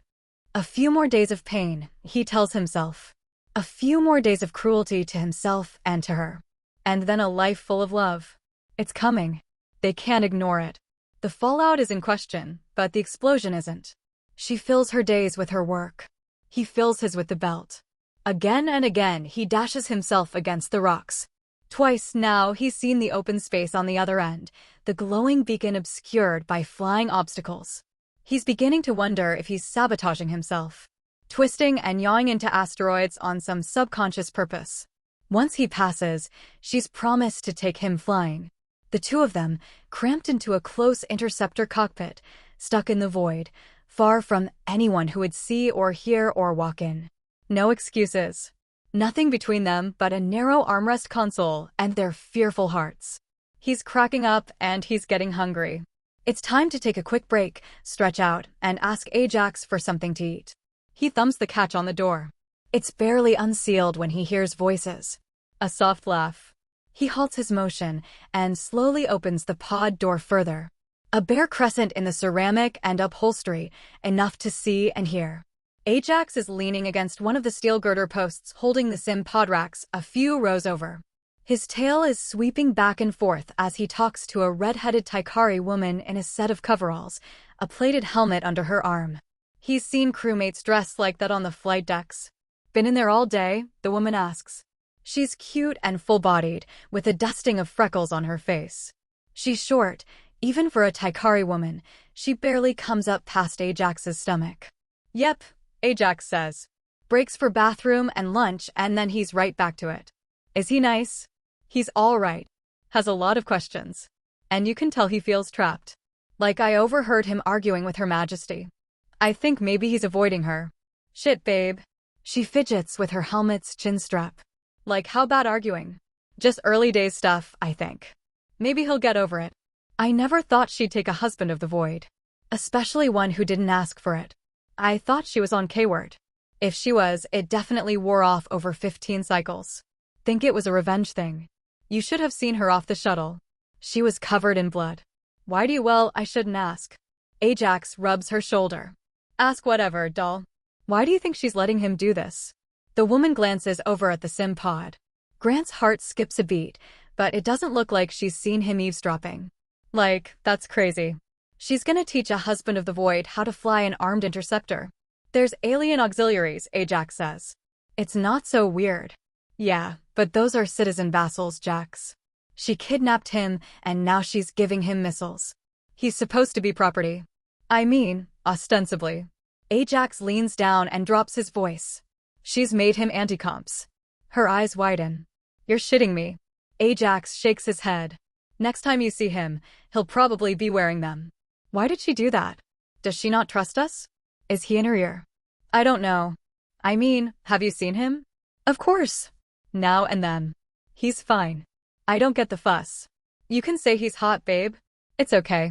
I've got eyes. He doesn't have a tail. I like a tail. I like seeing when you're wagging it. Her tail switches out and wraps tight around his. Are you saying you think she's whipped now? Not whipped, I think. I don't know. She's changed, Mina. What do you mean? Mina holds his hand. She seemed fine on the addresses. On the addresses, she's okay. But whenever she's not with him, she gets jumpy. Like she looks hunted or something. I don't know. Flinching at every noise. Think she's got a Makianite-shaped security blanket. Mina TSKS. Poor Sakura. Poor Makianite. Poor Jax. Her hand slips around his waist. You're on full shift, right? Yep. Special assignment. Let me make it up to you, okay? You want to go to Revelry after work? Guy in Agro says the new crop of towberries is coming in. I think we go to Good and Gathered. She giggles. You're such a rabbit. Where's the meat, dude? They have meat.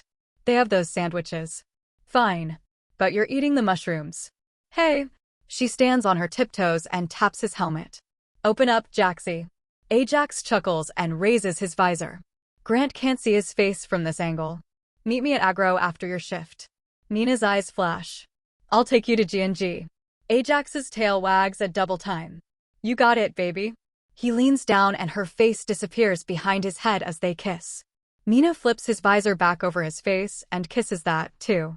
His tail thwops her but lightly as she goes and pulls a microfiber cloth from her back pocket. That shit smears mean. She laughs. You bring that back, Jaxie.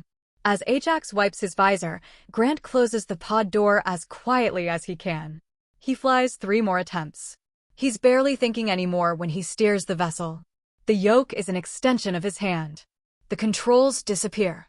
When his stomach demands he clamber from the pod, he hallucinates the cockpit, steering an invisible yoke in his mind, eyes darting to the corners of his vision, seeking invisible PD membrane reports and power allocations. Food break, he tells Ajax. You look disturbed, sire. Get me a damn sandwich and plug me back in. Grant licks the minty cream sauce from his thumb as he finishes lunch. He tries to keep this question casual. Do you have a girlfriend or anything, Ajax? Yes, sire. She works in the hangar bay. Do you guys ever? Does she compel you? In private, sire, yes. I'm always anti-comped on the clock. And you're okay with it? It's a... Ajax scratches his neck. It's different for the Taikari and the vassal species. Compelling against a citizen's will has been illegal for a few decades now. You can get in huge trouble. Discharged, tossed in prison. She just compels me for things I was already going to do. Or for tiny little things. Teasing. Why? A digital hiss as Ajax takes in a breath. It's flirty, sire. Like a slap on the butt, only on the brain. You know. The feeling. Right. The feeling. Grant remembers to keep the lie going. What's it feel like for you? Like when you're done showering and it's freezing in the apartment, so you gotta run into bed and get under the covers, and someone's already warmed it up and is waiting for you. That moment. That's a good feeling. Yes, sire. You. Grant draws a blank. It's warm. I don't know. My head is full of asteroids. Would you like to call it a day, sire? He shakes his head. I think I'm close. I really do. Yaw 30 clockwise. Afterburner so you're not crushed. 30 counterclockwise. Cut engines. Maneuvering thrusters. Easy does it. Let the PD membrane bump that asteroid out of the way. It can take that asteroid. No, it can't. Reset. Fly back to what he's termed fuck off canyon. 30. Afterburner. 30. Engines. Thrusters. Take the line. Burn through that line. Roll if you have to. Reset. Back to fuck off canyon. 30 afterburner, 30 engines, thrusters, line, burn, roll, blasters. Blast that one. Fuck. No. We're okay. The PD membrane can take it. It can take it. Yaw. Pull up. Up, burn, and he's through. He blinks. He pries his fist from the yoke like he's pulling a skeletal hand from some priceless tomb relic. He hovers next to the green beacon. Its gentle glow fills his screen. He's through. I'm through. He screams it. I'm fucking arg. He's forgotten to unbuckle his harness. Why is he even wearing this fucking thing? He snaps it open and nearly falls on his face out of the door. Ajax has rushed to his side. Gods of the fucking firmament. The green glow reflects off his faceplate. You crazy ass. He jolts back to himself. Well done, sire. Ajax, I could fucking kiss you. I could. Thank you, sire. With shaking, sweaty hands, Grant digs into his pocket and pulls his communicator out. He flicks the on switch. His fingers falter. Hide it. The moment you tell her, you're fucked. It's over. The little voice continues screaming in the back of his mind, watching as he removes the communicator, keys to my beautiful wife, and opens the text field. Sakura, he says. I did it. I cleared the belt. I fucking did it. The response is nearly immediate. Ea, kladskeds foyafu. I knew you'd never give up. My stubborn husband, love. Stay right there, darling. I will be right down. A bare minute later, the lift hums and Sakura is power walking out of it as fast as her chunky red platforms will allow, surrounded by a small cloud of advisors and functionaries. Majesty, we are in the middle of something, Wayan says. I approve the sweep. 2 hours from now. Wayan, your trajectory is fine. Kindly stop catastrophizing. Sakura's speaking rapidly. She isn't looking at any of the Taikari around her. She is looking right at Grant. Half exo blend. We'll go overnight and give the crew time to roll out the big guns. No strategizing for energy load, just fearsomeness. We are there to look as intimidating as possible, not to open fire. Majesty. For any urgencies, I deputize Vora, all right? You've surely swept dozens of times with Vora. She finally tears her eyes away from Grant and turns on her platform heels to address her assistants. I put full trust in you all. I will have my communicator on, but my responses may be delayed. I am going to fly an interceptor with my husband now. I'll be back within the hour, and we can address any additional items then.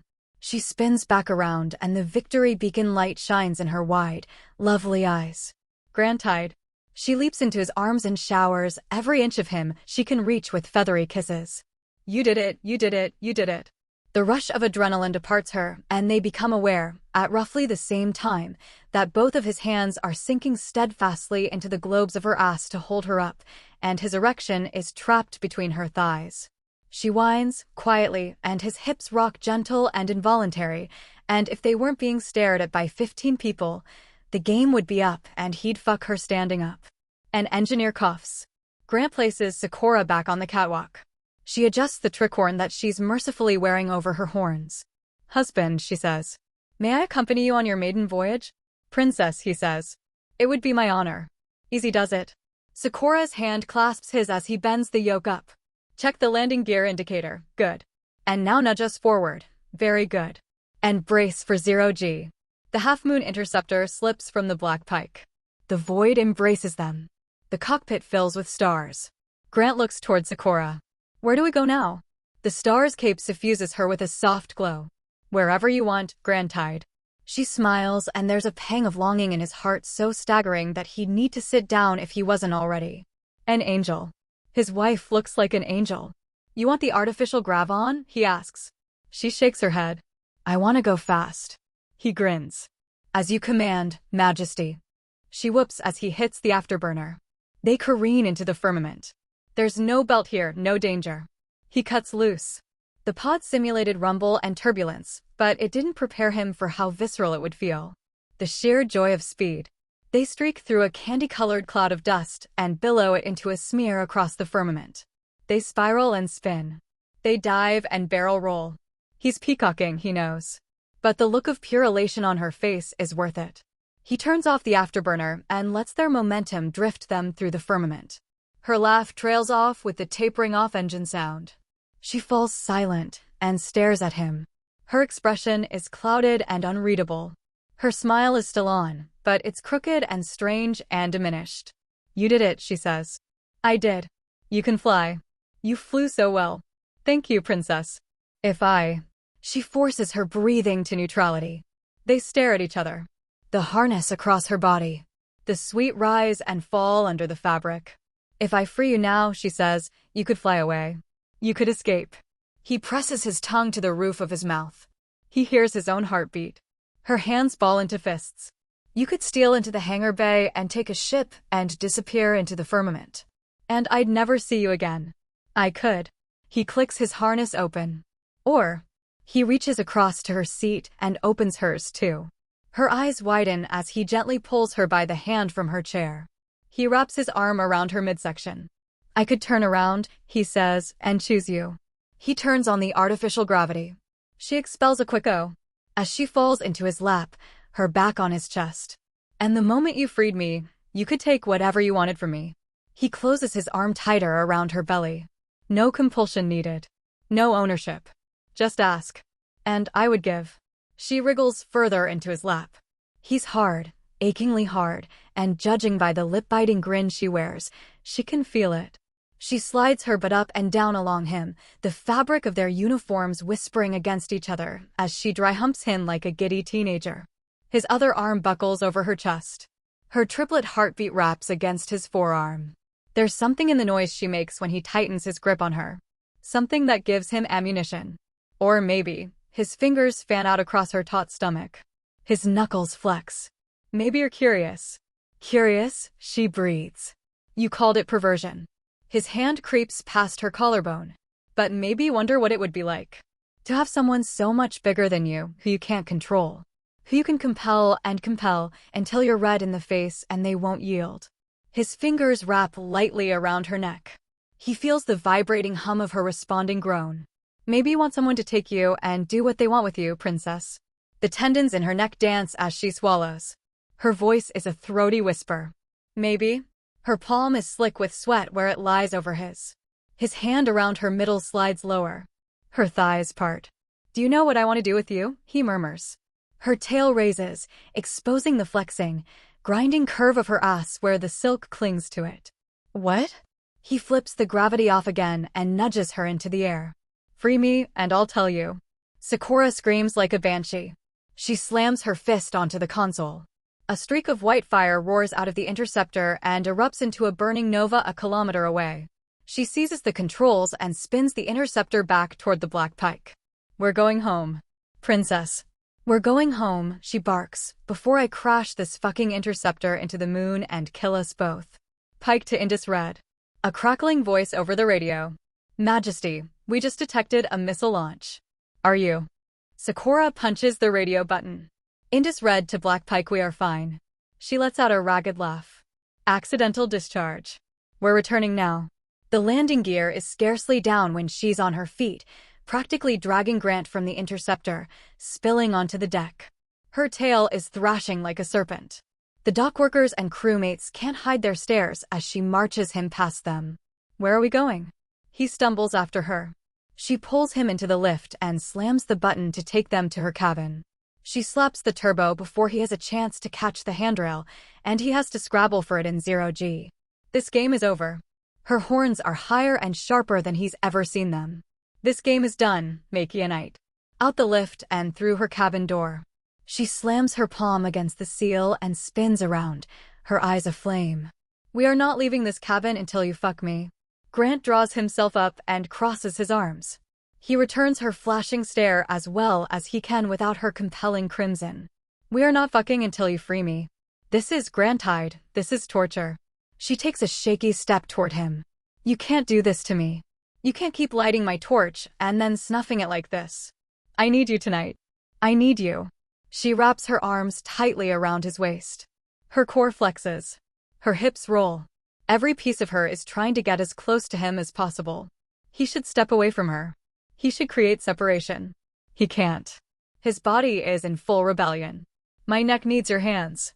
My tongue needs your taste. My skin needs your skin. I'm losing my mind. She inhales him like she's drowning.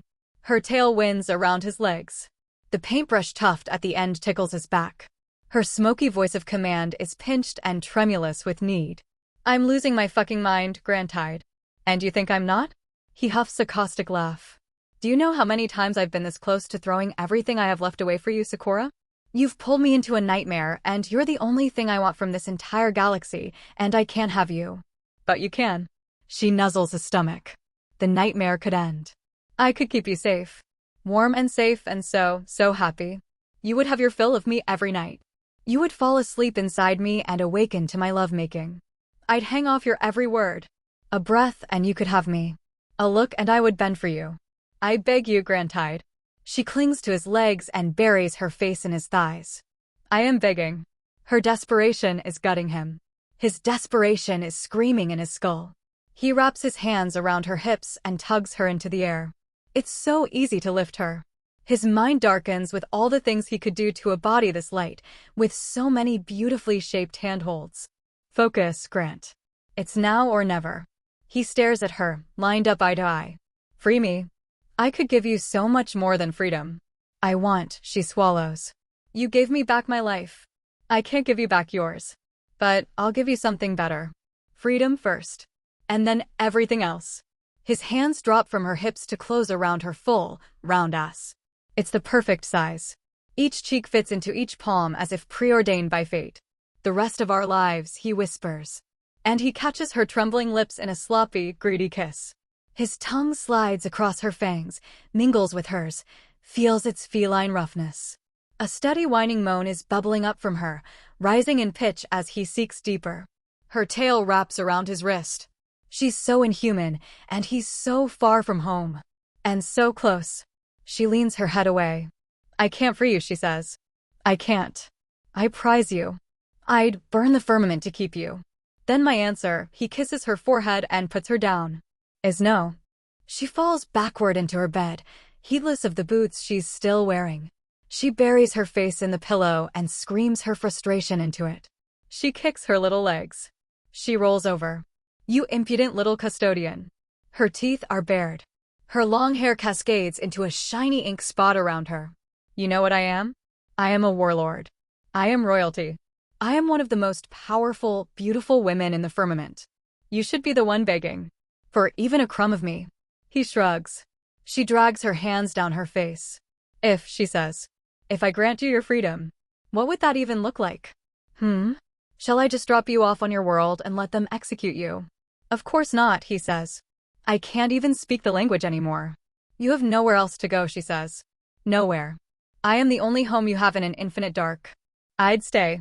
I'd stay with you forever. If you stay, you're subject to my command. I am Princess of the Black Pike. My crew obeys me. I'd obey you, he says. Always. So if you can't leave the pike. She tugs a boot off. And you must obey the pike's commander. Off goes the other. Then it would just be a word, freedom. Her voice is increasingly frantic. Just a nothing word. That's all it would be. Sure. He's hopping out of his own boots. That's all it's ever been. You weren't even free on your world. She rises onto her knees. Your overlords were going to kill you. They were. So you have no reason to want it.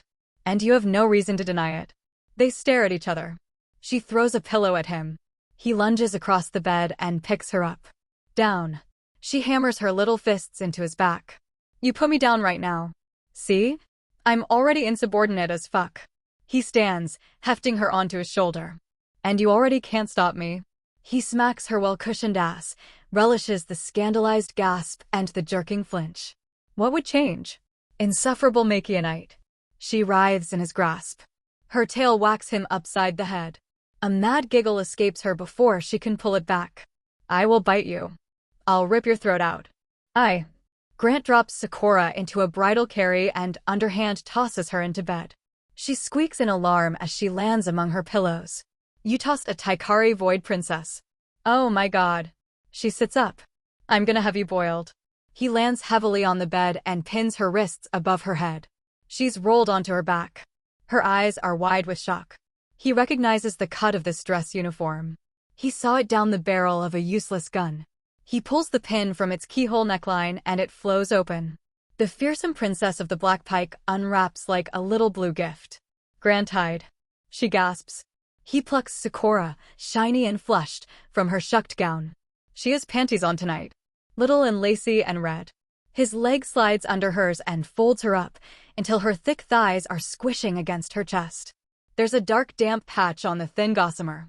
A strangled groan rises from her as his hips sink between her thighs, spreading them apart. His grip digs into her wrists, and they're so close he can feel the throb it causes in her. Her tongue lays across her plush lower lip as she pants for air. He can't resist it. He falls into another kiss. Her legs bind him and tug him close so she can grind into him. He feels how pliant she is. How open. He releases the kiss and leaves them both gasping. Her foot prods at the release on his belt. Get this off. 2 words, he says. She snarls. Fuck you. 2 little words, Majesty. You're free. She shrieks in wordless frustration and thrashes under his weight. I am going to vent you into a fucking sun. All right, all right. God. He thumbs the release and his shirt splits in 2, sliding off his shoulders. She giggles and reaches for his chest. You're so hairy. He undoes his belt as she strokes his chest hair. He kicks his pants off. Her breath catches and vents out in a shaking sigh. This is the first time, he realizes. The first time she's seen him naked. Maybe the first naked man she's seen in the flesh. It's big, she breathes. It's average, actually. He's not embarrassed to admit it. Normal, healthy, perfectly serviceable. He's no porn star, but nobody's ever complained. But he's average for a human. And the little alien squirming underneath him is far from human. She slides her hips under his cock. A purring groan rises from her throat when its head pokes up past her belly button. Her eyes bulge with awe. Oh, Grantide. Her toes need the bed. Oh my god. You're gonna remodel me. Is it? He blinks the sweat from his eyes. Are you sure it's going to fit? Yes. His tiny wife is practically vibrating. Her wagging tail beats against his calves. Yes, yes, yes. Oh, it's perfect. It's fucking perfect. Hello, gorgeous. Her trembling fingers reach for it as she wiggles halfway out of her panties. Welcome to your forever home. He seizes her hand and tugs on it so that she's sitting halfway up, nose to nose. The motion nestles him against her core, silky and wet and needy, and he needs a moment to remember how to speak. Free me, he says. Fuck me, she says. Free me. He peels her panties the rest of the way off, watches the thick plushness of her thighs bloom against the pinching elastic. Their bodies are so close he can feel the heat radiating from her pussy. His thumb caresses the downy little triangle of pubic hair above her tight vulva, the stubble where she's carefully trimmed it. For this moment. For him. Free me, and I swear to God I'll fuck your brains out every night for the rest of our lives. Her spine arches. She whines. Her midnight blue nipples are pebbled and peaked. She falls onto her back again. Her body ripples with the motion. You're awful. You are evil. I don't even want it anymore. Yes, you do, he says. Your horns. Don't look at them. She hitches her hips forward, desperate to kindle friction between them. He pulls his further away. She lets out a pathetic squeaking whine, rocking and thrusting against thin air. He sees the beacon. He's almost through. A moment of cruelty for a life full of love. White knuckle it, Grant. Come on. Her fists ball into the silk. Her body rolls and tremors involuntarily. Come on, you big pink son of a bitch. We can't go back now. We can't. I need you. He extricates himself from her legs. He settles back onto his knees. Every inch she was in contact with him feels tundra cold without her skin. Every starving cell of him is howling its protest. Please, Sakura's eyes shine with frustrated tears. Please, husband. His arm feels like lead as he reaches for his uniform. She howls the words like they're stripping her soul from her. You're free. Grant freezes. His heart turns over in his chest. His wife stares up at him, red-faced and tearful, her hands twisting into the silk sheets of her bed. Their bed. Fine. Sakura sounds manic. You're free. Fine. Take it for all the good it'll do. It's nothing. I don't care. I free you. He plants his knees on either side of her. His shadow engulfs her with room to spare. Swear to me. It's a trifle. It's meaningless. You still serve me. She points a trembling finger between his eyes as he lowers back onto her. I'm still your princess. Sakura. He fills his palm with her breast and squeezes. She gasps like she's been stabbed. Her nipple is hard under his thumb. His cock nestles against her. Her pussy is so rosy with need that it's turning indigo. Swear it. She's burning hot. She squirms helplessly. I swear, Grantide, she wails. I swear it. I free you. You win, you fucking demon. You win, you're free. Fuck me. Fuck me right now. Fuck me, fuck me, fuck. Her last me melts into a keening cry of shock as he pushes into her. With such a compact and inexperienced partner, he expected difficulty, impossibility, even. But what little resistance there is in the princess's fever-hot flesh only clings for a tight, gratifying moment before she opens for him. Sakura's graceful body makes a decidedly graceless squelching sound and gives way with such sticky eagerness, it's as if she's pulling him inside. His lungs vent out as his hips bump hers. His cock is all the way in, sheathed to the root in the princess of the Black Pike. It fits like she was made for him. Her spine arches. She stares up at him in dizzy disbelief as her overwhelmed cry empties her voice and her breath from her. Her mouth stays open wide, in a silent scream. Her muscles suck and cling as he draws back, like a seal around his cock. Like her body's trying to keep him inside. He watches her folds grip him, deep dusky blue against his pink.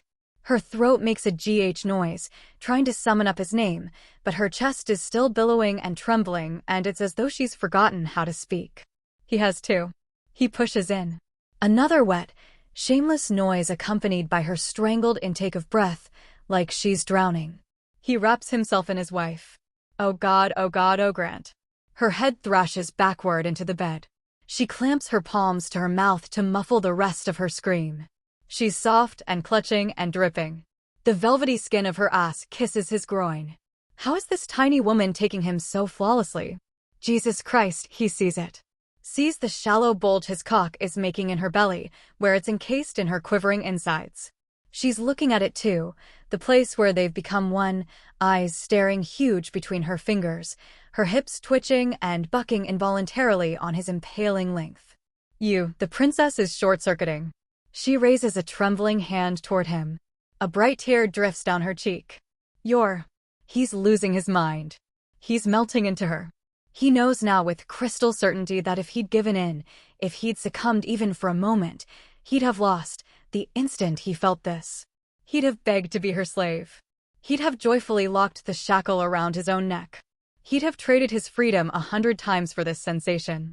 The terrified, elated realization fills him. She was right when she told him about Taikari girls. She was so right. This is irreversible. He can never go back. More tears spring from Sakura's eyes and carry her shadowy makeup down her cheeks. Her hand curls into his chest hair. She clings to Grant like she can't believe that he's real, that this is happening to her. She finally manages to speak. You're home. Her shaking lungs release an overheated laugh. You're home. He is. He props himself onto his elbows and lets more of his weight onto her. He wants to be slow for her, for what might be her first time, but her musical cries and her gripping body are making him lose self-control. He's so tired of holding himself back. Her breasts move in time with him as he speeds up.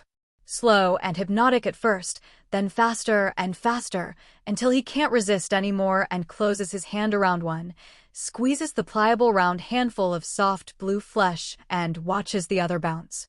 Her long, sonorous moans become tight and breathy. Her sweat-slippery thighs ripple rhythmically with the impact of his hips. His control over himself ebbs away, further and further, until he's hammering his conquered princess into the bed. Sakura clings to his shoulders like he's the cliff edge over a bottomless fall. Grant, she sobs his name. His real name. Grant, it's so fucking good. He lifts her legs up into the air, folding her in half, and pounds into the minuscule tyrant who once haughtily proclaimed him her property. He listens to that arrogant alto voice go high and scratchy, wailing his name as he deflowers her with a foggy, bestial lust. He forces himself to a halt, buried deep. He rasps into her ear with what air he can spare. "Still waiting for me to flicker out, Your Majesty?" "No," she writhes on his cock. "No, I please, Grant. Don't stop." His fingers sink into the squish of her ample thighs. "You told Vora you were gonna enjoy taming me. You don't want me tame?" "No. No, I'm yours. You smug bastard. I'm yours." Her nails scrape against his chest. "You win, I'm yours, you fucking win. Fuck me please, please, please." She cries out in frantic triumph as he resumes his merciless pace. He covers her completely. An exterior observer would see nothing of her underneath him but for a twitching tail and her little legs flailing for purchase across his back. The height difference is so severe he has to contort to kiss her. Her eyes screw shut against the overwhelming sensation. Her tail winds around his waist. It flexes in time to his movements to pull him deeper. "You're breaking me." Her ankles finally meet and cross at his back. "You're gonna break me." He wrestles control back from his caveman brainstem. "Should we stop? Do you need a second?" A snarl rises from her throat. Her shadow-stained eyes snap open and flash on instinct. "Don't you fucking dare." He halts halfway in. His brows lower. "Did you just try to compel me, princess?" A look of shock, of fear, even, crosses her shining face. It's quickly elbowed off by a wicked grin. The delicate span of her neck extends as she leans her head back imperiously. Her eyes flash again. "Kneel," she commands. "Know your place, Makianite." He slides out of her, dripping her honey across the sheets. He lifts her kicking into the air and spills her onto her stomach. The voluptuous jiggle as she lances another burst of lust through his brain. He slips behind her and tugs her by her hips up to all fours, watches her plush, but flatten into a heart shape as it's smushed against him. "No, yours, Taikari." A syrupy giggle pours from her lips. Her spine arches, fluid and cat-like, and her glistening folds slide up and down him, teasing him back toward her blushing entrance. Her toes dig into the bedspread. The black velvet curtain of her hair flows down her back. She looks impishly over her shoulder and wags her tail in his face. "Put me there." He anchors his grip on her shoulders and pushes roughly back into her. Her groaning yes drags out as his weight squishes her further into her nest of candy-colored pillows. She's small, and she's light, but it's clear now how far she is from fragile.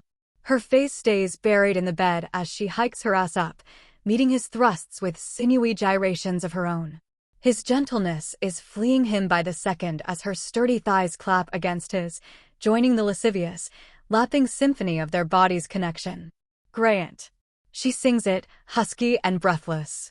Her tail thrashes and wraps around his forearm. "Pull it." He lets her tug his hand to the fleshy base of her tail, where it's as firm and sinewy as her bicep. He caresses it. "From here." She nods vigorously into the pillows. He tightens his fist on it and pulls, tugging her hips further into the air and loosing a smothered yelp from her. He slaps her ass again and relishes the rocking of her cushioned body and the scandalized squeak she utters. "Did you just fucking spank me?" She twists her head. "I'm your princess. I've wanted to do this." He spanks her other cheek harder.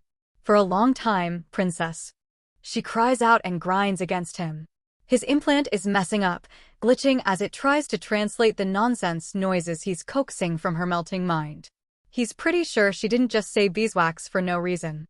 His lustful vision skids along the shapely feast of his wife's back, from the round lusciousness of her ass, now bearing his rosy handprint, to the sculpted muscles bunching and flexing under her summer sky skin, and lands on the crown of her head, where her horns are so far extended that they're curving at the ends like a goat's, flushed with gathered blood. "Your horns, Majesty." He lays a hand on the back of her neck. "I didn't know they could get this big." "No," she keens. Don't look at them. So sharp. I might poke my eye out." He slides his palm into her hair. "You told me you knew how to control these." "I can't, it's not my fault." She buries her burning face in her pillows. "I said don't look." He brushes her horn and brings out a full body shiver. Her pussy flutters around him. "Grant-eyed," she gasps. "Oh God." We don't touch them like that. Who's we? Taikari. He closes his fists on her horns. They're more like thick antennae, he realizes. Velvety and slightly pliable. I'm not Taikari. He yanks her head up from her pillows and thrusts into her like he's trying to split her in half, gripping her horns like handlebars. Her spine arches. She screams his name, turning the AA and Grant to a full-throated howl. He releases her. She slumps forward and slides halfway off him, curling and trembling. Her eyes are glassy. For a moment he's terrified. Are they even more sensitive than he realized? Did he hurt her? Then he feels the grasping throb and sees her pussy wink, and Sakura squeaks out a high, goofy-o, like someone's told her a fascinating fact at a party. The warmth trickles down his thigh. The totalitarian ruler of the Black Pike sector has just squirted all over him. He coughs out a laugh and shoves back in. He folds her thin neck into his elbow and lifts her upper half from the bed, hitches her higher, until her back is pinned against his chest. She's slick with sweat. Her head bobs and tilts backward as his punishing pace bounces her up and down. You brute. He feels the muscles in her back twitch. Her eyes are unfocused and enraptured as she stares up at him. You beast. I'm royalty. I'm a princess. How dare you? Her voice cracks and dissolves into a luxurious moan that jostles with his motion. He puts a hand over her mouth. Her tongue curls around his thumb. He tips backward and lies supine, pulling her with him.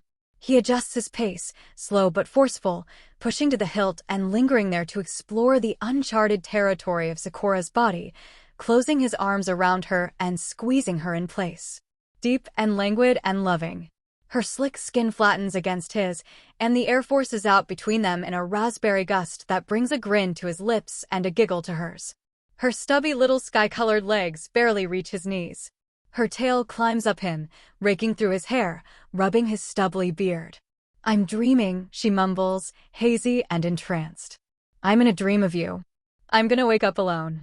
No, he says. Never again. And he captures her pouty little mouth in an unhurried kiss. He feels her insides tweak and tighten again. Another high, breathless whine. His wife makes the cutest noises. His hand rests on her stomach. He feels the churning stretch under his palm whenever he fills her. His fingers slide lower, between her legs, and she whimpers into his lips and squirms and scratches her nails helplessly along his binding forearms as he teases the firm little button of her clit. Grant, she gasps. Oh my fucking god, Grant. He's been with people who made those artificial porn star sounds. The noise Sakura makes as her second climax takes her is not that. There's nothing performative about it. It's not for his benefit. It's a yowling, primal thing, a feral feline screech trailing into a husky, broken grunt. She thrashes and jerks once, twice, and then her legs shake and give out and she droops on him, spent, lying limp atop him like a quivering pillow as he pistons into her. Her liquid groans resolve into words on the edge of incoherence. Stop. You win. Put. Her lids are heavy. Underneath them, her pupils flash. Put me down. He aches for release, but he slows, and with a sigh, he's out. He drapes her across the bed and stares in lustful wonder as the glistening entrance he stretched open tightens back to its original shape. No wonder he fit. His bride is springy. You didn't. She looks confused. Do Makianites not come? We do, he says. But you said stop. She pouts. I didn't think you'd do it. You didn't listen to me about the horns. That one was obvious. He grins. And they're so fucking cute. She thwacks his chest. Don't be weird. He chuckles at the blush that's spread across her face and her chest. Do I pick you back up? Yes. She makes grabby hands at him. And don't put me down until you come in me. Okay. Let's. He sits up and lifts her into his lap. He eases himself onto his elbows until they're just about face to face. How's this? You want to turn in charge? She nods. This. She touches his stomach. This is so wrong. Good wrong. Fucking a man you can't control. We really need a safe word, he says. What's that? It's a word you say when it's time for me to actually obey you. She thinks about it. A giggle brings a shine to her eye that has nothing to do with compulsion. Lonesome, she says, in English. And in that moment, the longing, loving girl from the underground cell appears again in his lap and doesn't fade away, but melds with the imperious noblewoman who stole him away. And as he lifts Batty up and kisses her and slides back inside, it's like reuniting with a long-lost friend. Her little hands push him down onto his back. She leans herself away from him, giving him an unrestricted and incredibly explicit view of her as she slides forward and back, in and out. I told you. Her feet flex on his thighs. I knew it. What a fine seat you make, husband. She crosses her legs. His vision goes blank as her snug walls squeeze like a vice. She's coiling inside, somehow. Tensing and tugging. Her tail loops under her calf and raises it high into the air, and now he's in her at an impossible gymnast angle. The view she's showing him is the most unapologetically erotic thing he's ever witnessed. He sees everything. Her pert, sapphire blue asshole.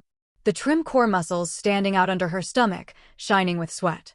Her gripping cunt, making him glide and glisten as she works him. Feel that. Her voice is low and full of smoky desire. That's what princess pussy feels like, makey a night. I have tricks I've waited an eternity to try. Her eyes flash. Put your hands on me. Lonesome.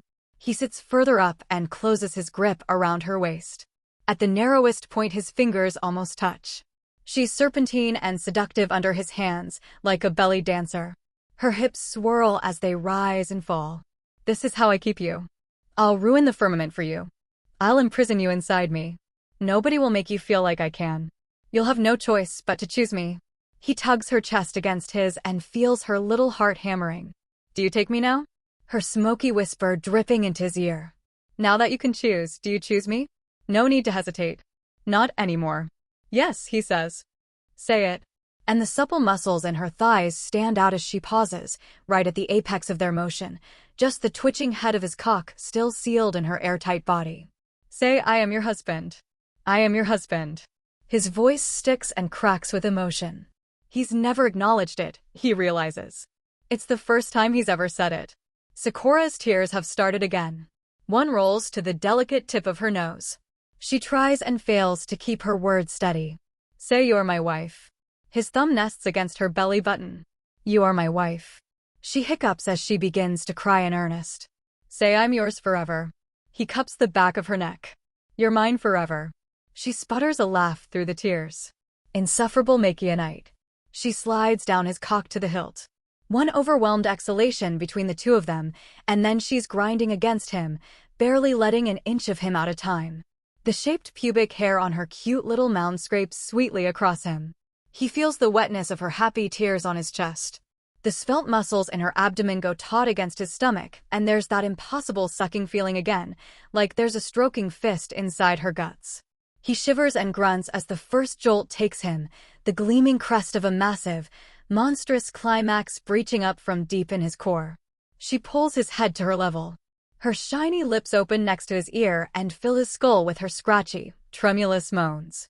Mark me, she whispers. Deep as you can. Inside, where nobody else can see.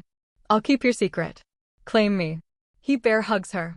He stifles his groan against her neck. They're both so slick with sweat it's like they've been swimming, and his fingers slide down her back and clamp down on her butt and hold her beautiful blue hips in place, and she whines into his ear as he takes over. No technique now, just heavy, humid breath and feral, animalistic thrusting as they sprint to the finish, her ass rippling under his clutching hands with every slapping impact of their bodies, and the pressure is so great that he's all one solid block of it, one raw strained nerve. And she says Grant again, says it with awe, like it's the most gorgeous word she's ever heard, says it like a prayer to the god of love, and something snaps and his mind exits his body through his cock. The princess's core tightens into a gleaming, graceful six-pack, and that miracle muscle inside her milks him into her depths, and she says his name again in a breathy musical croon, sings grand as the first eruptive jet boils into her, and she isn't stopping. Gyrating and panting and vivid red and blue and beautiful as more and more pulses out, and he's going to pass out. He can't draw another breath, and his entire existence was a preamble to this moment, and every year he spent without Sakura was nothing, was sleepwalking, and he's holding on to anything he can so he doesn't float away. Her toned shoulders, her slim waist, her perfect ass, and another burning gush, and now he's spilling out of her. He's dripping down her thick, smooth thighs. He's intermingled with her. She gives an encouraging whine as yet another whiteout pulse racks him. The scrape of her tongue along his clavicle makes him shiver.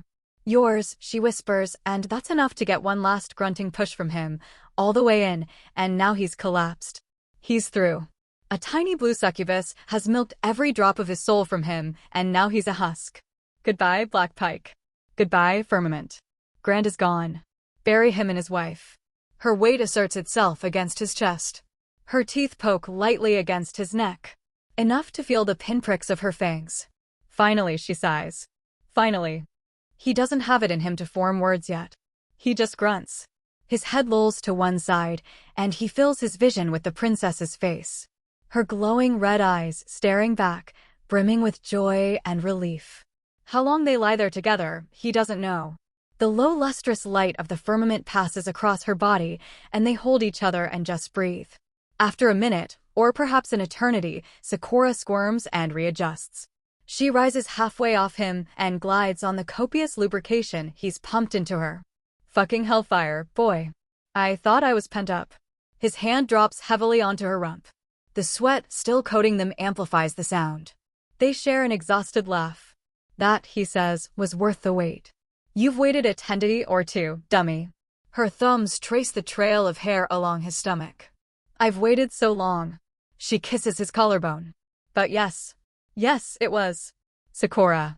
His hand knits into her silky hair. Am I your first?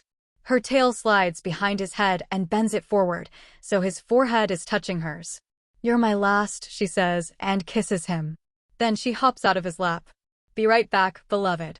Some miscreant went and got all this cum in me. She pads to the bathroom. Its clinical light flashes her silhouette to him for a moment before the door closes. Grant flops onto his back. In his wife's bed.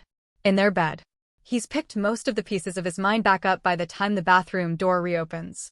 Sakura's brushing her teeth. You want to fall in love, Gao? What? She spits into the sink. Do you want to fall in love now? He fluffs one of her downy pillows and props himself up. Right now? Now's as good a time as any. She fills a water glass and curls it in her tail while she fills another. She returns and hands him one. The only thing that was stopping me was not knowing how the ride was. Now I know you're an absolute lion. I believe I'm just about ready to hop off the cliff. If you are, is it something you choose?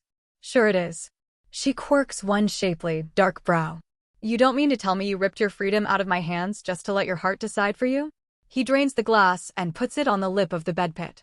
I guess not. I've decided for myself anyway. I intend to fall the rest of the way in love with you over the course of the next 10 days. I hope that schedule will suffice. She snuggles into his shoulder. If you're interested. He rests his hand on her rump and scoots her across him. I'll need to review my itinerary. An exhaustingly oversexed 10 days. Her tail tickles his jaw. Well, 8 days. That's how many until the next cycle, and I'd prefer to begin the next cycle madly in love with you. He kisses the top of her head. Let's give it a soft yes. And pencil it in. Splendid. Something to look forward to. She climbs the rest of the way on top of him. He reaches down and pulls her downy comforter over them. He scratches her ear, and that's when he discovers something about the species among whom he's going to spend the rest of his life. Taikari women purr. Literally. His wife is lying on his chest and purring. She opens an eye as he chuckles incredulously. What? You're purring. She squints. You're scratching my ear. It's just you sound like a cat. What's a cat? It's a pet. That purrs when you scratch it. A wise creature. She nudges her head into his hand. Keep going. He obeys and feels the vibration as she starts up again. He laughs gently and kisses her forehead. Her sweat is oddly sweet compared to a Makianite's. You, she murmurs. And only you, and never in front of anyone. I think I'd like it if sometimes, you called me Batty. He strokes her spine. Keep calling me Grant sometimes, and it's a deal. Grant, she whispers. I have waited hectocycles for you. Without even knowing who it was I was waiting for. Batty. I think I have too. His curiosity gets the better of him. Do the Taikari. I don't mean to overstep. Step wherever, she says. Step on me. It's fine. How old are you? He asks. Worried you're robbing a cradle? She hums. I'm a hair over 7 hectocycles. He runs the numbers. 700 cycles, 2 tendies to a cycle. Don't forget the 2-hour day difference. You're 40. 40 Makion years? That seems about right. Her ears perk up. You sound surprised. That's middle-aged for a Makionite. That's middle-aged? Sakura's brow furrows. Makionites live 80 years? Just about. She tuts and shakes her head. Not enough. We'll set you up with a physical next tendi for your longevity program, and I'll expect you to hew to it. She rubs his beard. After the days of pining you put me through, I'm getting my investment's worth. You are not dying a moment before I am. What's a longevity program entail? Dietary guidance. Supplements. A few surgeries and enhancements, though I suspect we'll need to Mikionize them. Hold on now. Now it's his turn to sound agog. Like cyborg stuff? Does that upset you? She flattens her palm against his chest. You can tell me no, husband. You're free now. Do you have it? Sure. She taps her skull. Little chip on my brain for diagnostics. Some spinal doodads. Nothing invasive. He eases himself back down. Let's triple check the Mikionization. But I'm willing. I'm willing to do a lot more now that I'm free. A shiver works across her whole body. Free. My free husband. The tip of her tail strokes a line along his happy trail. I never considered I'd have that as a void princess. It's thrilling. In a cliff-diving way. We'll make it work. I promise we will. He rubs the base of her tail, where she asked him to pull earlier. That gets a satisfying sigh from her. We have to be smart, Grantide. Smart in the face of 1,000 years of empire. Aboard the Pike, none will question us. You have the anti-comps. They'll stare and whisper, let them. I trust their allegiance, even if they don't understand. She crosses her arms on his chest and rests her chin on her wrists. But there will be times and places outside it, when you are with me, that you must seem obedient. There are people who are not loyal to me, who are seeking any means to destroy me. A willful husband, an equal husband, is one of those ways. Can you do this? He grins. Depends on how far you push it. I won't push it. She kisses his nose. We'll discuss my conduct before every appearance. The things I pretend to demand of you with no argument brooked, the places I seem to drag you. All agreed to beforehand. Or whenever we get a private moment. He nods his assent. And I promise you, the moment we are back aboard the Pike and alone, I will make every moment of feigned ownership up to you. In any way you ask. Or, she swallows. In any way you demand. The nubs of her horns are poking through her hair. He traces their roots with his fingers. I'm sure we'll think of something. Her hand rests on his. Her fingers poke through the gaps between his knuckles. The Empire won't know what this means. What we have. What your infuriating sexual rebellion bought you. But we will. Her head fits so perfectly into the crook of his neck. My savior. My husband. He kisses the tip of a horn. My wife. Grant. She flinches. Those are sensitive, you know. He tilts her chin up. I know. The sweet air of her scoffing laugh tingles his lips. Insufferable. Her eyes drift shut as her lips drift open. He takes the invitation. A blue light switches on in the darkness of their cabin. The intercom beeps. A frustrated noise comes from Sakura as she pulls back. Shoot. I have to get that. She raises her voice. Speakerphone. No video. Vora's voice filters into the cabin. Majesty? We're all standing by. You weren't. Her voice gets closer and quieter. You didn't pick up on your communicator or the interceptor. But the deck crew said you'd come back. Yes, Major Domo. Sakura's fingers knead against Grant's stomach. Safe and ensconced. Did you and Grantide? Vora, dear, let's put a cork in that, please, and we can pick it up after the sweep, yes? Sakura glances at her husband's smirk and whaps her tail against his calf. Are we ready? Yes, princess. Half exo as requested. A 9-hour sweep to Ramex. Splendid. Pass my regards to the navigatrix and prime for my engage. She slips off Grant's chest and lies on her side next to him. He takes her cue and rolls over to big spoon her. Her tail tucks between her legs to accommodate him. Your first sweep, she whispers and wiggles her butt further into the hollow of his body. You're going to just love this. Majesty. Chief Engineer Wayan's stentorian voice sounds from the background of Vora's call. We're primed. Sakura guides Grant's chin past her neck so that their faces are laying side by side. Engage. The artificial lights flicker. A deep-toned hum rises, reverberating in Grant's teeth. A rainbow glow forms at the edges of their starfield vista as the sails unfold. A smooth pulse in perfect fifth harmony joins the hum.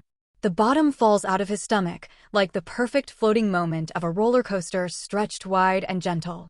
The stars nova into rainbow tessellations. The gas giant Tolek refracts into a dazzling warm-tone kaleidoscope and then smears past them. Grantide and Sakura are bathed in a floor-to-ceiling technicolor phantasmagoria. Holy shit. Grant drapes his arm across the princess as he gazes into the sweep. How fast are we going? Half as fast as we could be, Sakura says. But I like to fall asleep to the sweep. It's always been a comfort. Like someone singing to me. Her hair tickles him. We're exiting on the other end of the Black Pike sector. Lovely little world called Ramex. I'll take you there if there's time. Her ear flicks as she remembers what she's given him. And, if you'd like me to. I would. He strokes the edge of her ear and feels her legs stretch and shake in happy indulgence. I'd like that very much. Are we going to be busy? The pike won't be. We're only there to look scary next to a shipping lane. But you and me. Her tail rests across his middle. Her leg stretches back and nests between his. We are going to be very busy. He laughs into his wife's hair. 8 days, right? He cups her breast and feels the butt of her nipple hardening again beneath his touch. She nuzzles the scruff of his beard. Her dexterous little fingers slip between them and find him, ready and rigid for her. The horns growing back out of her head nudge his chin. As she guides him back to the warm softness of his new life, she twists her head so her lips are right below his ear. Can I tell you a secret? He nods. I don't need 8 days, Grant, she whispers. I love you. And with a swiveling push of her hips, Grantide of the Black Pike is home again. The pike rides the rainbow sweep, singing its passage across the dazzling firmament. End of Volume 1. Volume 2, Tolek. The shining spire of the ZKZ Black Pike, its prismatic sails wide and coruscating, soars through the sweep. It buzzes past Jilia's 9 close enough that the woolly alien beasts and hunter-gatherer humanoids of that moon witness its rainbow passage, like a psychedelic shooting star leaving an ocular ripple against their star-fretted night. Aboard the vessel, the shift change has begun. Comlinks are switched on. Artificial suns rise over hydroponic farms. Towering pylon mainframes hum. Exomixtures are gauged. Routes and rotations are checked and double-checked. Hundreds of firearms are assembled, primed, and holstered. 700 souls begin another day of faithful service to their undisputed ruler, Princess Sakura of the Black Pike, who's currently sitting naked in Grant Hyde's lap. So that's the E string. Lowest and chunkiest. And we go up in pitch from there. E, A, D, G, B, and the E an octave up. Grant plucks each string. His wife's hand underneath his follow suit. She has to reach to get to the strings. The guitar is almost as big as she is. Sakura suppresses a giggle. What are these bizarre words you're saying? The alphabet. He strums a chord. A, B, C, D, E, F, G, he sings. H, I, J, K. What's next? No, that's Taikari. His implant itches. And then there were the rest. You only need the first 7. That's the Makion alphabet. One of them anyway. The one I learned. Out of how many? I don't even know. We had a lot of languages. Have. I always forget your planet was pre-unification, Sakura says. Pre-unification, and you had satellites. Richly strange. Plenty of Makionites tried. We don't do well with a ruler of the world sort of arrangement. It's starting to make sense. If all Makionites are as stubborn as you, I can't even imagine Vindicatrix Zithra conquering you. Who's that? The first empress. My however many times removed grandmother. My writ of peerage had the exact descendants, but they went and burned it when I became a void princess. Sakura goes up the line of open strings. So it's A, B, C. That's alphabetical order. Grant's grateful for the distraction from that strange and somber revelation. The string order is E, A, D. Gods of the firmament. Your species makes things so complicated. Sakura lets go of the guitar and settles her hands on Grant's thighs. I think I'll make a better appreciator than a player. Appreciator? Grant leans over and puts the guitar on the floor next to the bed. He gathers the Princess of the Black Pike into his arms. I can do that too if you're looking for lessons. I'm pretty good at appreciating. His palm rests on her stomach, on the compact abdomen he discovered last night can flex into a cute little six-pack. Those graceful lines stand out again as she laughs. I'll do the appreciation. You do the playing. She rubs the knuckle on his index. You're built for it. Such long, nimble fingers. I wonder. She pulls on his wrist, guiding his hand lower. What else do you play? Oh, the skills transfer to all kinds of things. His thumb nuzzles into the crease between her hip and her thigh. The pad of his middle finger strokes her feathery little tuft of pubic hair. And I'm a fast learner. She caresses his forearm. How about we? A chromatic tone swells over the intercom, accompanied by a smooth, masculine computer narration. Exiting sweep in 15 minutes. Oh, hellfire. I have to get up. Sakura bends her knee. We've got 15 whole minutes. Grant keeps his arm around her. Fast learner, remember? She laughs, but gives his forearm a tug. I have a briefing to give. Lonesome. That's their word. He loosens his grip and his wife slips from his arms. Do they need you downstairs? I'll just deliver it from here. But I really must be made up, at least a little. She hops to the floor and stretches her back out. She tosses her hair over her shoulder. She is perfect. Every curve flows into the next like calligraphy. That's his wife. His wife. He's going to see this view every morning for the rest of his life. Grant's heart expands so thickly it squeezes the air from his lungs. The princess winks at him as she crosses to her desk. Find some pants, dear heart. That ass is for my eyes only. Grant clambers out of the bed and hunts for his uniform in the pile of sheets and discarded fabric they made last night. I'm sure we'll be done with this little summons in no time. Sakura shrugs one of her endless collection of silk robes over her shoulders and sits in front of her vanity. Most pirates are persistent little gnats who flock the tributary lanes and extort citizens. The yellow comets are the nastiest of them, owing mostly to their leader, a faceless woman called the Comet Queen. A thumb of the nose at my empress and I. Compared to your average outlaw, they pack some potent firepower. But there's potent, and then there's the pike. We'll finish quick, and then I'll show you Ramex. The sunsets are just unfairly gorgeous. Sakura flips the glowing strips of her vanity on and gasps. Grant. What the hell did you do? What? Grant hops into his pants as he looks over at her. Oh, those are hickeys. Do Taikari not? I know what they are, you horny bastard. You've given me 5 of them. She twists her neck. God, 6. She glances at the corner of their massive picture window into the scintillating colors of the sweep. I'd convinced myself that my feminine wiles weren't working because Makianites had modest libidos. I was wrong. You're a beast. He walks up behind her and lays his knuckles on the small of her back. He takes a deep breath of her hair, takes in the sweetness of her musk. I'd say sorry. He pinches her and gets a little squeaking giggle out of her. But apologies aren't the Taikari way, and also I don't feel bad. A clicking countdown timer has situated itself on her vanity mirror. She tuts as she stands. No time to conceal these. If I even could. Empress, forgive me. I've married a ruffian. Sakura forages through her closet and pulls out a high-necked, brocaded uniform with an onyx epaulette hanging off the right shoulder.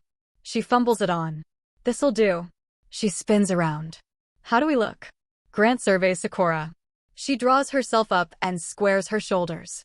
Her expression becomes regal and imperious. It changes her beyond any martial insignia or makeup. The giggly girlfriend seamlessly becomes the imperial warlord. From the waist up, anyway. Your coochie's out, Batty. Sakura cocks a hip. The view stops at the shoulders. Then you're as perfect as ever. Except your horns are out too. An immediate blush turns the princess's cheeks a lovely shade of pale merlot. No, they aren't. Shut up. She sits back at the mirror and finds a tricorn to stick to her head. Go off camera somewhere, please, lover. Bathroom or gallery? I'll only be a couple of minutes. I can't be out here? You look awfully postcoital. She points at her neck. And you've got love bites too. Hickeys? He shrugs. That's what I've always called them. That's cute. I'm going to use that. Okay. Scoot, if you please. She presses a button on her vanity and its lights shift, becoming more natural. Grant slips through the silk curtains in the gallery. Before he closes the flap, he glances back at his wife. She's gone into princess mode again. Major Domo Vora. Majesty. Her right-hand woman pipes from the intercom. 10 minutes to sweep exit. Will you give your address? I will. You may patch me through.